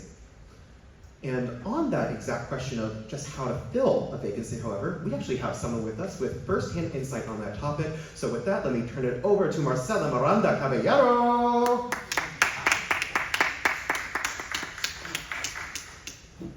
Good afternoon, Commissioners. Again, my name is Marcela. Most of you know me as the ED of the California Ranked Choice Voting Institute, but I'm not here wearing that hat today. I'm actually here wearing the hat of a constituent and resident and former policy director and campaign manager in the city of San Diego and Chula Vista. That was around when some of these political scandals and criminal scandals happened in our respective cities. So I want to share a little bit about that perspective and how we were able to amend our charter through this process. Specifically in the city of San Diego, our disgraced mayor with one of these scandals broke out and he was under criminal investigation, refused to resign, and it really left us no option with regards to our charter at that time, but to hold a recall. And so we were left to going back to the charter reform drawing board when everything was said and done, and we were able to look at different cities, including the city of LA and other cities across the country, to just learn best practices, come back, amend our charter, and basically, learn from those lessons. And so my intention here is to just share some of that so that you guys can navigate and have a resource as you go through this process. So starting off here with filling a vacancy, what our current law and our current city charter here in LA states is that once the council has a vacancy that is over 2 years, the council must call a special election. If that vacancy is under the 2-year term, they have the discretion to appoint someone. What we've seen recently is that most of this power has been shifted and is slowly the discretion of the council president, as Ross mentioned earlier. And in some cases, what we've also seen is that there's really little to no process when it comes to the public sphere, and a lot of people don't get that input that they wish they had. So the council president can emerge after a matter of days with their pick, and again, there is no outside hearing or any public comment on this. So there's really no real requirement if the vacancy is under two years term for them to come up with basically an appointment, which leads a lot of voters to thinking that there's backroom deals happening, that there's a lack of representation really happening, and it's limited transparency, quite frankly. So even if nothing is actually amiss, it really creates an unfair cloud over the individual that's ultimately appointed, if there is someone that is appointed. Next slide, please. So how can we approve here? 3 things: open application, public hearings, and interviews that are ideally hosted in the afternoons or on the weekends where people can actually attend these meetings. We want to establish a clear process for narrowing down finalists. Raising the vote threshold for appointments is also a good one, and even prohibiting appointees to keep the process fair. Finally, requiring special elections with more than 1 year to be narrowed down that are reducing the remains from 2 years to 1 year, so that voters get that representation sooner rather than later. Next slide, please. So what are some examples of this in the open application process? We have Columbus to ensure a fair process. They allow each council member to advance 3 names as finalists. With Salt Lake City specifically, they have an interesting process with open application where candidates are publicly interviewed, which allows the public a little more say or to be part of the process. These models ensure that residents have the visibility and voice before someone is chosen to fill the representation. Next slide. Another best practice that's specifically with held in Chula Vista and San Diego is to ensure that the appointee does have an unfair advantage of running in the next election. Both San Diego and Chula Vista specifically have something in place to prevent an individual appointed to an elected office from running for that specific office. And this actually just happened in the last 3 years twice. In 2024, one of the councilwomen actually resigned for criminal charges that she was being faced, and so they appointed Rachel Moore anew to replace her. And in 2023, Councilmember C. Padilla, who actually ended up winning for California State Senate, was replaced by Alonso Gonzalez, and those respective elections were held a year after each one, and now they all have council representation. So the process has been pretty smooth in both of those instances. Next slide. Finally, many cities put the will of the voters front and center. New York City and Augusta here, for example, don't leave much discretion on this issue. They are limited to special elections, and their councils are required to act quickly and to schedule them. This guarantees that the vacancies are filled by voters, not just by internal council decisions. Your charter obviously may be lacking in this front, but it wasn't that long ago that our cities were also in the same position. And again, we took pieces from different cities and tried to learn and make a reform that best suited our communities. So I hope this serves as a resource to all of you as you're going through this process. We're here as resources. And so with that, I will hand it back to Rob Kwan, and thank you again.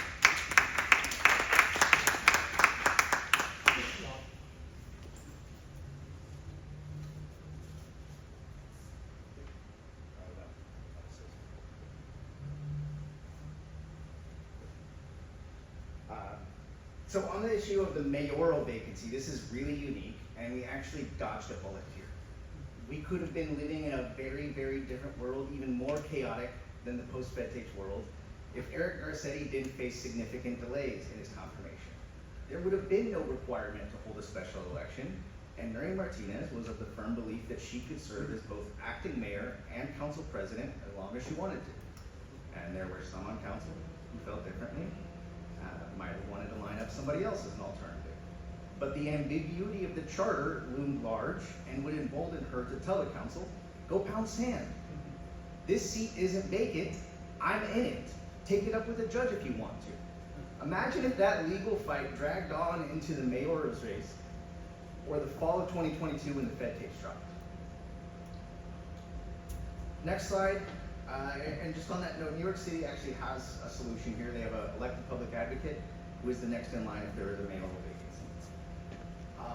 On that note, we talked about the role of the public advocate on the New York City Council, and another core function of it is to help investigate citizen complaints and look at the delivery of services from a citywide perspective. A unique role there is as a charter cop, someone capable of requesting officials explain why they're not following the charter. You can look there, we have somebody on the police commission that's still serving, even though their term ended in June. Public advocates could say, Errol Southers, tell me why you're still here. Your term ended. It might not be everything, but it does at least generate some tension and provide some issue and flashpoint. Maybe generate some media coverage. I'd also like to uplift the city controller's request that they be able to audit elected offices. If we're going to be giving these people enormous power, discretion over large sums of money, the least we can ask for is meaningful transparency and accountability. And as to the Ethics Commission and Measure ER, I don't have much to say here other than to note how overwhelmingly popular ethics reforms are with voters. It won 2/3 support in every single council district. It won by roughly 60-point margin in 1/3 of our council districts. And as to the Ethics Commission, I won't go too deep into here, but we do hope that you have them look into how we can open things up so there's some flexibility for council to adopt changes to our matching funds program. And there's some reforms that David talked about. With that, I'll hop on. Oh, one last thing, just the issue of their budget. It is not adequate. It is for the time being. So this is something that we should look at, and we hope to present some ideas there, just because there is a bit of tension with council, not necessarily liking have budgets locked in. For the next slide, I'm just gonna run through a bunch of quick issues because we're almost out of time. The city attorney, there's been talk about the role and issues there. I would just note, we went over a bunch of laws that say that somebody convicted of a misdemeanor related to official duties could be vacated from an office. And you have to ask, who is actually enforcing misdemeanors related to official duties and ethics? It's not the city attorney. We have a whole chunk of laws that are not enforceable.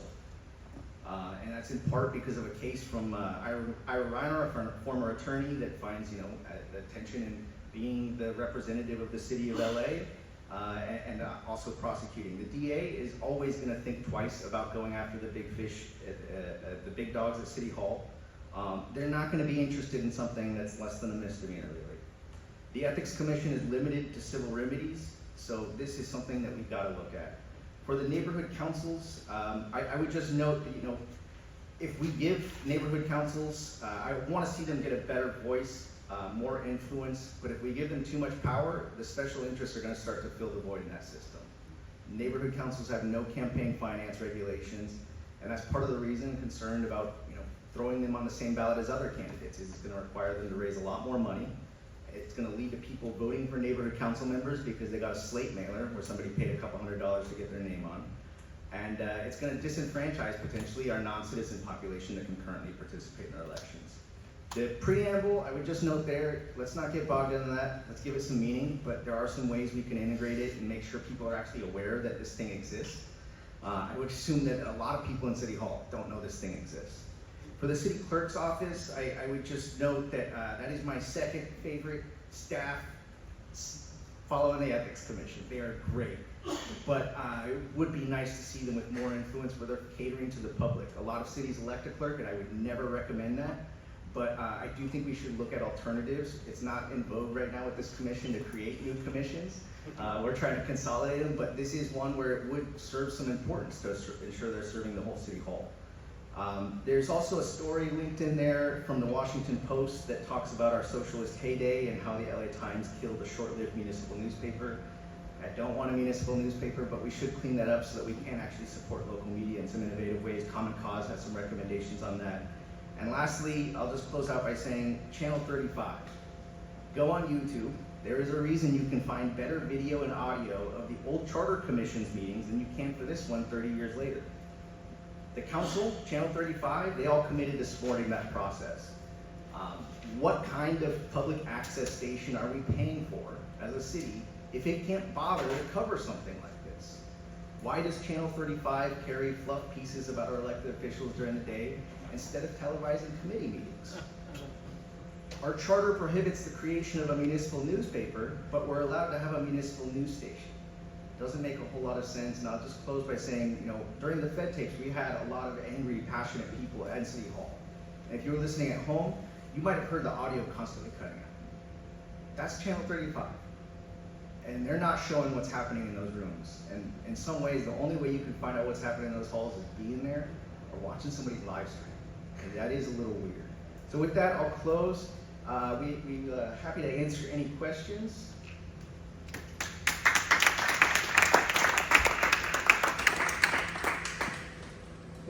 Commissioner Thomas. Finally. Microphone. Finally, someone addressing the real issues. Not that other people didn't. Nothing on anybody here. But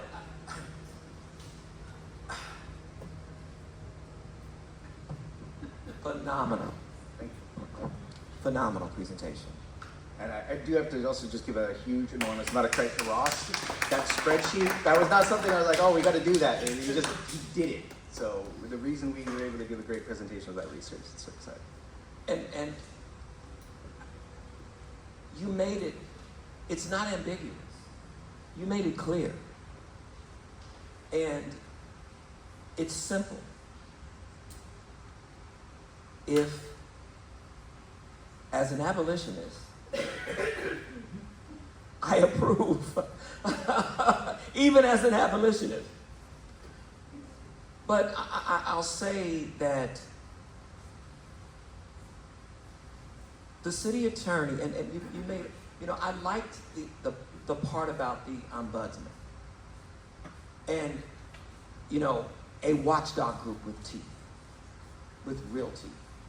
And I think that is the only way that you get at this level of corruption.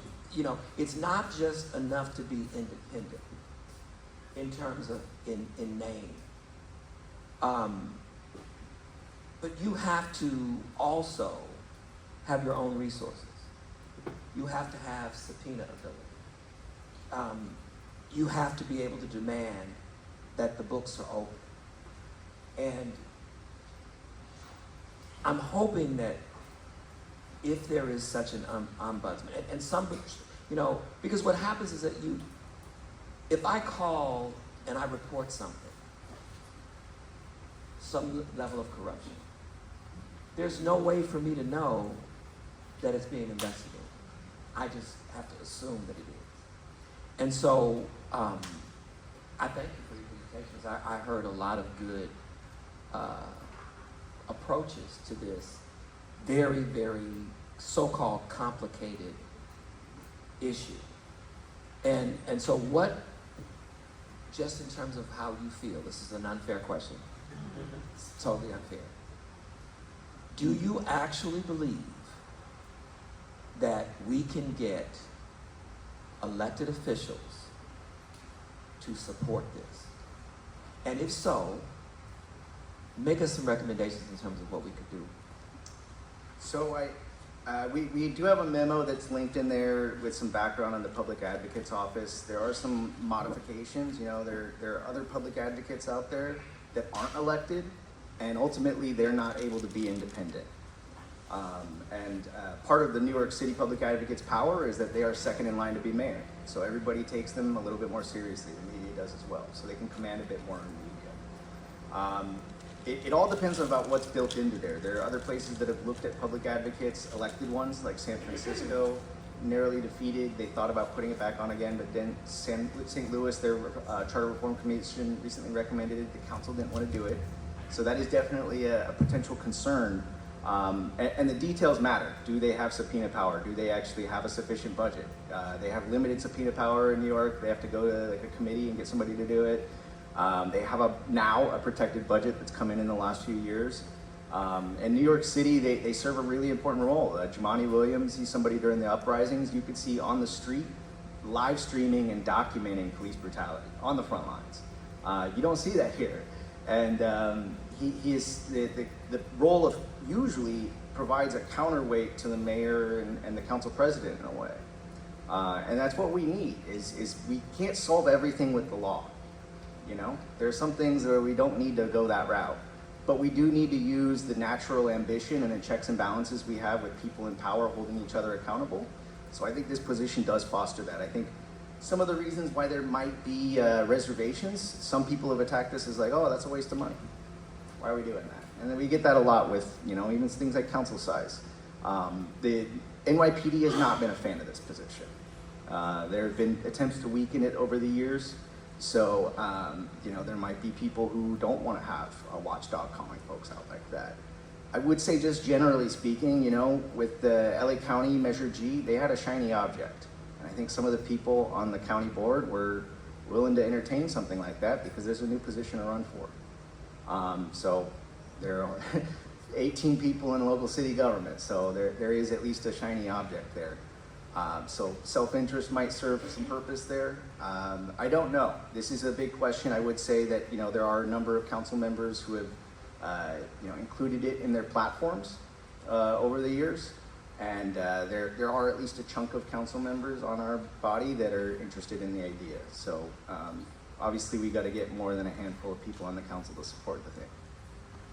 And the second question is, well, how do you factor in, so with these investigations, critical race theory is a real thing.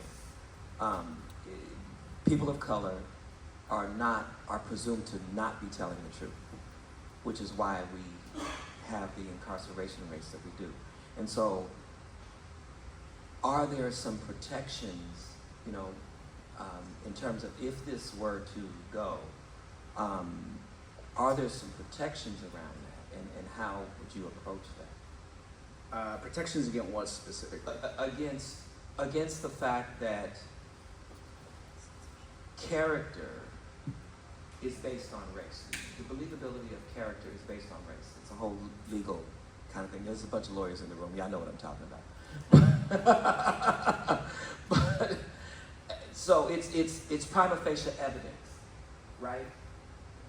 So for black and brown folks, you can be telling the truth, but because you're black or brown, it's seen as not being true. And so most black and brown folks are guilty until proven innocent. And that's the problem, because that's a bar that's way too high. And so if we add a tribunal like this, is what I would see it as, how are we protected from that happening even there? So I think it's important to make clear, like, this is not like the equivalent of like a tribunal. Like the word ombudsman kind of has different kind of meanings in different settings, and it's more of like a kind of somebody there to speak up and highlight issues, and not to actually prosecute and hold someone accountable. There is that like charter cop thing I mentioned. What happens there is if the person doesn't respond, then a thing gets sent to somebody from the council or the city attorney and the mayor. So somebody could just say, go pound sand, I'm not gonna respond to your charter cop request. So this is not, I don't wanna overstate the value of this position. Like, there are no silver bullets. Like, we have different things for different purposes. And when it comes to criminal matters, we leave things with the DA and the city attorney sometimes. We have the ethics commission to handle administrative fines. You know, we have different folks. There's the idea of an inspector general that's looking at things from more of a legal perspective. A public advocate would not be limited to looking at things from a legal perspective. It could be, there are these ongoing issues with 311. I'm gonna find out what these issues are across the city, and I'm gonna come out with a report that looks comprehensively at like some systemic failing. There might be a situation where somebody's being called out, but it's not like somebody's gonna be put on a kind of like a trial-like kind of setting, and they get like a punishment. Things they do might ultimately end up resulting in action. The other kind of component of it is this is a unique position. It's not intended to be like some crusading justice person. It's supposed to be an advocate for the people. In New York City, they used to preside over the council meetings. They are a non-voting member of the council that is a non-voting member of every single committee. They are able to introduce and second legislation. So there is a way where they can actually bring what they're seeing from the oversight watchdog role and integrate that into actual solutions. So Jumaane Williams, like, he was one of the sponsors of the bill to close Rikers. And obviously that's ended up in a big fight and the mayor dragging things out, but it kind of just goes to show, like, that sometimes there's only so much you can get in a courtroom. And the reports, the kind of watchdog role over Rikers leading into actual legislative change and solutions is something that's unique. Thank you. Commissioner Andrades. You mentioned this a couple of minutes ago, but could you talk about giving the public advocate role some teeth? Because I know we've also had discussions about the potential of an IG role. So do you envision the public advocate referring what they uncover to different officials across the government, or do you think that just the mere fact of them publicizing these things would lead to that? And so, like, how do you square the circle of, so much oversight that might happen in a reform charter? So there's in the memo that you can find on our resources page, there is a really, really, really good law review article.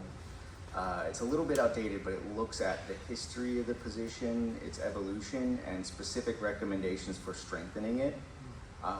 So I would point you that way. What was the other part of the question? Do you envision them referring all of their findings to, elected officials across the city, or do they, because they don't have the ability, to bring a lawsuit, would they have the ability to bring a lawsuit? Like, what's your... They actually do have some limited ability to join legal proceedings. That's really limited. As far as like the interrelationship with other departments, the comptroller in New York City and the public advocate, they might have a little bit of overlap, but they are two independent entities that work together on different things. The New York City, they have an inspector general, but they have like an entire IG office, and they have IGs in each department, which would be a huge, ambitious undertaking. I don't know if we can actually plausibly do something like that here. And I do think it's one of those things that, like, having an ad hoc IG might not necessarily make sense. So it's kind of, are we going all the way in? I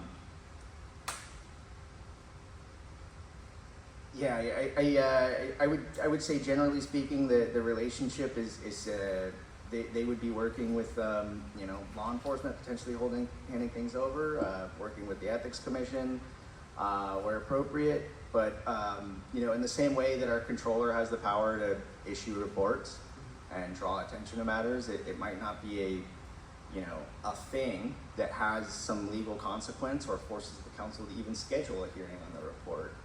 But it can get the ball moving forward. And a lot of times what we need is not necessarily something big and traumatic, but just somebody in City Hall speaking up about something.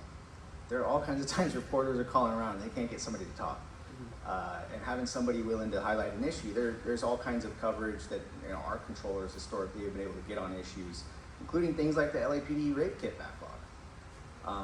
So even if it's just issuing a report and drawing attention to things, that can have a huge impact. That makes sense. Thank you. I would just like to say, I took a look at the comparative chart that was put together, and I want to say thank you on behalf of the commission. That clearly took a lot of time to put together, so thank you. And it is also extremely useful in what we seek to do. I think there are many in council offices across the LA City family that know that we need to provide clarity on the removal and vacancy of elected officials, and that was also something that was expressly asked of this commission to look into. So I appreciate the presentation. I also just want to highlight the recommendation that you made on the city controllers and tie it to the presentation for Erwin Chemerinsky earlier, you know, where he expressly told the commission that was the intent of the last charter review, which was that the controller does have the ability to audit elected officials, even though there has since been confusion on that. So I think providing clarity on that as well will be helpful. So I just wanted to say thank you to all of you who put this together. Any other commissioners who want to jump in? Commissioner Murray. Yeah, I just want to clarify, and I'm sitting here looking at the wonderful charter that's been provided by the city attorney's office. I'm not seeing any actual section where it says that the council president is the one who fills the vacancy. Is that just been implied, or is that have they taken it upon themselves? That's just how it's evolved. So that's custom and practice it's not statutory at this point. It's kind of the way it's evolved, because custom and practice in the past was to actually have open applications. You know, like 90 years ago, we had somebody who tried to get on the council. They had a vacancy in District 11 in 1934, I think it was, and they had like 27 people apply. They got it. So there is nothing that spells out a process. There are other cities like this, like San Jose. Their charter is very similar to ours in that it just says the council can appoint, but they actually go through a open application process. So there is nothing stopping us as a city from adopting a more fair application process. There are other issues where we do have to go to the charter, but that in particular is something that we could do. It's just not something that anybody has been able to do. It really comes down to, the goodwill of the council president saying, hey, I want to open up this conversation. Let's just have a hearing. Let's figure out, what are your ideas? Do you want to do an appointment, or do you want to do a special election? Instead, what we have right now is it just pops out one day. We get a motion that drops. I'm appointing person X. When Jose Huizar was suspended, that wasn't something that was even on the agenda. They used a Rule 23 motion to jam it onto the agenda and say this was an emergency that came up since the time the agenda was posted. So we're introducing it right here on the spot and putting it up for a vote. So there's really not anything provided in there, and I apologize if we were unclear. There is nothing that is involved in the law to say that the council president appoints somebody. And that's really weird. We wouldn't have something like that. In other places where they give somebody the sole discretion to appoint somebody to an elected office, it's usually the mayor, subject to council confirmation, or the governor. It's not as though the individual legislative leader just decides, hey, I'm gonna roll out with this person. This is just unfortunately how it has evolved. Commissioner Stein. Commissioner Mike. Yes.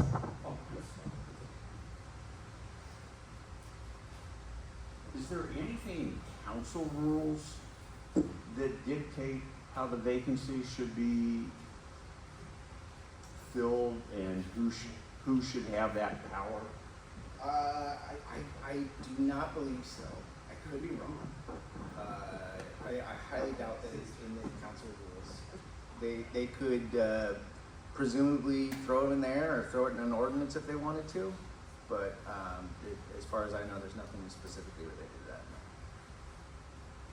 There is stuff like, hey, if there's a council member that can't attend a committee meeting, that somebody can temporarily be appointed to fill in for them from the existing council, not replacing. May I ask a question of the city attorney? Sure.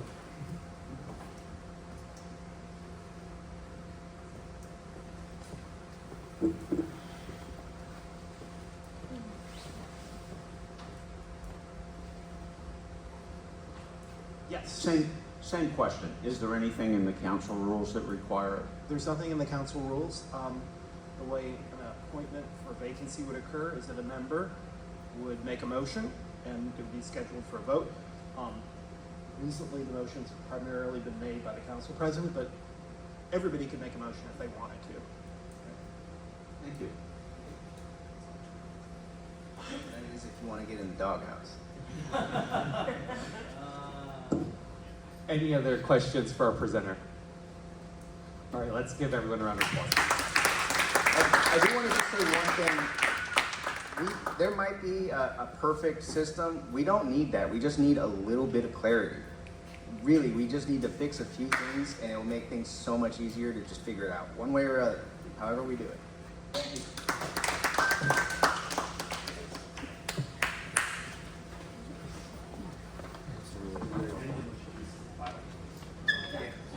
Can I have a motion to receive and file the presentations? Commissioner Stein moves. Is there a second? So glad Commissioner Thomas seconds. Is there objection? All right, seeing no objection, so ordered. We now move on to item 3, staff report on outreach and engagement efforts. Executive Director. Thank you, Mr. Chair. And good afternoon, commissioners and Angelinos. This item is going to be the bulk of what would have been my report, but I'm excited to bring up a representative from City Fabrick, who is our contract outreach and engagement firm that really got started in earnest this last week with just getting some stuff set up. Many of you saw the first email blast, I believe, this week. It was a little better than, it was a lot better than what we've been doing just from Gmail. And you know, our email list has grown to near 600 people, and we're going to hopefully keep that growing.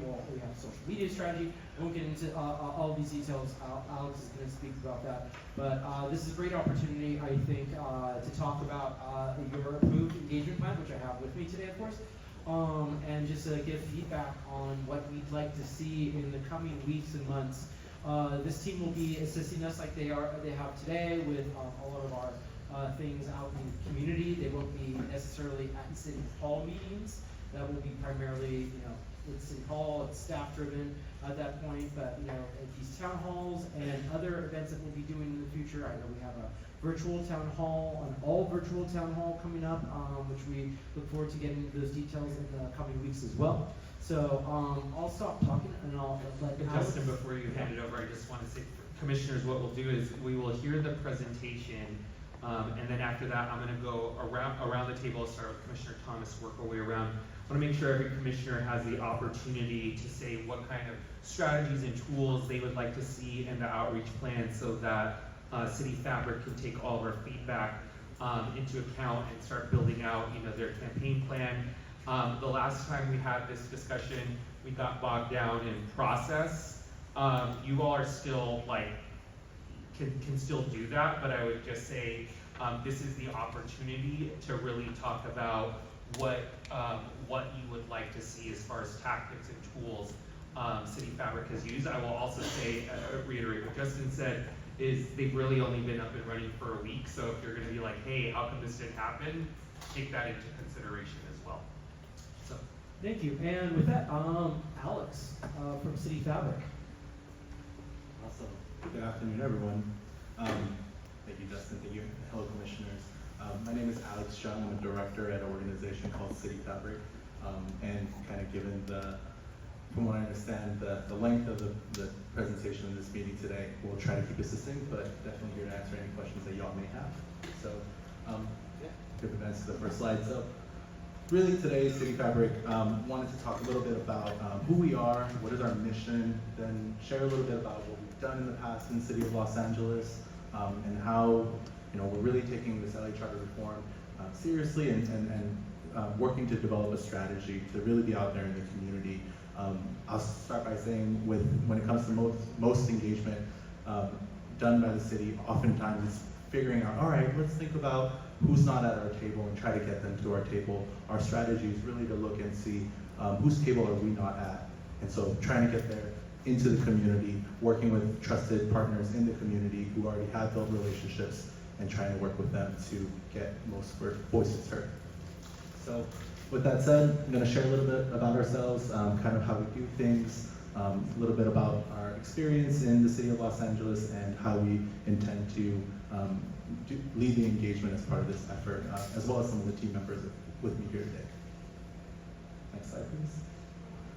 All right, so just to start things off, City Fabrick, we are a nonprofit organization.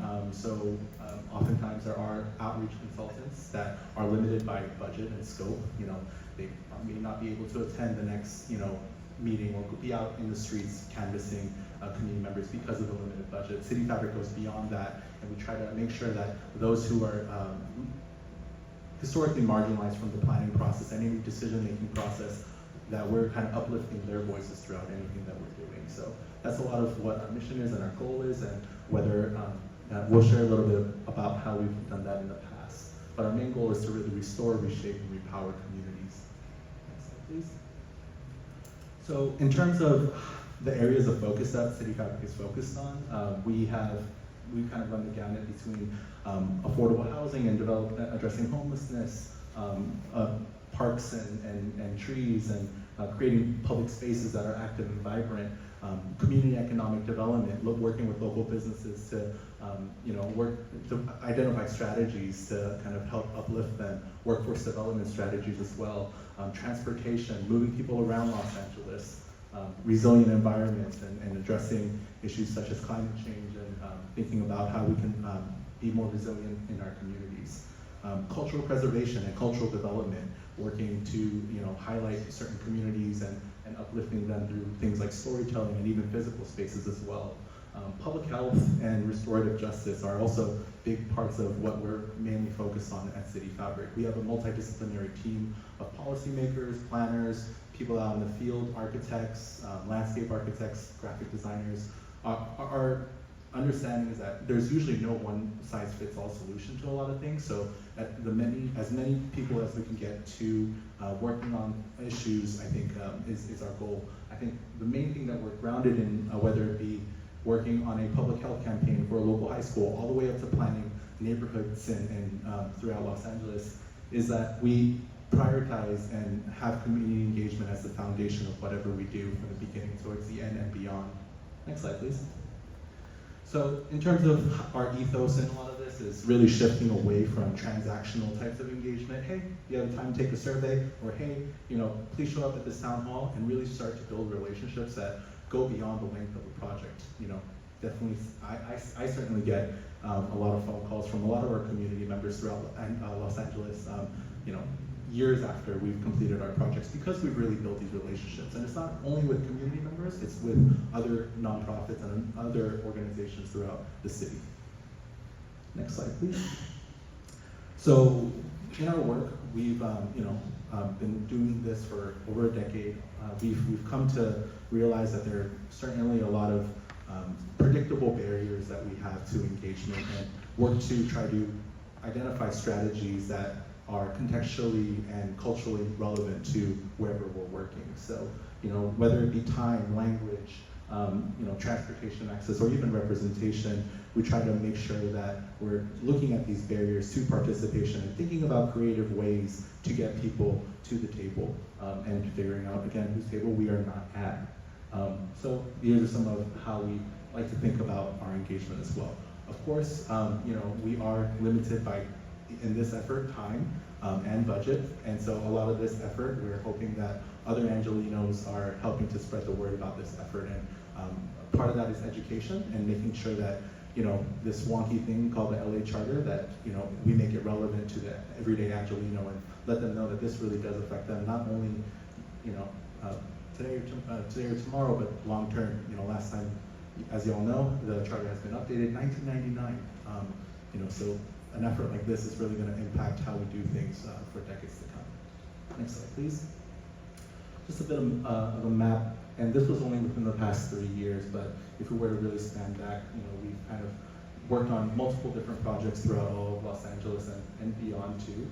Again, our strategy whenever we're not familiar with the community is we often work with those who are already plugged into a local community, whether that be through faith-based organizations, community-based organizations, neighborhood groups, resident leaders, because sometimes we recognize that leadership in a community doesn't always have to take form in an organization. So oftentimes we're kind of partnering with local artists, community groups who may have even working to do a lot of conflict resolution with many different groups. And so we try to think about that in our approach, and definitely work again to uplift those who have been historically marginalized. Next slide, please.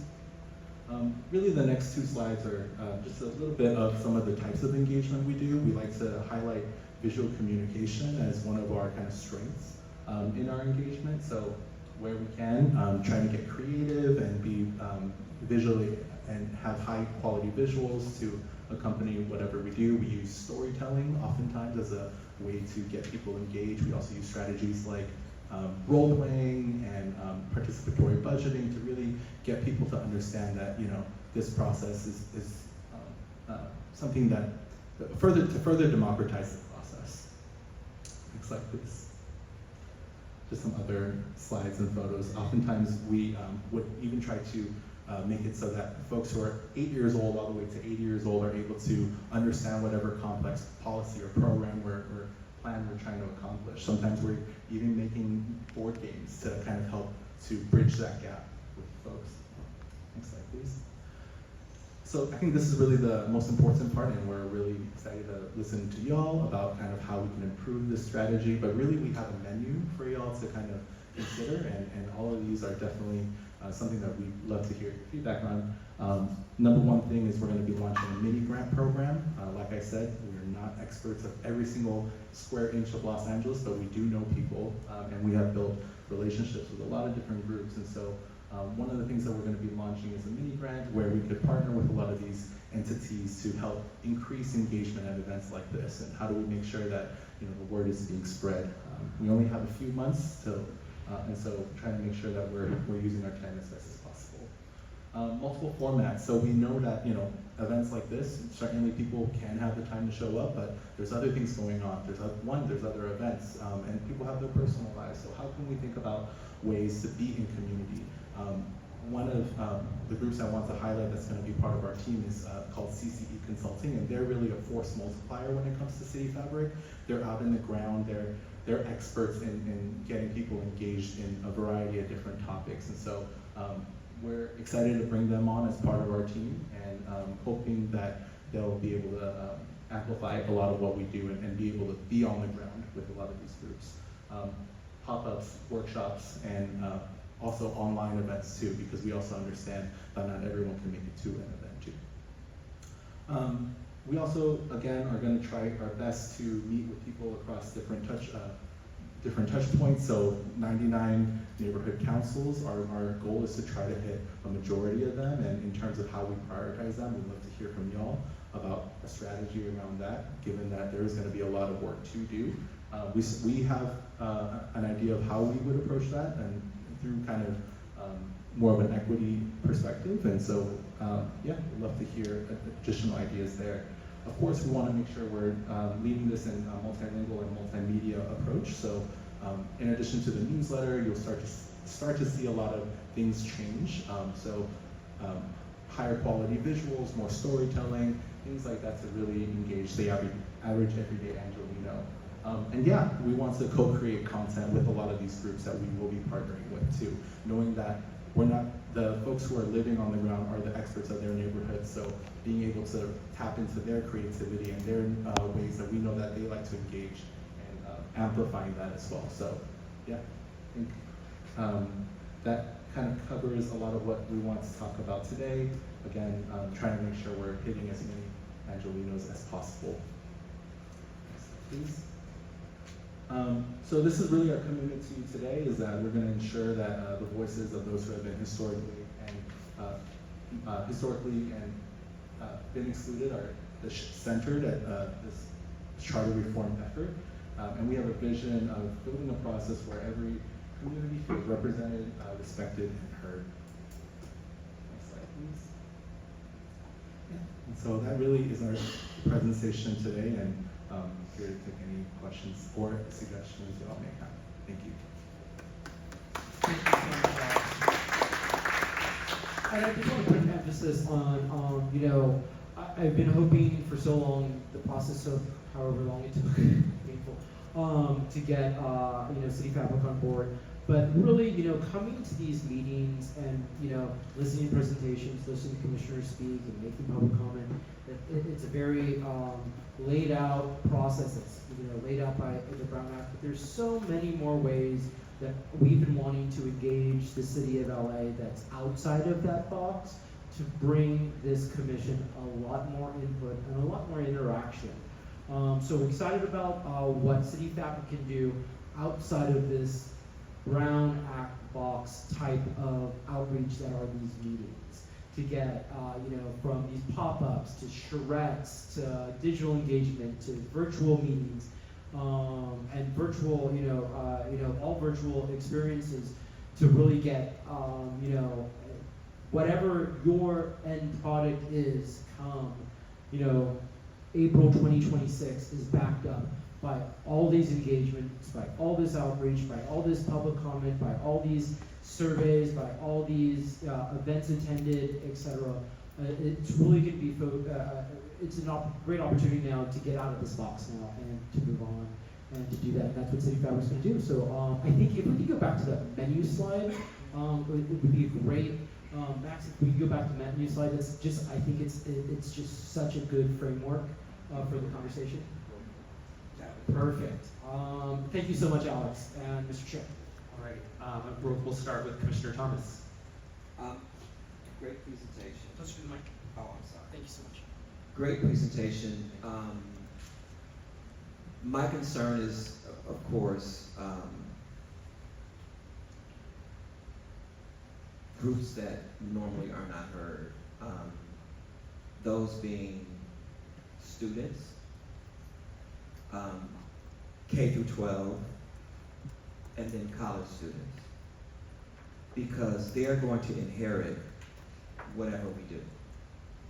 And so it's very important that they be built into the process that we hear from them. The other thing is that in terms of groups that you would partner with, is there a way that we can know who those groups are prior to those partnerships? And then is there a way for us to recommend groups for you to partner with? And the last question is, you talked about mini grants. What does that mean? I mean, I know what it means in terms of mini grant, but how much of a mini grant? What is that? What is the expectation for someone who would like to apply for a mini grant? And then how much would they be paid to do that? Because I'm imagining that it's paid. Yeah, definitely. It is paid, so that's a good clarification.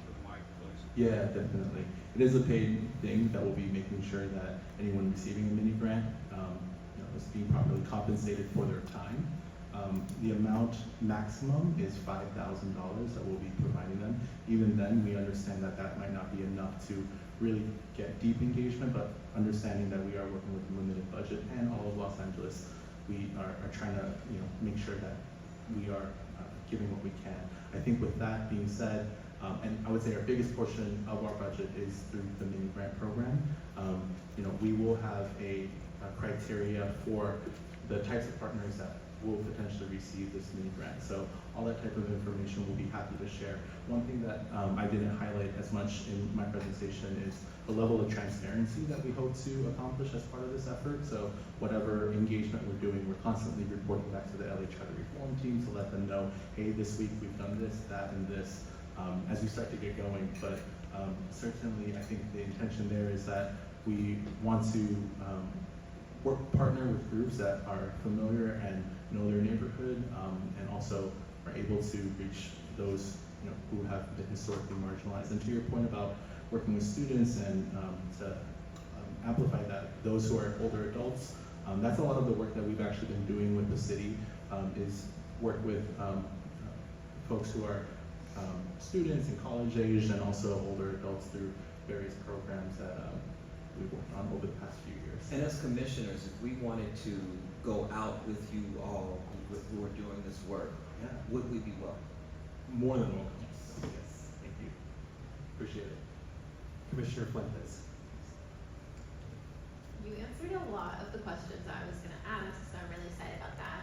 One thing that I didn't necessarily see represented here, I'm not sure if this is a question for you necessarily or our staff, but engaging traditional media, is that something you all do directly, or would these projects hopefully be kind of attracting them to you, if that makes sense?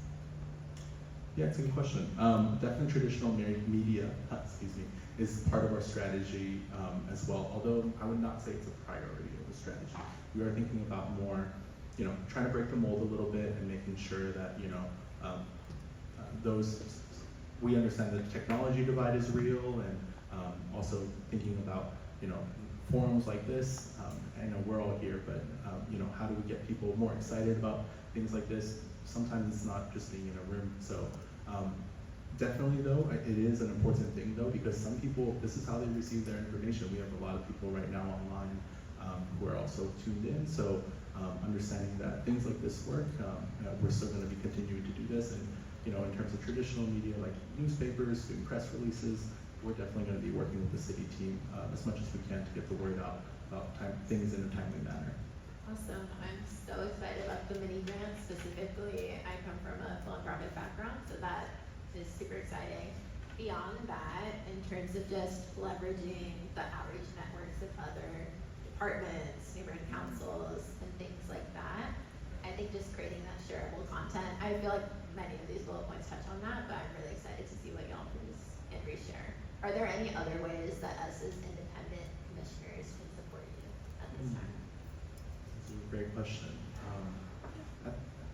I think Commissioner Thomas said it when he asked, can you all come to these events? Hopefully, yes. Yeah, that's the plan. I think they're going to be in such ways that will be Brown Act safe also. So we'll always keep an eye on that, and I'll always double check with their city attorney and Brown Act. But because they're not going to be traditional meetings. When you walk into a room and it's covered with white paper and sticky notes, I think most of you can show up to that because it's not an actual meeting. You aren't having a discussion on topics. You're just there to promote the event and engage with community members. Thank you. Yeah, of course. Thank you. Commissioner Mack. Hi, nice to meet you, and thank you for your presentation. I love that you mentioned that one of your priorities is bringing to the table, or folks who are typically not on the table, and uplifting voices that have been historically marginalized. I think on that note, my question is just curious, what is something that's been, in terms of your own experience, has been successful in getting outreach to folks who are not civically engaged or not as engaged in the process, or maybe even have felt over time discouraged to engage, especially something that is related to government as well. And so I think just can start off with that question, and what has worked for you? Yeah, I think, thank you for the question. I think one of the main things that we like to do is make sure that anything that we do with engagement is culturally relevant, but even more so contextually relevant, right? So, our first job before we do any sort of engagement is do a stakeholder analysis and see, who has been working in the community, and that's kind of looking beyond the traditional list of folks that, our city likes to work with, and try to think about who else is, again, not at the table, or whose table we're not at. Oftentimes, even right now, we have some staff who are at a community member's backyard barbecue because we know that they've brought community members to their table, literally, over the past, multiple years. And so being able to plug into events like that, oftentimes it's also creative too. So we again like to do a lot of games and storytelling, role playing, building empathy, kind of doing that work has gone a long way. Oftentimes you'll see with a lot of our City Fabrick projects, whenever it comes to city council approval or anything like that, ends up being where we usually get more supporters than we do people who are naysayers about the effort, and more often than not, and this is just me saying things, right, but people are usually supportive and saying, this was a really great process. And so in terms of that work would, I guess, speak for itself in that way. Thank you. I'm a really big advocate for language access, and I think you mentioned culturally competent outreach, and so really, really great and excited for that. I think no more questions on my end, but just one suggestion maybe as you're building out strategy and planning is to please consider the districts that we've already been to in terms of meeting location, just because for those meetings we didn't have a outreach plan or strategy yet, so I think just incorporating intentional planning as we go forward. Thank you. Thank you. Commissioner Andrade. Yeah, thank you again for the great presentation. I want to first echo what Commissioner Thomas said. We have a lot of these events at college campuses. I think this is our second or third one, but we don't have any students. Like we've had maybe a couple of students in the audience, whereas tens of thousands of students are enrolled. Not to mention the 40,000+ employees at a lot of these students who represent a lot of the working class of our community. So I think really making sure that we have intentional outreach by tapping into their existing student newsletters, the different communication channels that these students have would be really helpful. I also want to uplift the traditional paid and earned media, because it really does say something to me that I work at university, but I work in in politics, and I talk to a lot of civically engaged people in Los Angeles all the time, and nobody knows that there's charter reform happening. So it really does speak to me that if our civically engaged class doesn't know what's happening, I can't imagine how our disengaged class how they don't know. So I think really having a multifaceted effort that, yes, touches on our underserved populations is extremely important, but does tap into traditional media. And of the menu, what I want to see is maybe a political playbook ad buy. That's how I found out about the commission. I haven't told anybody, but that one ad that had the applications where I had seen it. Local LA newsletters, especially, and then press releases. I would love to see press releases to traditional news outlets, but also student newspapers. Lots of college campuses have really cutting-edge student newspapers across Los Angeles.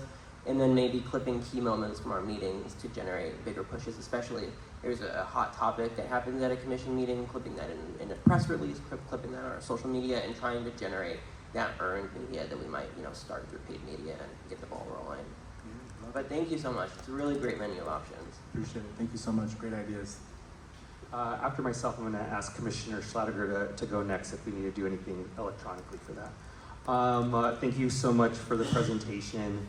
I think the only things that I wanted to emphasize were also just, and I'm really happy to hear multiple commissioners mention this, their active interest in wanting to be part of the engagement. And so, as you engage with neighborhood councils, community organizations, like perhaps we can create like a calendar or some sort of mechanism for commissioners to sign up. I know there are some commissioners who have deep relationships with neighborhood councils, with business groups, with labor unions, with all the different stakeholders in Los Angeles. In addition to that, I think it would be really good. There's been a lot of presenters. I'm thinking like the RLA Coalition and others who have possibly already talked to you, but certainly talked to us about wanting to be involved in the engagement as well. And so I think that's great. Our executive director will make sure to connect you with them if they haven't already, so that we can multiply what you are doing and what everyone wants to do, which is to get the work of this commission out into the community. And I think those are the only things that I had to say. No, thank you very much. Those are really great. Love the ideas. Commissioner Schlatter. Thank you. Hello. Appreciate this presentation. It is, as others have said, very encouraging, and I think a lot kind of the diverse, multi-format, multilingual, multimedia approach that we've all been intending. And the chair's comments, I think, build also on what the staff suggested as ways commissioners can participate. So I would really encourage that you at City Fabrick continue to identify ways that you think we may be able to be helpful, and remain in touch with staff and the commission on those ideas.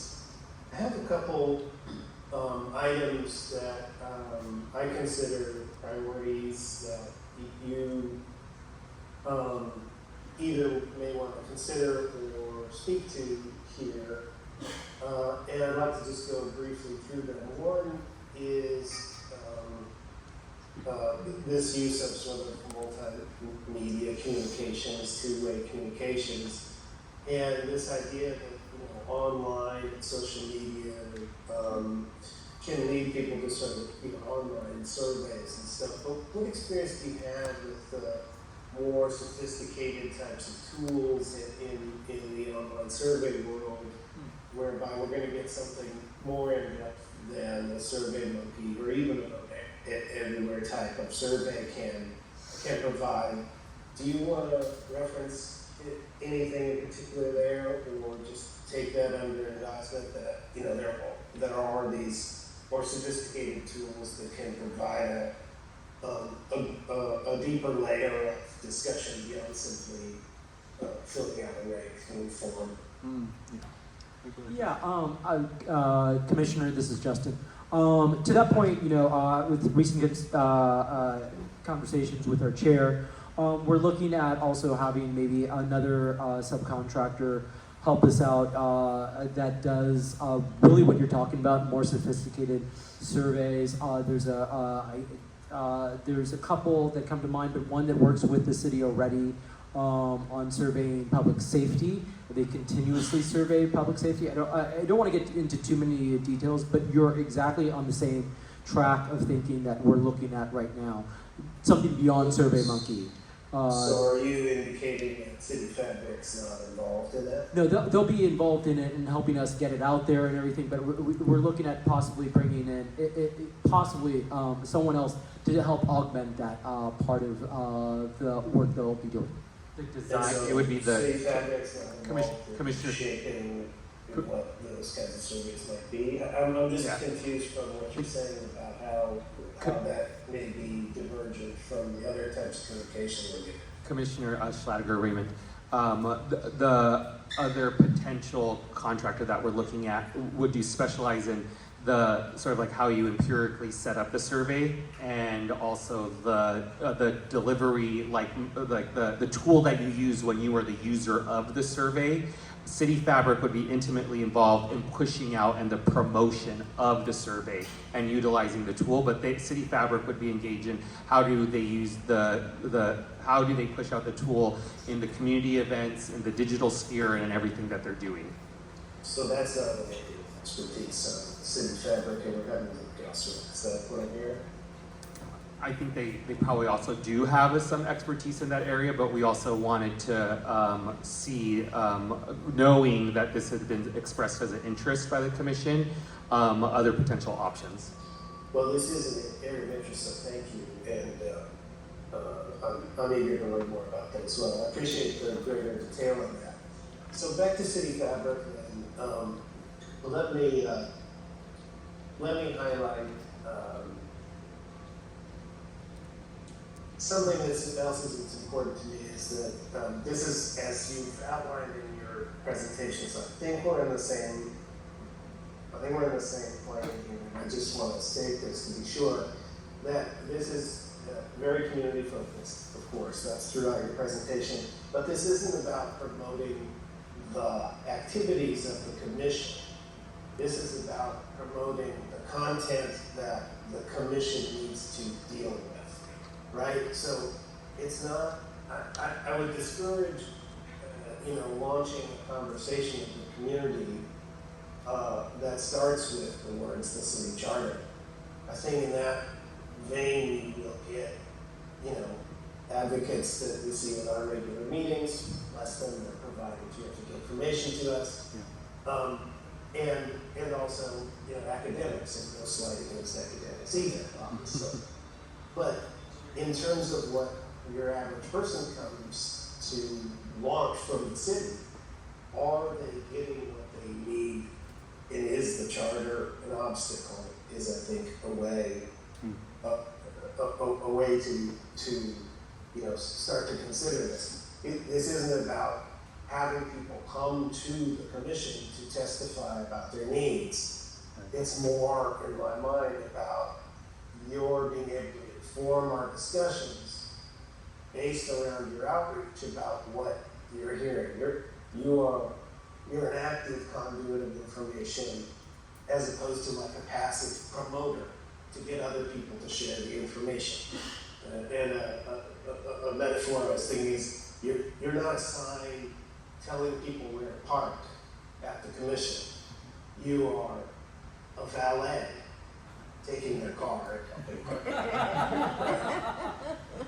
Love the metaphors, yeah. And so I'm interested in hearing your reaction to that, but I will add a question.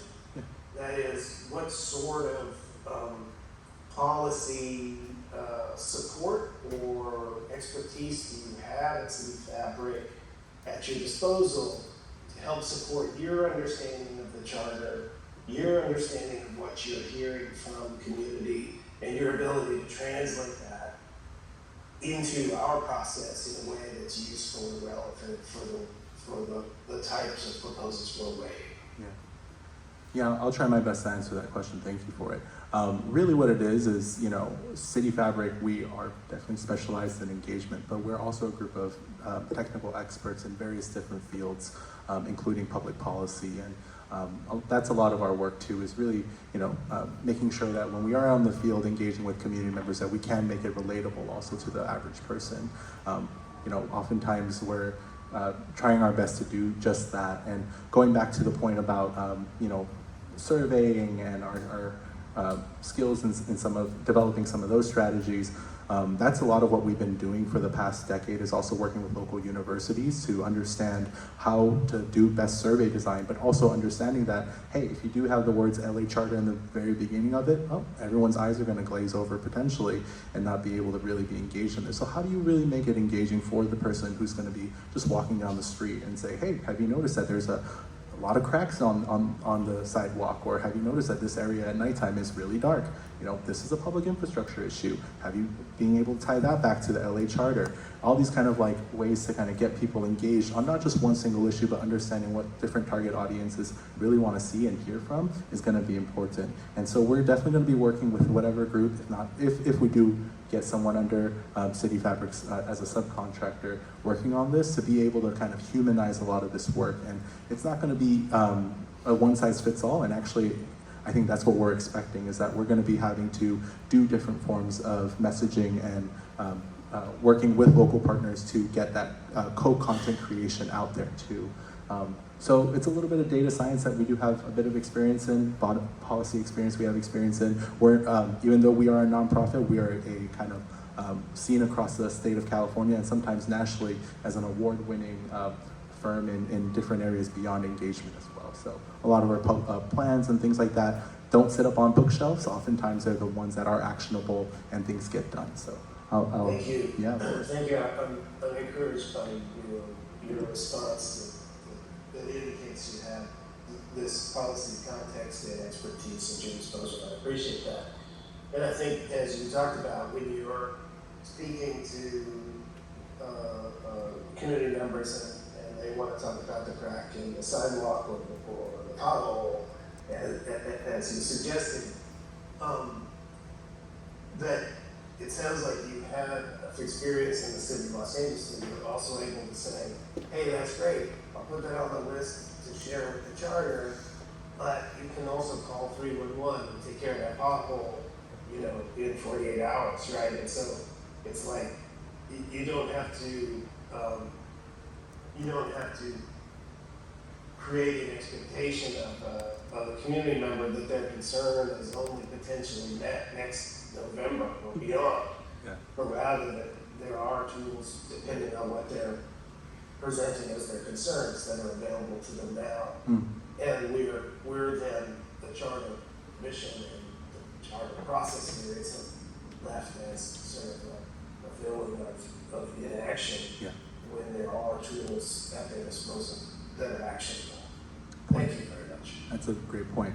Thank you. Thank you so much. And we'll make sure that as we're out in the community, that our street team has, you know, a kind of, we've done it in the past with, specifically with the city of LA as well as some other cities, is we do have like a list of resources that go beyond multiple departments, and you know, we are constantly pushing forward the like apps and things like that to get people really to, you know, be reporting these things live. And you know, I recall even just last month we were able to get a a bunch of high school kids playing basketball who did not want to take a survey about anything related to government, to take it when we said, hey, we could fix that basketball hoop within 30 minutes. We called the Parks and Rec person, we were able to get that all fixed within 30, and they all, a group of 15 of them, were able to take our survey. So that's kind of the work that we like to do.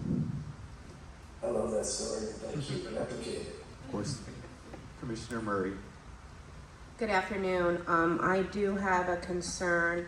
I think Commissioner Thomas brought this up a little bit earlier about engaging the African American community. We have had one meeting in Baldwin Hills, which is the area I grew up in, and we had very good presentation there. But at the other commission meetings, there's been very little representation from the African American community. And that does include South Central, all the way to Watts and the Willowbrook area. Several also organizations you can engage in the African American community are, of course, faith-based organizations, but there's also the Boys and Girls Club and also Black civic organizations. I know this is a nonpartisan group, but you can also engage the local Democratic clubs as well as the local Republican clubs, and there's libertarians and all kinds of other independent folks and their clubs. I would also like to see more engagement in the local media, traditional media, as Professor Chemerinsky pointed out to. Of course, you have the LA Times, but I don't know if the LA Times today is the LA Times of yesteryear.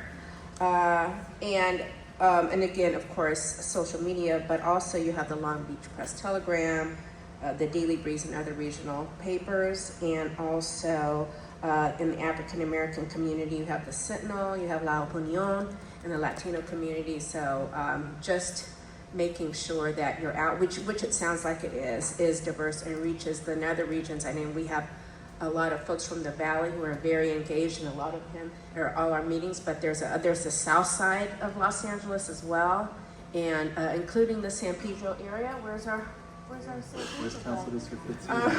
Where'd he go? He probably had to get on the freeway to get home in time before he gets home before midnight.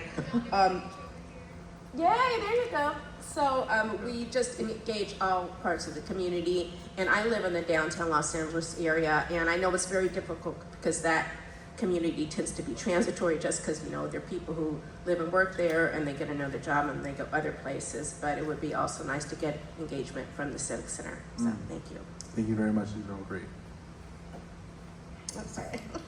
Commissioner Sanchez. Thank you. Alex, we have been waiting for you for some time, so thank you for coming on board. Super, super excited.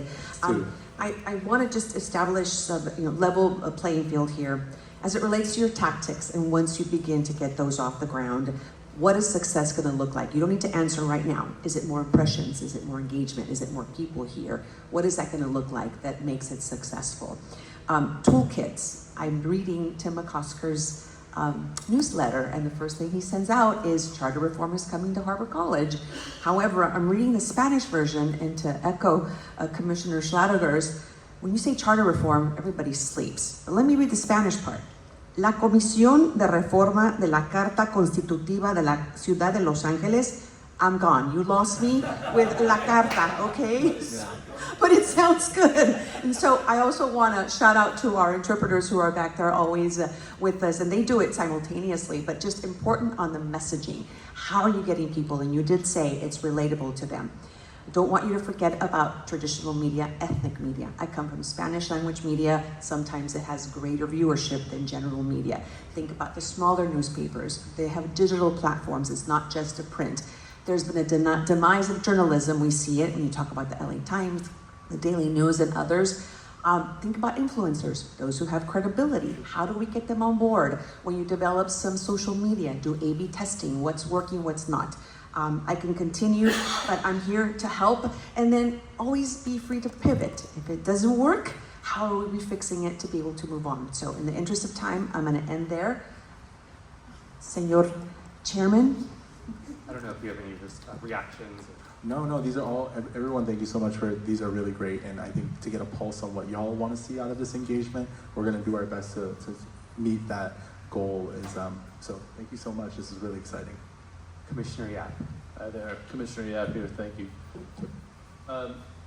I will echo Commissioner Sanchez's view on figuring out what does success look like. That means what metrics are you measuring? When are you measuring them? And when are you reporting them to us, or so that we can at least understand where we're at and also figure out some level of accountability. So the cadence of reporting, the metrics of success, and then how do we measure that? I was frankly expecting more discussion about LA successes for City Fabric. The conversation we had very early on was about your a lot of your experience in Long Beach, some of your experience in Los Angeles. I appreciated that there was a slide with hearts all over the greater LA area, but without the extra context of, well, when, what happened, size, I think that, I was expecting to see more of the LA part of the very tasks that we're going to have in front of us, especially over a fairly short period of time. In that success in LA, I was curious about how were you successful in engaging with the Asian American and Pacific Islander community in particular? This commission failed at that with the appointment process. We have Asian Americans on this because of the subsequent election process that was on this commission. Yeah. So I'd be looking for how and with which organizations in LA have you been successful in engaging Asian Americans and Pacific Islanders on the very things that bring them out to talk to our commission and this very topic.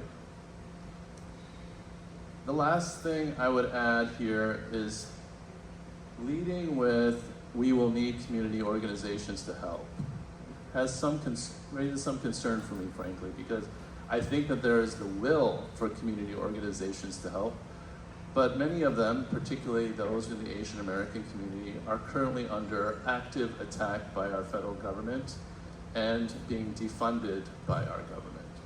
So the idea that another mini grant or adding to their already full plate of, let's say, 2025 deliverables, helping out City Fabric to get the word out, I'm a little concerned about that, and I would like to see how we think about that. But I wouldn't want to overly rely on those already strapped with resources, already strapped with funding, and under active attack. So those are I think it was what do we want to see? So those are what do we want to see? I just want to interject for a minute because I know there are still 17 people who are joining virtually and some perhaps in the audience who this is their first meeting.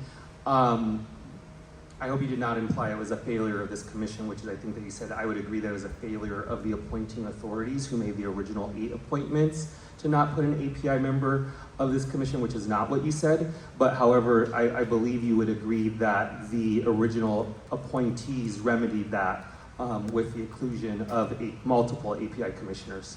Yes, Commissioner Yap here, Chairman, that is exactly what I meant. So my saying it about the commission is not accurate. It was about the people or the parties doing the appointing to the commission. Thank you. I appreciate that. And thanks for highlighting that issue. And as you're speaking, my iPad died. So if I don't get all your questions, would love to hear if I missed any of them. To your point about reporting back and getting things to y'all in a transparent and in a cadence, definitely we'll be able to do that. With the city of Los Angeles and the kind of our successes there. This is really within the past 3 years, but really our work has kind of, for over a decade, has been kind of throughout the city, really on all these topics of transportation, affordable housing, parks and open space, community economic development, and cultural preservation. And yeah, a lot of our work is firmly based in Long Beach, where our office is, and that's a lot of our start. But I will say, ever since we've really just grown, we've had a lot of our work, most of our work is actually in the city of Los Angeles. If you were to look at our website, which we just updated, it only really contains 10% of our portfolio. So the majority of what's missing is the city of Los Angeles projects. With regards to the Asian American Pacific Islander communities that we've been partnering with in the past, we have partnered, here we go. Historic Thai Town and Thai CDC. In Koreatown, we've worked with KYCC, and we're working with the Vermont Beverly coalition of folks there. We've also worked with Kiwa in the Koreatown community. In Little Tokyo, we've worked with Little Tokyo Service Center, Filipino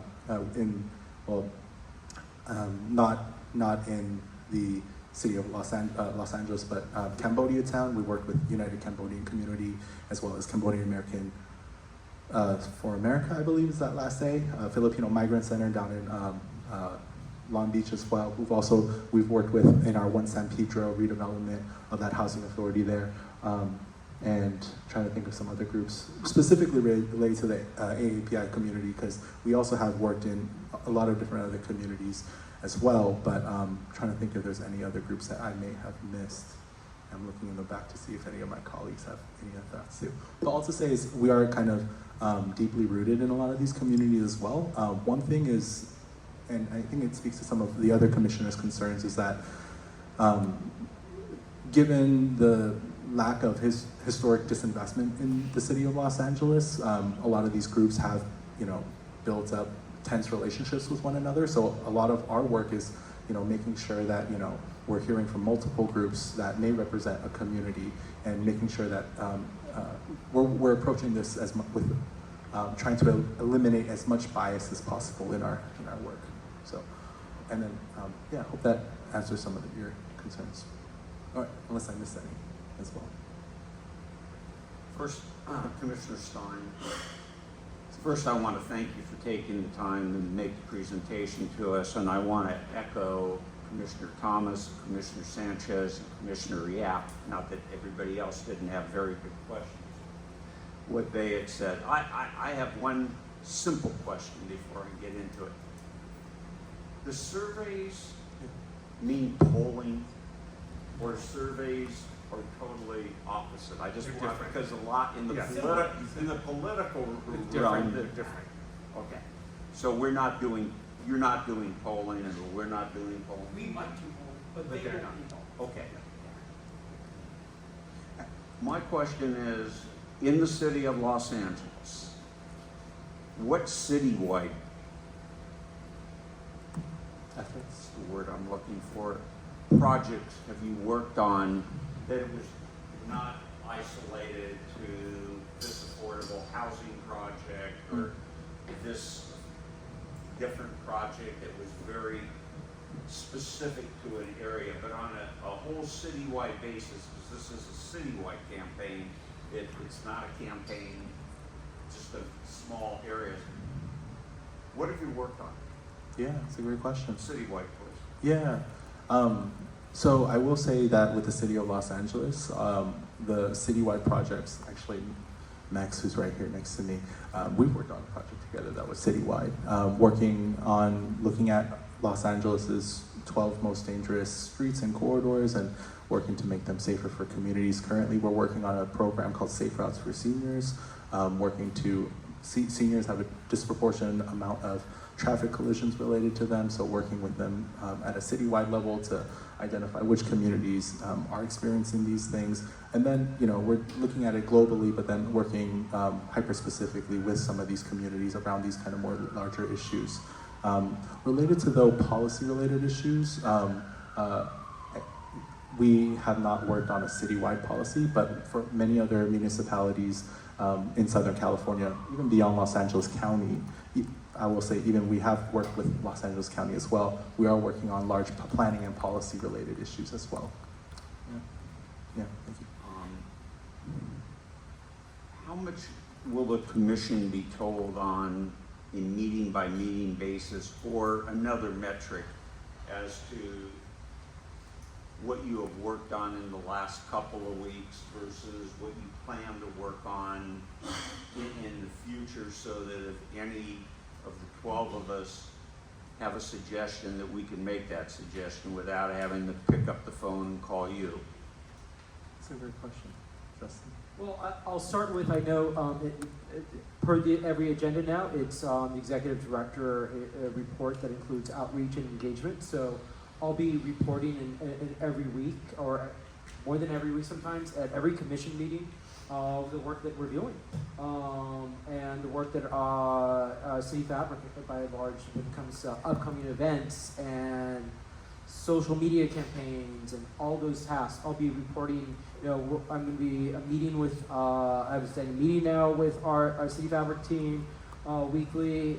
Might ramp up at some point, but I think that was the envisionment of this commission when they asked that to be specifically in the bylaws, so I can report on this important work that the team, the staff, and City Fabric are doing to get this commission's work out there to the community. One last question. We have a very hardcore group that comes to most of our meetings because they're dedicated to charter reform. How would you attempt to have more people at our meetings, because each one of those, especially if they weren't one of the hardcores that I've just described, can become a messenger to take the commission's business out to a broader community? Yeah, it's a great question. I think certainly, I mean, a lot of people here are going to be those people who kind of spread the word about what's going on, and I think really we're at the start of a lot of this too. And I mean, certainly this has been going on for a long time, and even before this has all started, we've been thinking. A lot of us have been thinking about this. So, yeah, we need to really work together and think about a unified strategy. So all I'll say there is that. In addition to all the kind of engagement strategies that folks have presented today to get people part of this, we'll be sticking around afterwards to hand out any business cards and get collaborating, getting ready to work. One last question. Yeah. Once the commission has finished its actions, which would be in late March, early April, will you continue on representing the commission, whether it be at the city council or whether it be in the election? Can I answer just real quickly? Our contract will certainly end after a certain point, but as City Fabric, that's when we take off our consultant hat and we put on our advocacy hat, and we'll be out there with y'all on the other side. Yeah. Let's give our presenter, one second, everyone. We got Commissioner Thomas in with one more. Go for it. Now, there was some discussion about another group doing the survey. And I think I heard you say that you're able to do that. That your organization has the expertise to be able to do that. And I asked that question because I don't feel comfortable. I don't feel comfortable with someone who is constantly doing surveys on public safety and getting it wrong. We don't feel more safe. Particularly Black and brown folks don't feel safe. And so I think that's what those surveys say that. Just to let you know. I'm not saying that they don't, but what I hear is a grassroots on the ground effort, which I think is going to yield a much deeper, that's what I'm sensing, a much deeper understanding. Because if people, particularly in my community, become aware that there is a survey that was constructed by people and that public safety is associated with it, because just as I assume, right? Not time for an explanation. They're going to resist it. What I hear you saying is you are going to engage folks on a participatory basis. You're going to allow the people who live in these communities to collect the data. And so I think that any survey that goes out ought to be under your purview, that you ought to be able to say or be actively involved in that process. Because again, I don't know this group, with all due respect. I've heard public safety, I've heard the city of Los Angeles, and again, these are the issues that we're trying to solve. And so I would just like to see, can we have a commission-driven data collection process that doesn't mimic what the city is doing or has already done. No, thank you for that comment. I mean, definitely the person and groups, I think it would be multiple groups that we'll be looking at potentially to support. I think our understanding, at least from on this side of the podium, is that we'd be kind of leading their efforts. So, definitely reviewing if there are, because they may be asking questions that, hey, it does make sense to ask that question, and we never consider that in our survey design, and so that might be something. Or they may host a platform that is able to analyze the data in a lot more sophisticated way than we can, potentially. So, and there are groups that have that technology to do that sort of level of data analysis, disaggregation of data, and be able to understand what particular groups are saying. But with that being said, I would hope that we also are kind of the ones leading the effort in humanizing the survey and working with community groups to make sure that that does get out. I think that's a lot of what City Fabrick brings to the table is a different perspective into how things have traditionally been done in terms of surveying and engaging communities. Less transactional, more about building those relationships. Yeah. Thank you. Let's give our presenter a round of applause.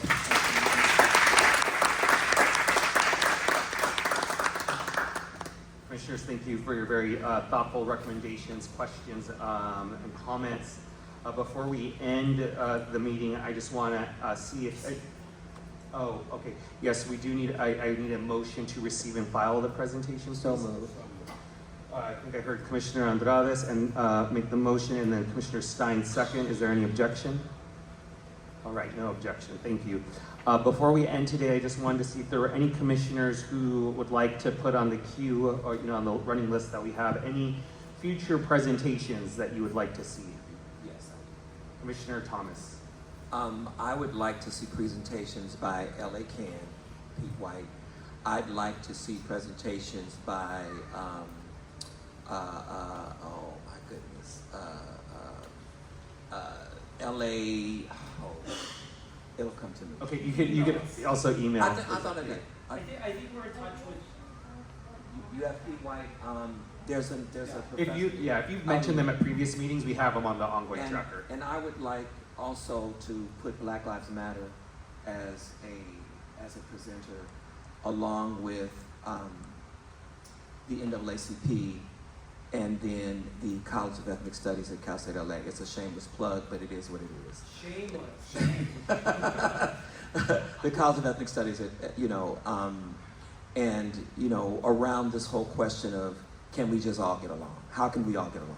This is the second ethnic studies college in the country, and so they do constant work in all of the areas that we are concerned about in terms of not being excluded and missed. And so I just think it would be a great opportunity for us to hear from you. Thank you, Commissioner Thomas. Commissioner Stein and then Commissioner Sanchez. People's Budget LA, that's it. That's the I'm other following piece. up, and it might also already be in the record, but what Commissioner Field said earlier, and that is we have had a lot of testimony and presentations on ranked voting. I would like to see at least 2 presentations of experts who don't believe that ranked voting should be adopted, so that the entire commission will be able to make up their minds based upon a balance of testimony rather than just what we've heard so far. Me personally, no. Okay. I'm going to hand that over to you. Well, I'm just asking. So we could try to find someone. Yeah. I have a name that I'll send to you after the meeting. Yeah. Great. And just to remind commissioners, we have refused no one a presentation, including the Department of Public Works, but we are actually working on that presentation as well. Commissioner Sanchez. On that note, this great university does house the Center for the Study of Los Angeles, and Professor Fernando Guerra, I'm not sure if we're engaging him, but Yeah. perfect. He's why we're here today. He just couldn't join us. Thank you. I had a suggestion as well. I'd like to hear from at least one youth-led civic group one that comes to mind is Civicate Youth. I can get you the contact information there, but I think hearing from a youth presenter would be really powerful in this setting. And I At would least add one. Students Deserve. Students Deserve is another organization. Commissioner Yap, you start. Yes, and Commissioner Yap, I think we might have already touched on this, but other cities are regularly coming up in presentations. I know it's difficult to get other city officials or other city departments to participate, but it'd be great to hear from, I mean, we've heard about San Diego, maybe San Francisco or Oakland or Sacramento if those are options, and then as well as New York or DC, just because they are coming up regularly, and I think we'd love to hear from them. Just to, yeah, this is all super helpful. Commissioners, we are not diving into committee work yet. We still have a few more meetings before we do that, and there's going to be a lot of logistics that we'll cover in subsequent meetings before we do that. But there is, that's where a lot of these presentations will be held. So we'll talk more about that in the future. Yeah. I just had one question. Yes. But if you're not on the committee that is considering an issue that is important for you, how I'll just use myself, how would I be able to evaluate what was presented in that subcommittee when I'm not a member of that subcommittee? Yeah. I'm not looking to get on the more subcommittees, don't take it wrong. Oh, no, I'm clear. No, well, let me just, I think, no, it's a very good question. So number one is all the meetings will be publicly available like these ones are. Commissioners at their choice can view it, virtually, the recording. They can attend under the observer rule that the city attorney, I know they don't want us to even observe, I get it, but that is an option available to us nonetheless, or to watch it virtually. In addition to that, because of the bylaws that we adopted, these committees are Brown Act compliant, so all the materials, including the presentations, will, every commissioner and the public will have access to all of them. And in addition to that, the committees can only make recommendations and options to the entire commission, so the commission will have the ultimate authority to weigh in. But I do think that there's a way that we send the message, especially some of the groups that we've named, there's a way that we're sending the message that they are less important. I think that it's very important that we make the space for these groups to present to all of us so that we can all get a reaction, and then if there is a follow-up conversation, maybe that could happen within the committee structure. But I think we've heard, I just think we need to make sure that we do that. You all know me.